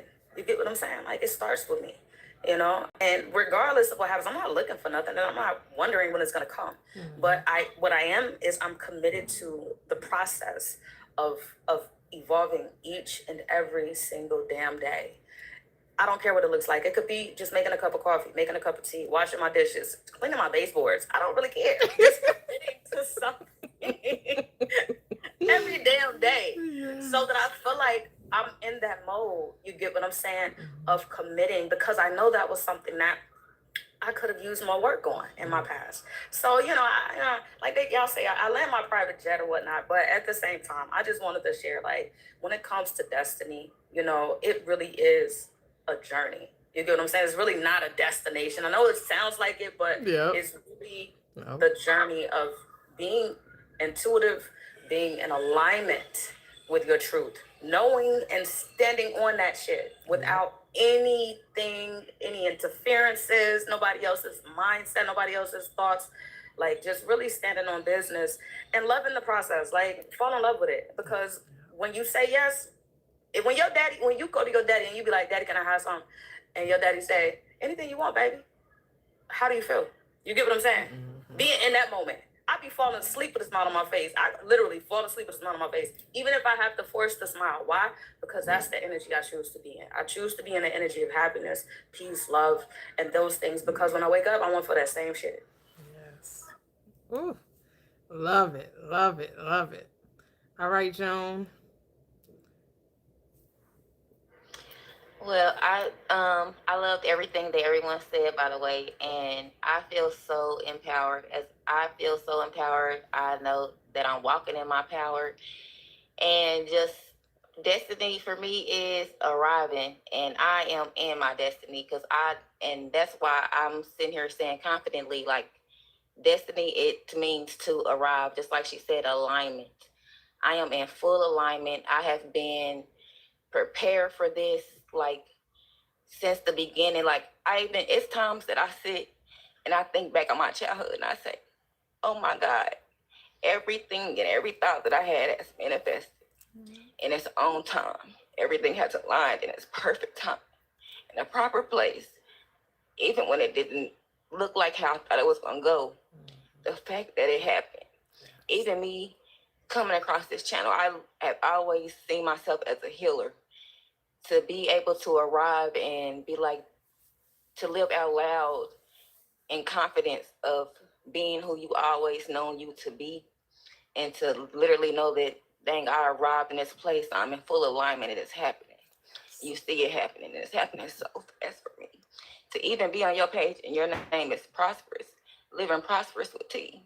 They call you Prosperous T. I make teas. That is for me, that is confirmation. Like, the teas that I'm gonna make is gonna be prosperous. I look at everything as a confirmation, because if I'm writing this script, then I'm gonna write this script in positivity. Everything that was meant, like the Bible say, everything that was meant for my bad is turned for my good. So I only see good, and I even, like, I'm a type of person, I'm very flamboyant, I dress very different. And I can come across as weird in how I dress, but I express myself very creatively. And I like ugly. I say sometimes I like ugly clothes because I can make ugly clothes look beautiful. Like, I can find beauty in ugly things. So it's like, to me, like, hell doesn't even really exist to me. Like, yeah, it's there, but like, I see everything in a balance. So even if it was a darkness and it was a light, like, I still see the duality in everything. Like, so everything has a balance, everything is one, there is no separation in anything. So because I have a oneness within myself, and I don't see myself separated from God, it's like you saying, oh, that's my child and they come from my womb, but you can say, oh, that's not my child. That still would not, just because you're not claiming it as your child, you cannot say that's not your child. That child still is one with you. That child came from you. So I don't see myself as any separation of God. I am one with the Father. You know what I mean? I'm one with the God within me. So I don't see any separation. And because I have aligned and I have arrived into this place of knowing what I've always known, and to be able to fully live into that, I see myself connected to everything, even with these plants. I even see myself with me even growing these plants. I'm like, oh my God, I am entering into another realm. I am going to be in another frequency. when like the song say, every round goes higher and higher. Like I have indulged myself in wisdom all my life, and to be able to live and be in this wisdom, bask in this wisdom, be wisdom. And even with you talk about greatness, like, and like I said, I see myself as a healer. To be even on your platform and you are making a ground breaking movement, like I see you as greatness. And right now, and even that's why I want to say destiny is reflection. Like I am in reflection right now. You know what I'm saying? Like I see you as greatness, like because I know that I am greatness, and I see what you're doing is so groundbreaking, which I know that the things that God has within me, that thing that is within me that has aligned, that has arrived, it is going to be of greatness. Even when I watch Madam C.J. Walker, how she was a Black woman, had did the most impossible thing. She had a house next door to the Rothschild, like something that they would never ever see a Black woman doing. Every door that was slammed in her face, and she still made it because she was of greatness. I'm like, even nothing but greatness is across my timelines. I'm like, I have arrived. I am in my greatness. So that is what destiny is for me, knowing that you have arrived and being in reflection. Beautiful. Where I landed at. Woo! Beautiful. Like I say, everyone's just a beautiful reflection of one another, right? We're all just beautiful reflections of each other. Amazing. Woo! Like I said, say it, say it. Awesome sauce. Yes. All right, go ahead, Kevin. I take it you may not let me get away with just saying ditto. Hey, it's up to you. Because this whole platform, this live, is all a part of my destination. The testimonies, the growth, the awareness of self, the leaning into the knowledge of self, the power of self, to manifesting, the awareness of manifesting, all of that is a part of my destiny. T being here was a part of my destiny. Me seeking and finding, and all of us seeking and finding one another, was all a part of our destiny. There was no happenstance. There was no luck. You're meant to be here at this time. We couldn't have got here sooner, or we couldn't arrive later. Right on time. You are always right on time. And that's what this whole platform, this whole live, this whole book on the power of awareness, it was so timely.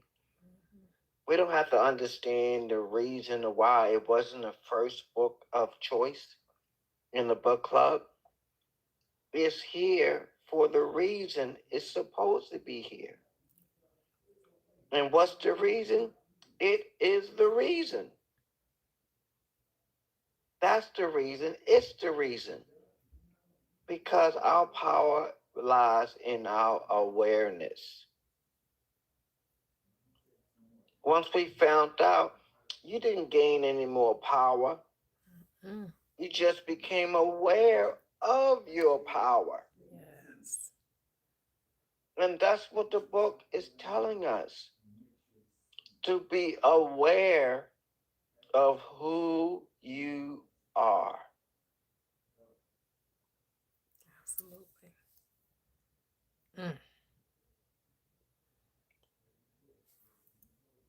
So I say ditto. Beautiful, beautiful, beautiful. Yep. And people say, well, why are we here? Why are we here? To remember who you are. And That's after the that, only reason. to do whatever you want to do. Isn't that To wonderful? do whatever you want to, whatever that is, whatever sparks your, whatever illuminates your soul, whatever makes you feel good, whether it's like Gigi, the rock star, Key, the financial wizard, Kevin, I know he doing his own thing now. I know he used to be one of the top sellers in his company or whatever. I don't think he doing this now. So the greatest truth speaker, the illumination of truth now. All right, Royal with I didn't know you day trade as well as having your own trucking company. Cheryl, she's brought more finances into her experience through her doggy, I'm calling it doggy daycare, your dog walking. The artist says that she's living her best life being an entrepreneur, as well as June. June is also spun from her herbal. What are you, a herbalist? Is that what we calling it? Are we gonna call you a herbalist? I know you said gardener, but it sounded like you were growing a lot of herbs and things to help with the body and the growth of hair and all of those things. So I'm gonna say herbalist, but it's whatever you say. It's whatever you say. Whatever that is, whether you want to be a lawyer or a doctor or in entertainment and whatever, sports, music, play, TV, movie, whatever it is, a Reiki healer, whatever it is, whatever it is, you get to decide. You get to decide. You get to decide. So we're on our final chapter. Reverence. Ooh, they love, that's church speak right there. Reverence. They want to reverence. Make sure you reverence the Father. Make sure you reverence God. But this is about reverence the I am within you. Go ahead, Cheryl. This chapter kind of has a special place in my heart. Like, I don't know if I'll really be able to put it into words, but in my, on this journey, I've just had some mystical experiences and meditation, and even when I was in the Staples parking lot this last week, like doing my daughter's passport stuff, helping her with that, I just had this sense like that everything was in the right order. Like, and it wasn't just like the mantra I told myself. There was like this something within myself was like, trust what's happening. And, here, Neville writes, I really like the knowledge that your creator is the very self of yourself and never would have made you had he not loved you, must fill your heart with devotion and yes, with adoration. And, so much of this work or, I don't even know if to call it work, but just like the shift in perception, the changing our subconscious. I think there's moments like where I've experienced at least like I am not alone. I do have help from my higher self, and this just makes me, think about how so often on this journey, like I've had those moments where my higher self has been reaching out to me to show me, and I didn't always understand, what was actually happening, but in the first paragraph, Neville says, the wonderful fact, I am God, and then developing that love for that God in me. And it's led me to the most, like Kevin was saying, like it led us all here, to try to elevate our consciousness. Well, not even try, I think we are, and to take it as far as we can so that, speaking for my own self, like those voices that made me think I was not good enough, not worthy enough, unlovable. Like I found that within my own self. Yes. I stopped looking for it outside of myself. And that has been the biggest shift because Yes. upon that, everything else has kind of been built. And I just really, the more we, like, I like how he said, that, creating like the heart with devotion, like, and feeling like in these certain moments, like in a Staples parking lot, like feeling that connection to my God self, because he says at the end, those are the moments, when we feel that reverence intensely, that we are closest to God. And when you are closest to God, your life is richest. And that was just such a powerful moment for me. Like, I can't even tell you, and, but just like to feel it, and not just because a lot of this stuff we do, I think intellectually, we go on our faith, we do the practice, like, I think it was the artist saying, or June maybe saying, making herself go to bed every night with a smile, like, I mean, I do those things too. Like, I will not let myself have a bad day. Yes. And some days it's like, I want to have that bad day, but I don't anymore because I'm going to bring more bad days, So it's like the work to shift everything. And then some days you get that grace where you just know God is with you in that moment. And I just feel like that's kind of what I took from this last chapter, like just kind of ending on a note of like that love that God has for us. That is it. That is who we are. And, just sharing like all this with this group, I definitely feel like since the start of this book club to now, like it's brought me a little bit deeper. So, it's been a great book. And I really liked what Kevin said about just how kind of like that's been our destiny, to all come together. And when you think about everyone being a mirror for us, like I feel like I'm having a reflection of these great manifestors, which is showing me something about myself. So it's all good. And I'm really, again, it's hard for me to put into words, like the emotions I feel behind this chapter and just where, we've all been together, but it's just been a really great experience for me. And I'm really grateful that I got to be part of this book. Because again, this was my very first Law of Assumption book. And I got so much more out of it this time around. So very, very grateful. That's beautiful. I'm looking for, what do you say?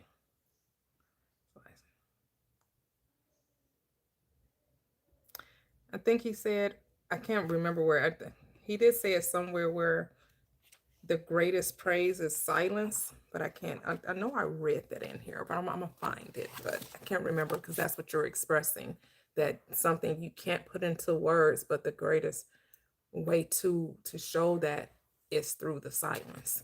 Go ahead, Gigi. Yeah, it's this chapter. I liked it. Again, another tiny but mighty.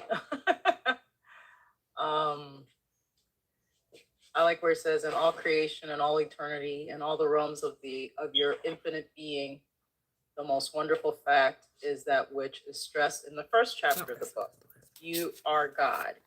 You are the I am that I am. You are consciousness. You are the creator. This is the mystery. This is the great secret known by the seers, prophets, and mystics throughout the ages.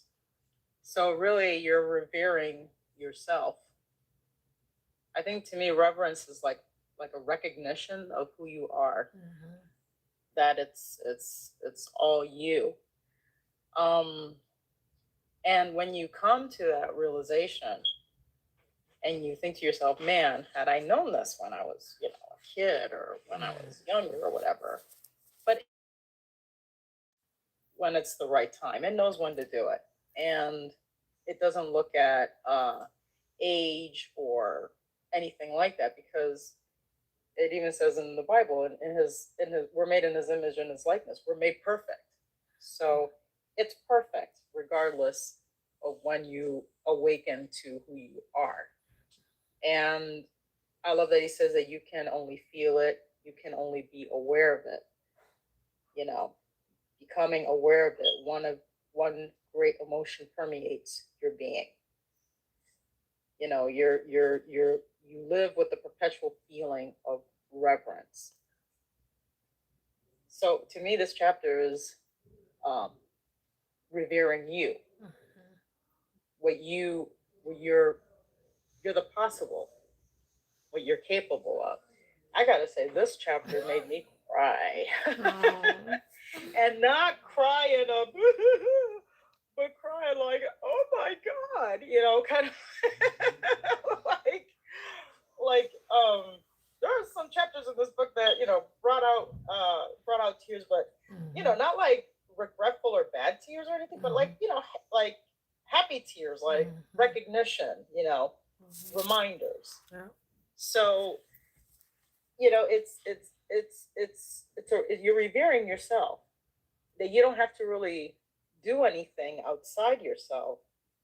It's all within yourself. You're like the cause and the effect at the same time, because you're causing something, and then at the same time you're feeling the effects of it, and they both work together. Notice it's cause and effect. It's not cause or effect. So they work together. And I think that consciousness is, being aware of it is the key. When you realize that it's where your awareness is, where your focus is, where your attention is, and you look deep inside yourself and start to do some inventory, and realize, there's certain thoughts that serve you and certain thoughts that don't. There are thoughts that you put in there, or there are thoughts that other people put in there, and don't beat yourself up over it. Just forgive it and replace it, with the new one. Is it every now and then going to rear its little ugly head? Oh yeah, absolutely. But you kind of just become like the queen and Snow White. Well, no, you don't serve me anymore. This is what serves me. So yeah, reverence to me, we've been taught in religion that reverence is that you're supposed to, revere a God that's outside of you and all this stuff. But really, this chapter is just a reminder of who you are. So that's what I got from it. I love this chapter. Thank you. Thank you. Okay, I found it's the last paragraph, which I thought said, our deepest feelings are precisely those we are least able to express. And even in the act of adoration, silence is our highest praise. That's what Cheryl was saying. She was like, I can't even put into words the deepest feelings that came up, that bubbled up inside of me. I can't even put those into words of what I really accept and come to the revelation and realization about myself, that I was always loved. I wasn't here to try to be proven worthy of love, or to even try to earn love. I am love. That's a wonderful thing. Go ahead, Key. Okay. I call this the all chapter, because it's the moment you recognize that you are the I am, presenting as like your persona, as Key, as T, as Gigi, etc. And I would say there are no words to describe that feeling. It's like you recognize that moment. You spent years, even decades, begging and pleading and waiting for a God in the heavens to judge you. Looking for Jesus to crack the sky open and show up on a big old horse and a huge army of mythical proportions, save the world. You blame everything on the devil. People say, if God wanted to, he would. God is testing me. God will never put more on me than what I can bear. Or my favorite, God said no.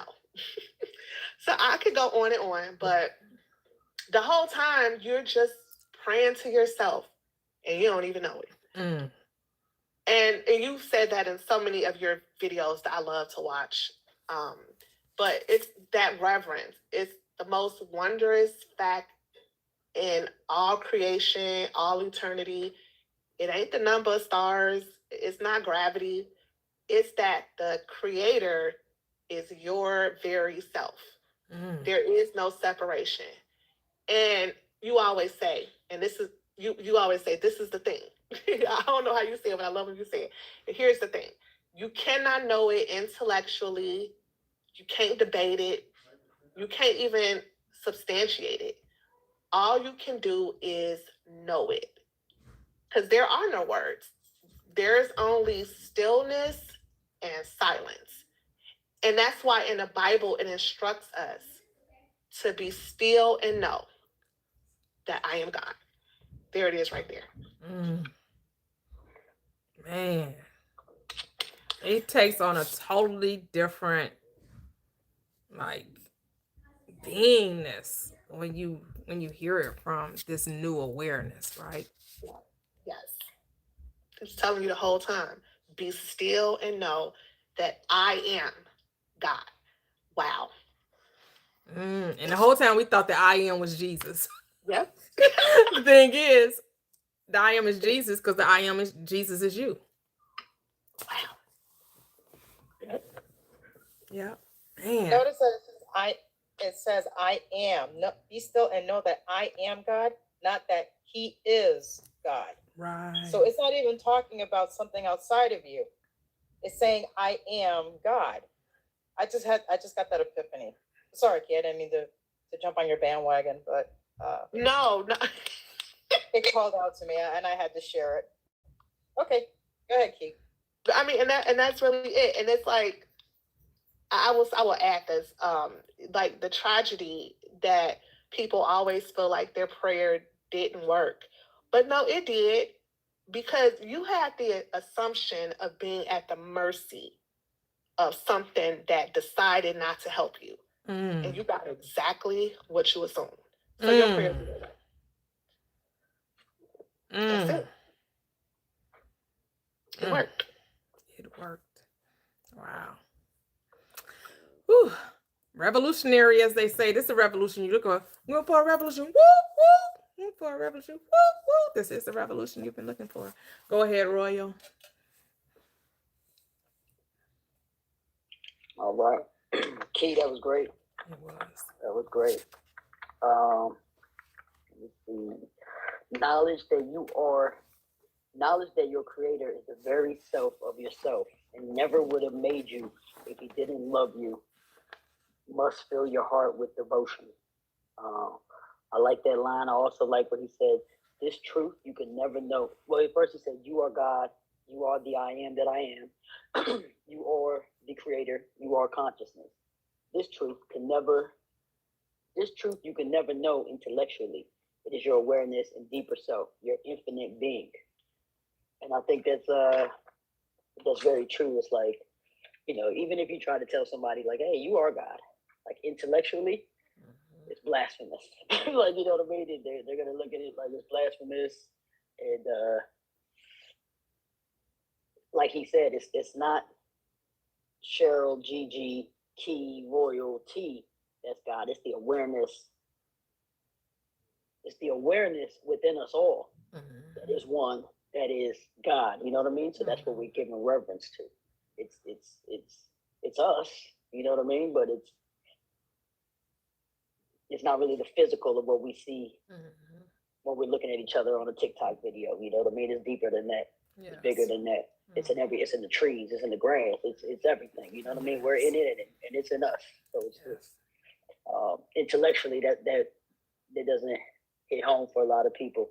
So I think this chapter was amazing. It was very, very short, but it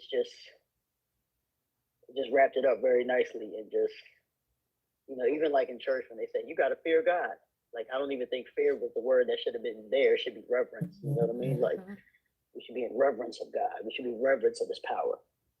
So I love this book. I love this chapter. I love all of y'all. I appreciate this. Y'all made 4 hours go by like it was nothing. So now I can't wait till the next one. Ooh, yes. It'll be a few months though. We're not gonna roll right into another book. I like to take, I like to, right. I like to keep them separate, keep some distance between them. Yes. But it's been an awesome book club. I'm glad we started this. Glad, give it up to A-Town, Gigi, all of you that participated. I think A-Town was like really pushing for a book club. So I'm glad that, he suggested that we do this because it has definitely been beneficial to us all. We have read some great, great books, and all of them have been transformative. Okay, June, you're up. Reverence, I totally agree with there is power in silence. Even when they say moving in silence, like you can do so much in silence, and there's so much power in it. Knowing what you know without having to be validated by anyone else outside of yourself, being sure, walking in that surety, building with no distractions, and just becoming, just being in the now, and just being. So like even with me, like when I needed answers, I realized like I would get up early in the morning and I would sit in silence. I would sit with myself. And I found when I would sit with myself, everything that I needed, every answer that I needed, my day would totally shift and everything would fall into place. I wouldn't be in a panic. I wouldn't be moving out of emotion. I would literally become one with my conscience, and I would literally solve it, and it would be solved. So I do feel like there is a great reverence in silence. That's all I got. Beautiful. That's what Neville Goddard, he would end all of his lectures with going into the silence. And he would only do it for like a couple of minutes, but after every lecture, it was always, now let's go into the silence. Right. Sometimes he would give direction about, what they should maybe trying to visualize, and it's whatever they were desiring, right? So that silence, sometimes he would tell people, imagine that you're already the being you want to be in that silence, right? Go to the end and see yourself as already being. Is that necessary? No, not necessary, but that's something that he liked to direct those who were under the sound of his voice. Go into the silence for 2 minutes to see yourself as already being it. So you could see yourself just by talking to yourself. You didn't necessarily have to form pictures in your mind. Like Gigi was saying, you're talking to yourself is enough, because what we need to recognize, it is infinite intelligence that we are communing with. So it knows what you're asking before you even ask it. It knows what you're thinking before you even think it. It knows what you're desiring before you even desire it, because it came from it.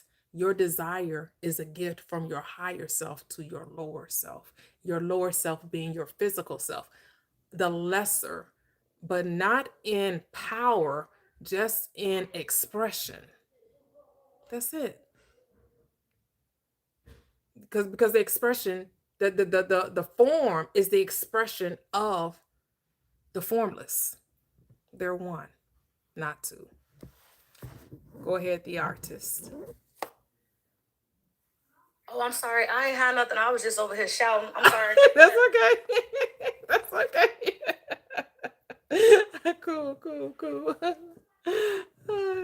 Kevin.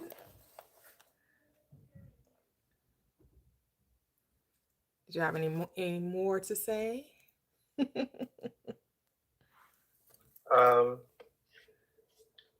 This, bow, or cherry that Neville put on top of this well done, well perfect cake that was produced. Reverence is the perfect beginning of the now what? Now that we've gone through this journey together, now what?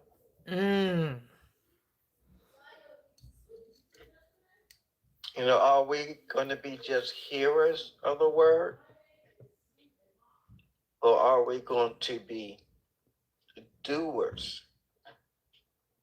Because that's what reverence is. How do you honor who you are?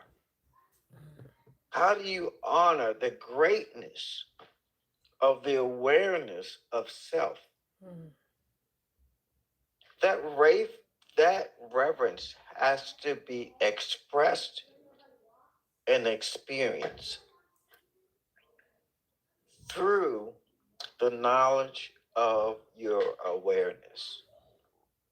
When you're aware of the mighty, wonderful, indescribable you, you can only walk in the responsibility of that knowledge. You're no longer haphazardly, blindly bumping your way through the existence of you. You are now purposely being the wonderful, magnificent, indescribable, authentically you. You're now ready to walk in the embracement of you. You don't have to apologize. You don't have to get a validation. You are who you are. There's nothing wrong with you. You don't have to sit and go through counseling. You don't have to do shadow work. You don't have to do a vision board.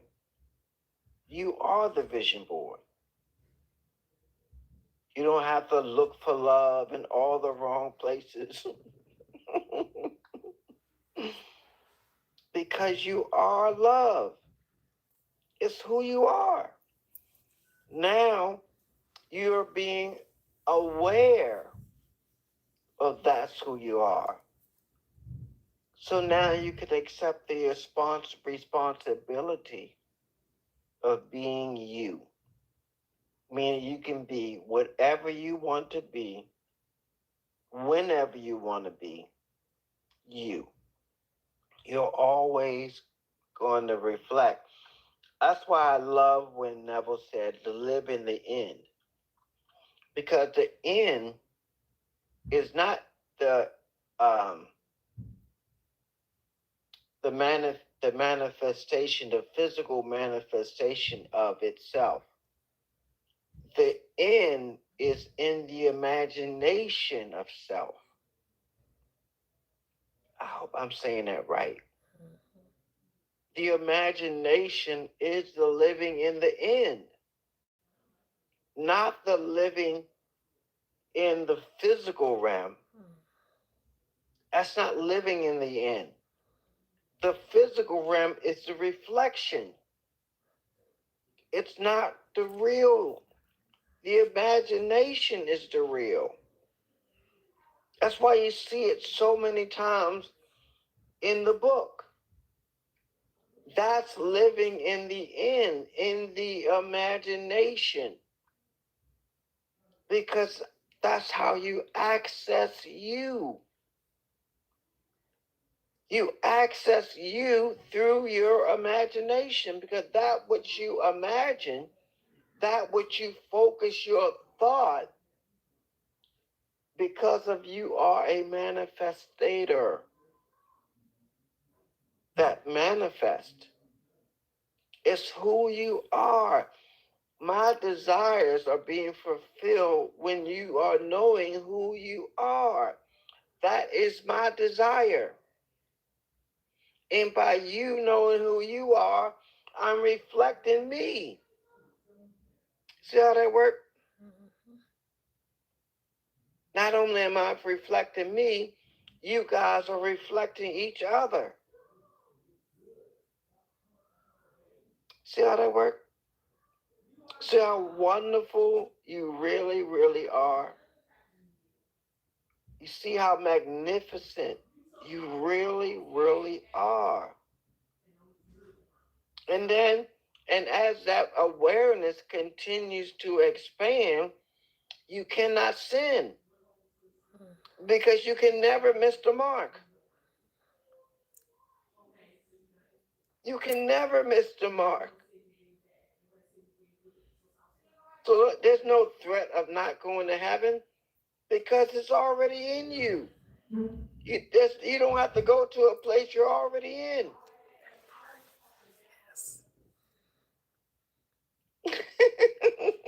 That's it. What I look like standing in my house saying, I want to go in my house.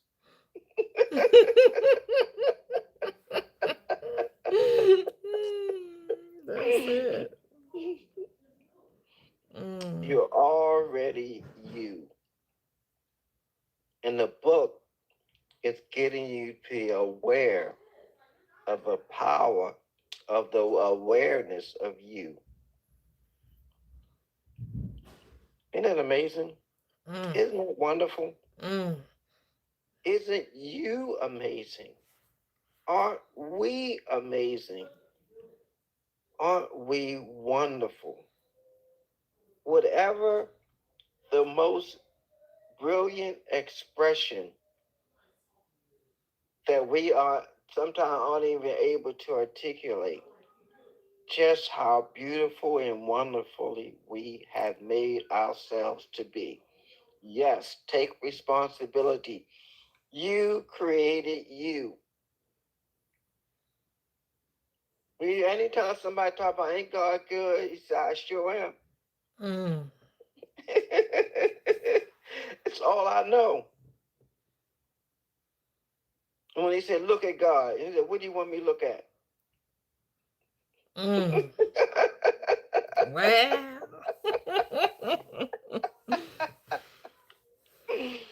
And yes, arrogance is who I am. And that's not a negative thing. It's an awareness. It's awareness of oneself.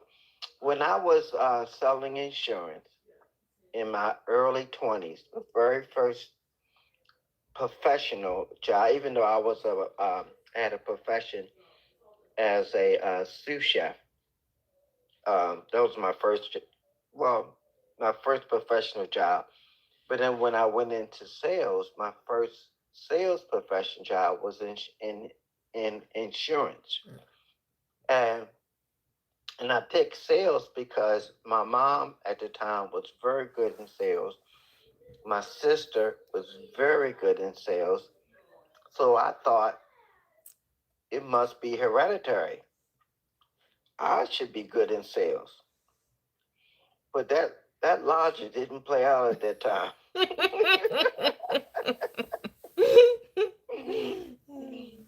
Oh my gosh, I was the worst salesman, period.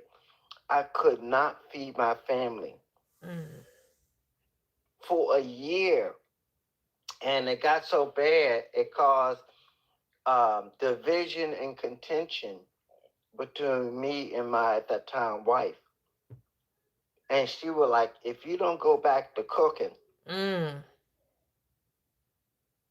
make some real money instead of doing this, stupid job of sales, which you're horrible at. And I was. I mean, so the district manager of that particular office wanted to help me do better at sales. So he wanted to evaluate me out in the field. So he took me out in the field and spent the whole day with me. And when we got back to the office, he turns to me and says, Kevin, you have the most natural ability of salesmanship I have ever seen. And I looked at him and I had no idea what he was talking about. Had no awareness of what he was talking about. Even though he saw it, the point wasn't for him to see it. The point was for me to see it. And I couldn't see it because I couldn't see through my awareness. My awareness did not reveal that to me, which he knew was true. Now that you guys are aware of your power of awareness, you now can be aware that you are aware. You're no longer the one observing or being observed. You are the observer of yourself. And yes, you can self-monitor you, self-regulate you, be intentional through your awareness.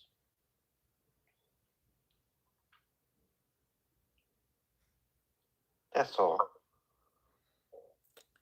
Love it. Oh, self-regulate. Self-regulate. We are the operant power. Yes, We of are us, of us, right? of us, of who we are, not just of somebody else we need to fix. And not even you. You don't need to fix you. You No, just we don't need to to fix us. be you. Be the I am. Understand that you cause the effect. You're Yes. causing the effect. Yes, You nothing are the happens to you. reason for your world. Yep. Your world is the effect of your mind. You're the reason for your season. It's not cause and effect. It's you cause the effect. Preach it. So that's why you can always change what you're affecting. Whatever you're causing, you can always change it.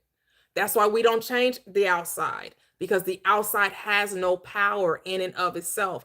The outside is only the projection. That part. And the sooner we are aware of that, the sooner we can walk in the awareness of our power. Yeah. Because now it comes to, what do you want? And don't tell me you don't want anything, because that's still wanting. Right. Don't tell me you don't desire anything, because you're still desiring. Exactly. So that is a desire. And most people go into that, I don't want to desire anything, because they think that somehow that's wrong, or it's something, there's some type of virtue in taking less and being less. When will God ever be less? It's impossible. Only when they go to church. Like it's something wrong with having more. This is why you live in these United States of America, the world of capitalism. Because this world that you find yourself in is all about consumerism. It's all about more. And the thing is, stop trying to fight more. It's a reason why you're not in communist China. There's a reason why you didn't land in China. You're over here in these United States of America, where capitalism is the expression of the divine. It's all about too much. It's all about waste, right? It's all about circulation. Yep.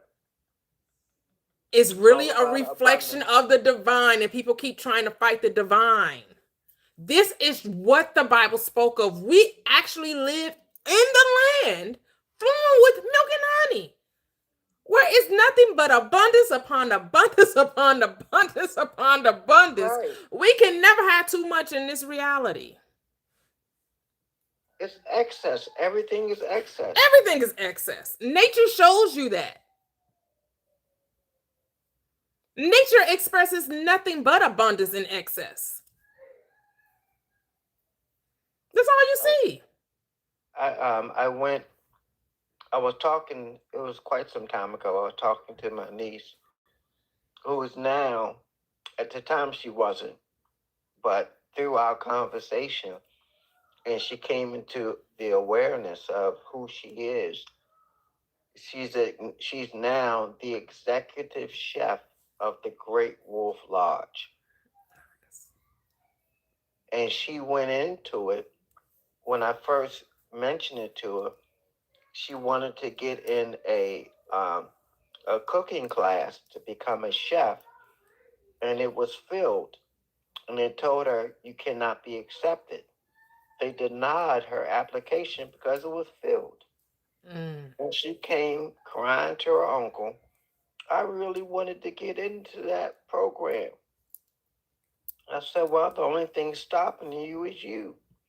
No, uncle, you don't understand. They sent me a letter denying me. I said, unless you believe in it. And I got her to see there is nothing that can stop her but her. And now, not only did she graduate the class summa cum laude, she's now the executive chef of the Great Wolf Lodge. Yes. There's nobody above her. Yes. See how that works? Yes.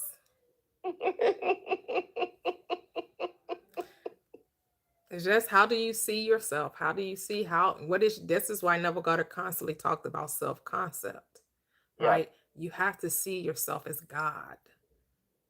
As infallible, as wrong as that may seem to hear, as hard as it may be difficult for you to say, you have to say that I am God. Because now you know who God is. God is not this being looking to test you and try you and take you through the tribulation, the flames of fire, and take you to hell before you get you to heaven. Now you did that when you didn't know who you were. You went through hell when you didn't know who you were. So you already been through that. You've been through the fires of tribulation and the ring of fire. You did all that. Now you are at the place where you stand now is holy ground. And why is the ground there? Why is the ground holy? Because you're there.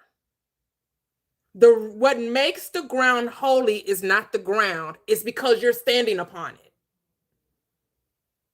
Because you are that which is holy. Wow. So wherever you stand is holy ground. Why? Because you're standing there. Yep. Which means it don't become holy until you get there.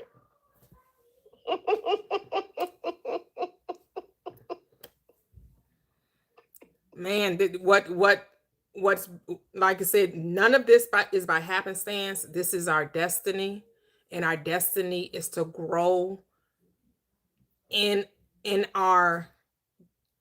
this space, right?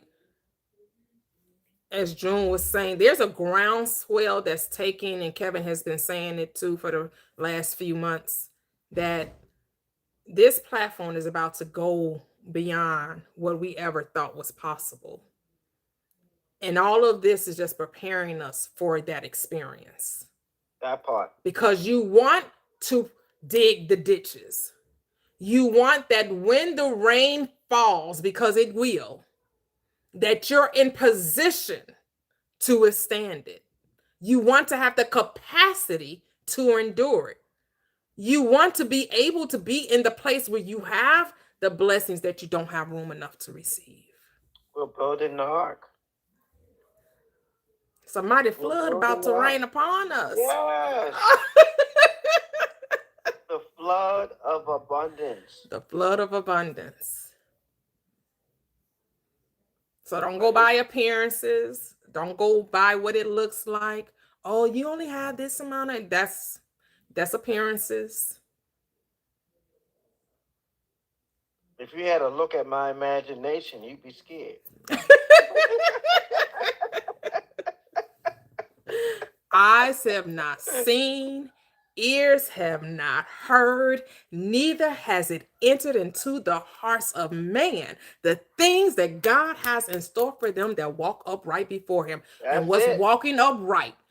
What did we find out righteousness was? Come on, sister. Knowing that you're already that which you desire to be. You're already. So we already know who we are. We already know what this is. And so it would go beyond whatever we could conceive. Because now unto him that is able to do exceeding abundantly above All. all that we can All. ask or think according to the power that works in us. And that power never fails because that power is love. And what? Love never fails. It cannot. God It cannot cannot. fail. It cannot. God is not a man that he should lie. What's it? Say your favorite script in Numbers, Kevin. Go ahead. Come on. What's that favorite script? Numbers 23:19. God is not a man that he should lie, neither the Son of Man that he should repent.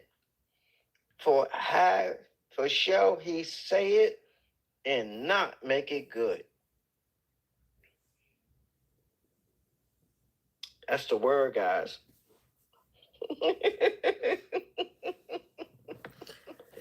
All right, y'all. So we this is a nice. I know we've been on here for a minute, so but I can go all day sometimes, and sometimes I have been on live. It's been a while, but I have did some 8 or 9 hours before. Yeah, I rock with you. Yeah. I have put in some marathons up on here. Miss Toya, before you go, can I share something real quick? Sure. Mm-hmm. All right, so I don't really. She said, "Can we do the silence thing?" Who wants to do the silence? Miss Toxic. Oh, you want to do the silence? Okay. Yeah. Go ahead. Share what you would need to share. Okay, real quick. So I don't really talk about it a lot because I feel like I'm gonna get my crowd if I'm gonna get my crowd. But I am a poet and an artist, and I was wondering if I could share something with you that I think you might like. Sure. Mm-hmm. All right, so this particular song is something off my new album, and it's I'm gonna just do it in poetry form.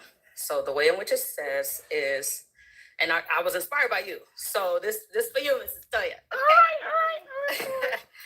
So it's like a couple of philosophies really got to me, like the concept of operating in my higher being.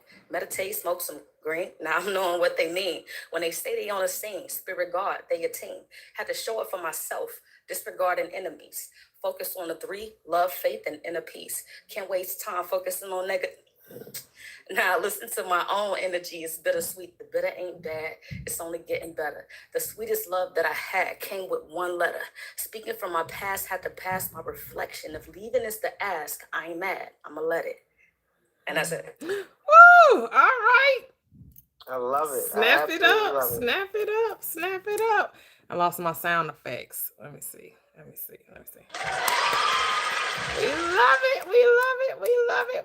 it. And Thank you. I appreciate that. Yeah, and so I make high vibrational music, and I don't promote it as much on social media because I feel like, when it's time, it's time. But I really felt like y'all should, you should hear something that I feel like was inspired by this group. And the intention is to continue to bring light into the world. It's not my job to do it, but I like doing it. So I appreciate yes. y'all for listening. Beautiful. What's the name of the song? My husband said, "Where is the song? Is it somewhere we can get it?" Well, I haven't released the album yet. Okay. I'm on all streaming platforms. I've been on like Power 92, 106.3, 107.5, all that. Wow, But nice. yeah, I was a big name. I told you I was a big name at some point. But I'm ready for the world to be ready for me. And so I'm not forcing it. I'm just bringing certain things. So if you want, you can follow me everywhere. If you don't mind me promoting, ma'am. Oh, no, go ahead. Okay. So you can follow me on IG at THEE.artist, the same way that's in my name on TikTok. And under the link, that's where all of my songs are. I have like 56 songs, and they all talk about meditation, love, high vibration, things of that nature. So to come upon this platform and be able to, hear you guys speak, it's not just inspirational, but it keeps me with my people. So I appreciate y'all for real. Oh, And that's yeah. it. Yes, we appreciate you too. Oh, go follow the artist on IG, on the Instagram. Yes, and don't forget to if we have any newcomers here on the platform. I don't know. I don't always know who's always in the chat.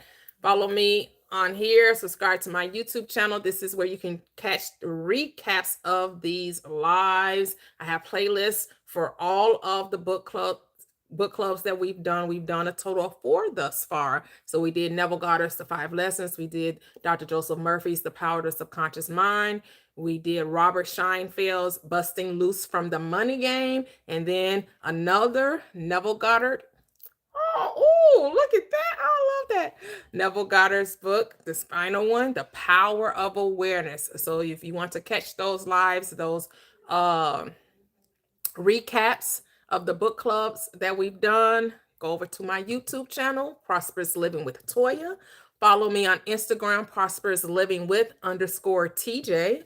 And you can join our book club, Prosperous Living. I'm sorry, our Facebook group, Prosperous Living with Toya on Facebook. So I'm not on X.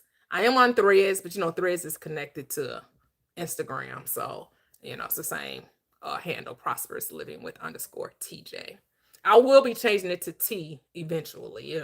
I want to try to keep everything kind of the same. So Prosperous Living with, whether it's Toya or _T, try to keep everything with the same name. So I can be easily found on these internet streets, on these social media platforms.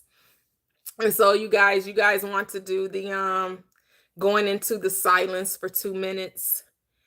Somebody has a timer down a watch or something, or I don't know how it would happen. You probably have to come up in the box if you have a timer to let us know that we've going into the silence for 2 minutes. And so the silence, you do what Neville would direct, would live in the end during those 2 minutes of whatever the desire of yours, you're wanting to imagine, because imagining creates reality. Consciousness is the only reality. So when we say imagination, consciousness, awareness, we're all saying the same thing. Those are synonymous. And so whatever you're imagining, that's who you are. And then it will be projected on the screen of space. So that's why Kevin was reminding us, live in your mind, live in your imagination, because what you're living in imagination must be objectified on the screen of space. It always is anyway. Now you want to be purposeful, intentional, be deliberate about what you are imagining.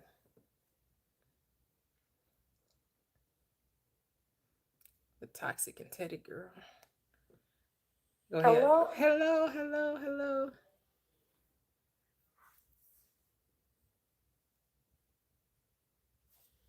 Sorry, I thought someone else was gonna say something. I thought you. Go ahead. Nothing. I'm happy to time it.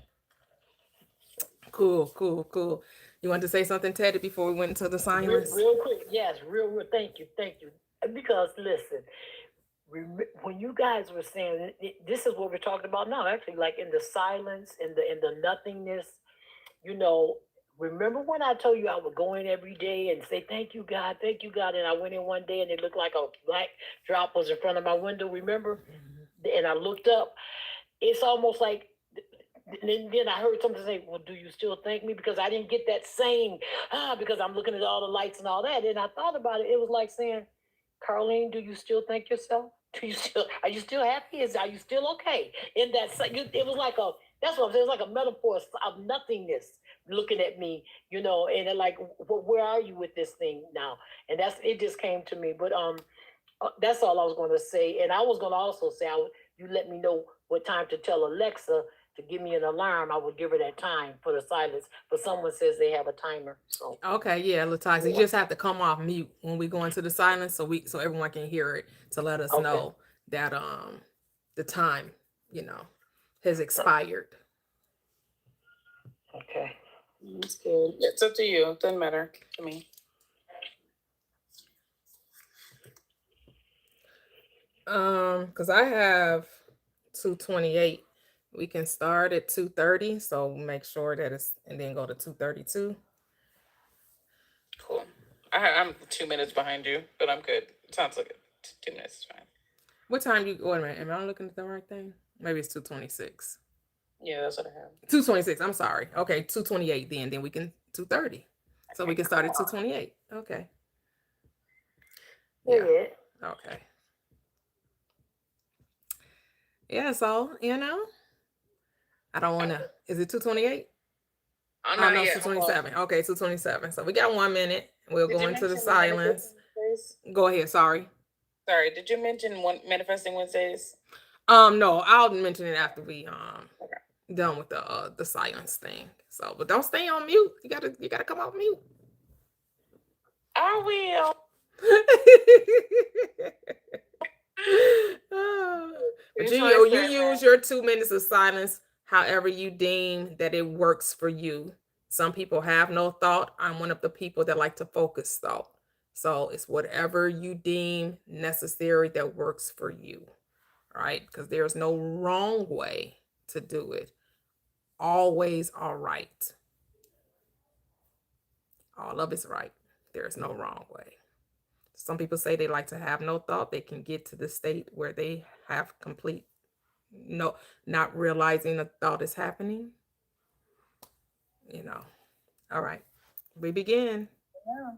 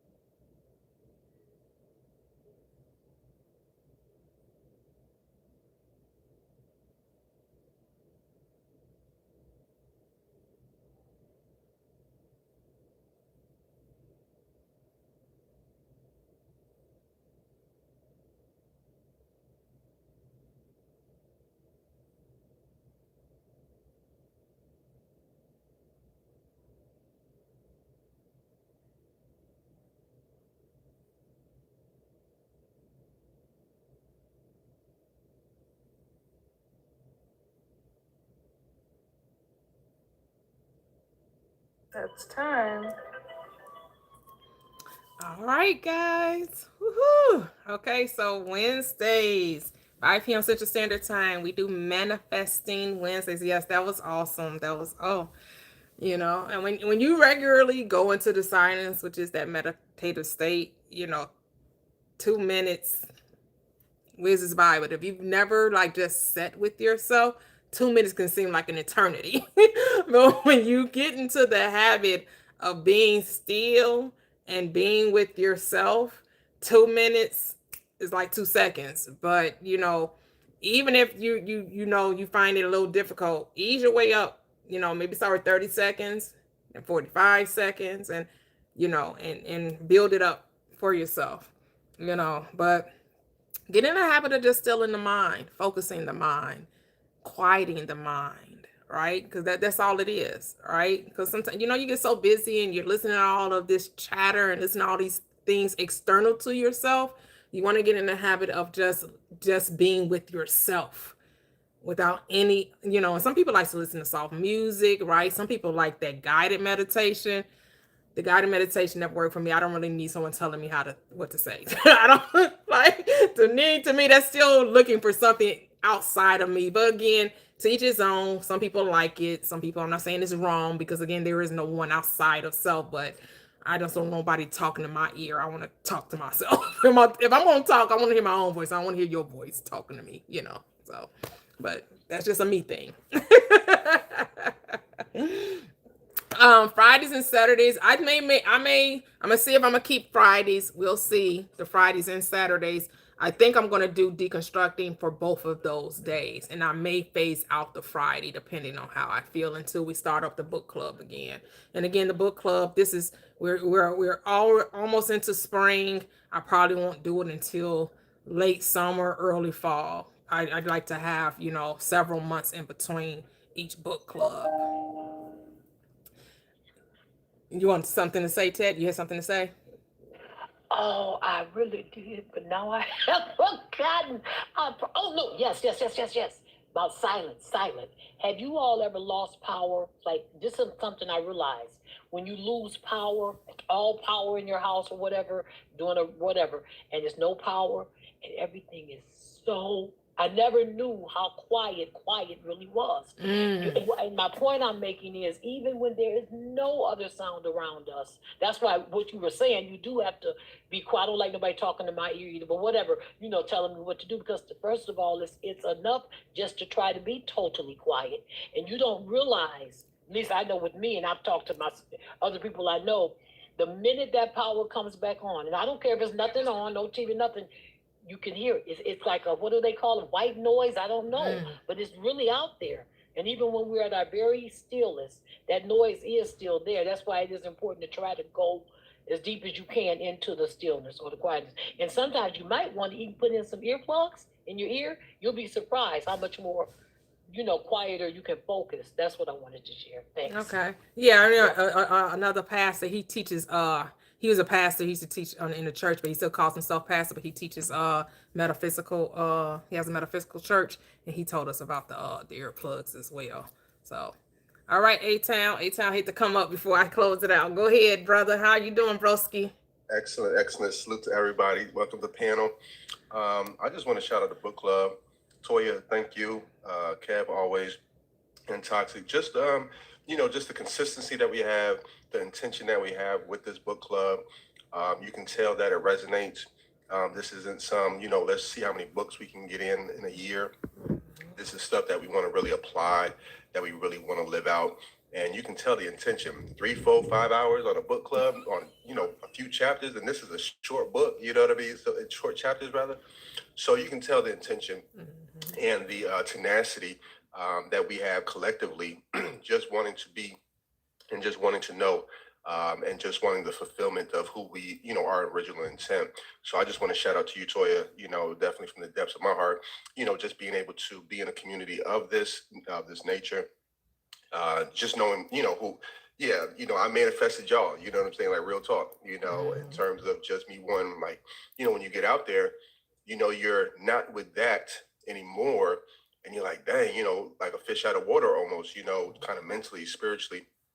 And then it kind of F's with you, you know what I'm saying? Like, damn, okay, what is this? And so, knowing that my request was, okay, I know I need a community. I know I need somebody. I know I need something to, to accompany this. And I don't even know what this is, but to be able to manifest this collectiveness, the people, from Cheryl, everybody just being able to, for me is just being able to the input. And I'm not even, just because I didn't name anybody, it's not, I'm not disclaiming anybody, but just everybody, from the shares to the transparency, the vulnerability, this group, as Kevin always says, just being here, I just, I could just sit and, I go to the YouTubes and sit and chill, just listen to it while I'm working. I was driving and I had some other work to do, but just hearing it in my earplugs, I just didn't want to be in and out of the conversations. But just hearing it, man, it's just super, super, super, super dope. Yes. And just want to just pray for, everybody get what they want, be what you are, be what you do. And like Kevin said, what do you do from here? Are you you can't go back. Once you know this, we're responsible for being gods. You know what I'm saying? We're responsible and we're accountable.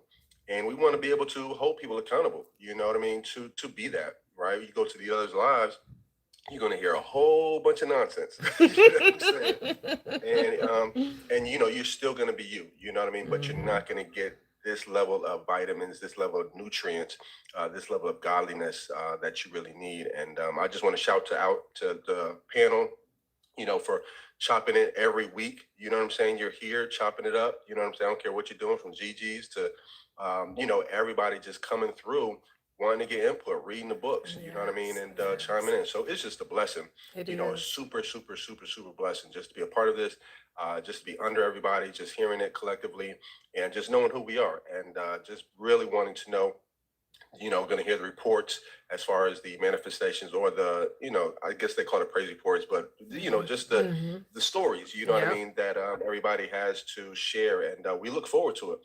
Come back and give us that feedback, drop, chime in, and let us know how everything is going and stuff like that, so we can, because if I tell Toya this all the time, if we really had that, a survey or review for everybody who came through these lives, she would be in the A+ BBB ratings. You know what I'm saying? In terms of just her stories, and just real life stories. And so I just wanted to share that. And just thank you. Oh, thank you. Appreciate it. Much appreciated. All right. Because this platform is about true transformation, right? About when you once thought you were a worm of the dust, as Reverend Ike would say, and come to realize that you was always this beautiful butterfly that was supposed to float through life with all the area of colors, the area of beauty, and to smell the flowers, to live the life on purpose, on the way you see fit, without any apologies, right? And so that's why I wanted to be different than what I was saying. I wanted it to be, there are no big eyes, no little U's. There are no leaders here. We're all leaders of ourselves. There are no followers here, right? We're all leading our own life the way we see fit. And it's whatever you deem fit is what's best for you. We're not here to tell anyone what to do. We're here for people to discover what it is they want to do, right? Because you get to do whatever you want. Just unlimit yourself. Just unlimit yourself. And what's so much beauty in this community, it doesn't cost you anything to be here. You show up because you desire to be here, because you choose to do it. It costs you nothing. There's no fee at the door. There is no cost, there is no entry fee for this community. And you can get whatever you need to fill your soul, to help you on your way to ignite the spark, because that's all we're doing. The spark was always there. Some people just need it ignited a little bit. Some people just need that spark to be ignited, to set that flame aglow, so you can be the best version of you that you desire to be, whatever that is. Whatever that is. It's so beautiful. It's a beautiful thing when you can have relationships that are not transactional. And that's what we want this community to be. And that's what this community is. It is, I don't need anything from you. And I'm not trying to get anything from you. We just are here free to be who we are. Where we laugh with one another, we cry with one another, we build one another up, and do our very best not to tear one another down. Right? Like, that's not what we're not here to put anyone down. We're only here to build one another up and to love on one another, because we want to see love. So in order to see love, what do we have to do? We have to be it. We're the light that shines so bright that people know that love is real, because why? We're here in the world. When, that's what I was saying to myself. It's like, why am I here? Why? I'm here to be love, so the world can see what love looks like, because the world don't think that love is in the world. But because they see me, they get to see love. When they see you, they get to see love. They get to know what love is, because you're here. Because you're in the world gets to see love. Because what the world needs now is love. Just love. Not just for some, but for everyone. right? And not just a little bit, but a lot of it. Thank you guys again. I'll see you guys on Wednesday. Enjoy your weekend. Enjoy. Can't wait to see you guys next week. Thank you. Love you guys. Bye-bye.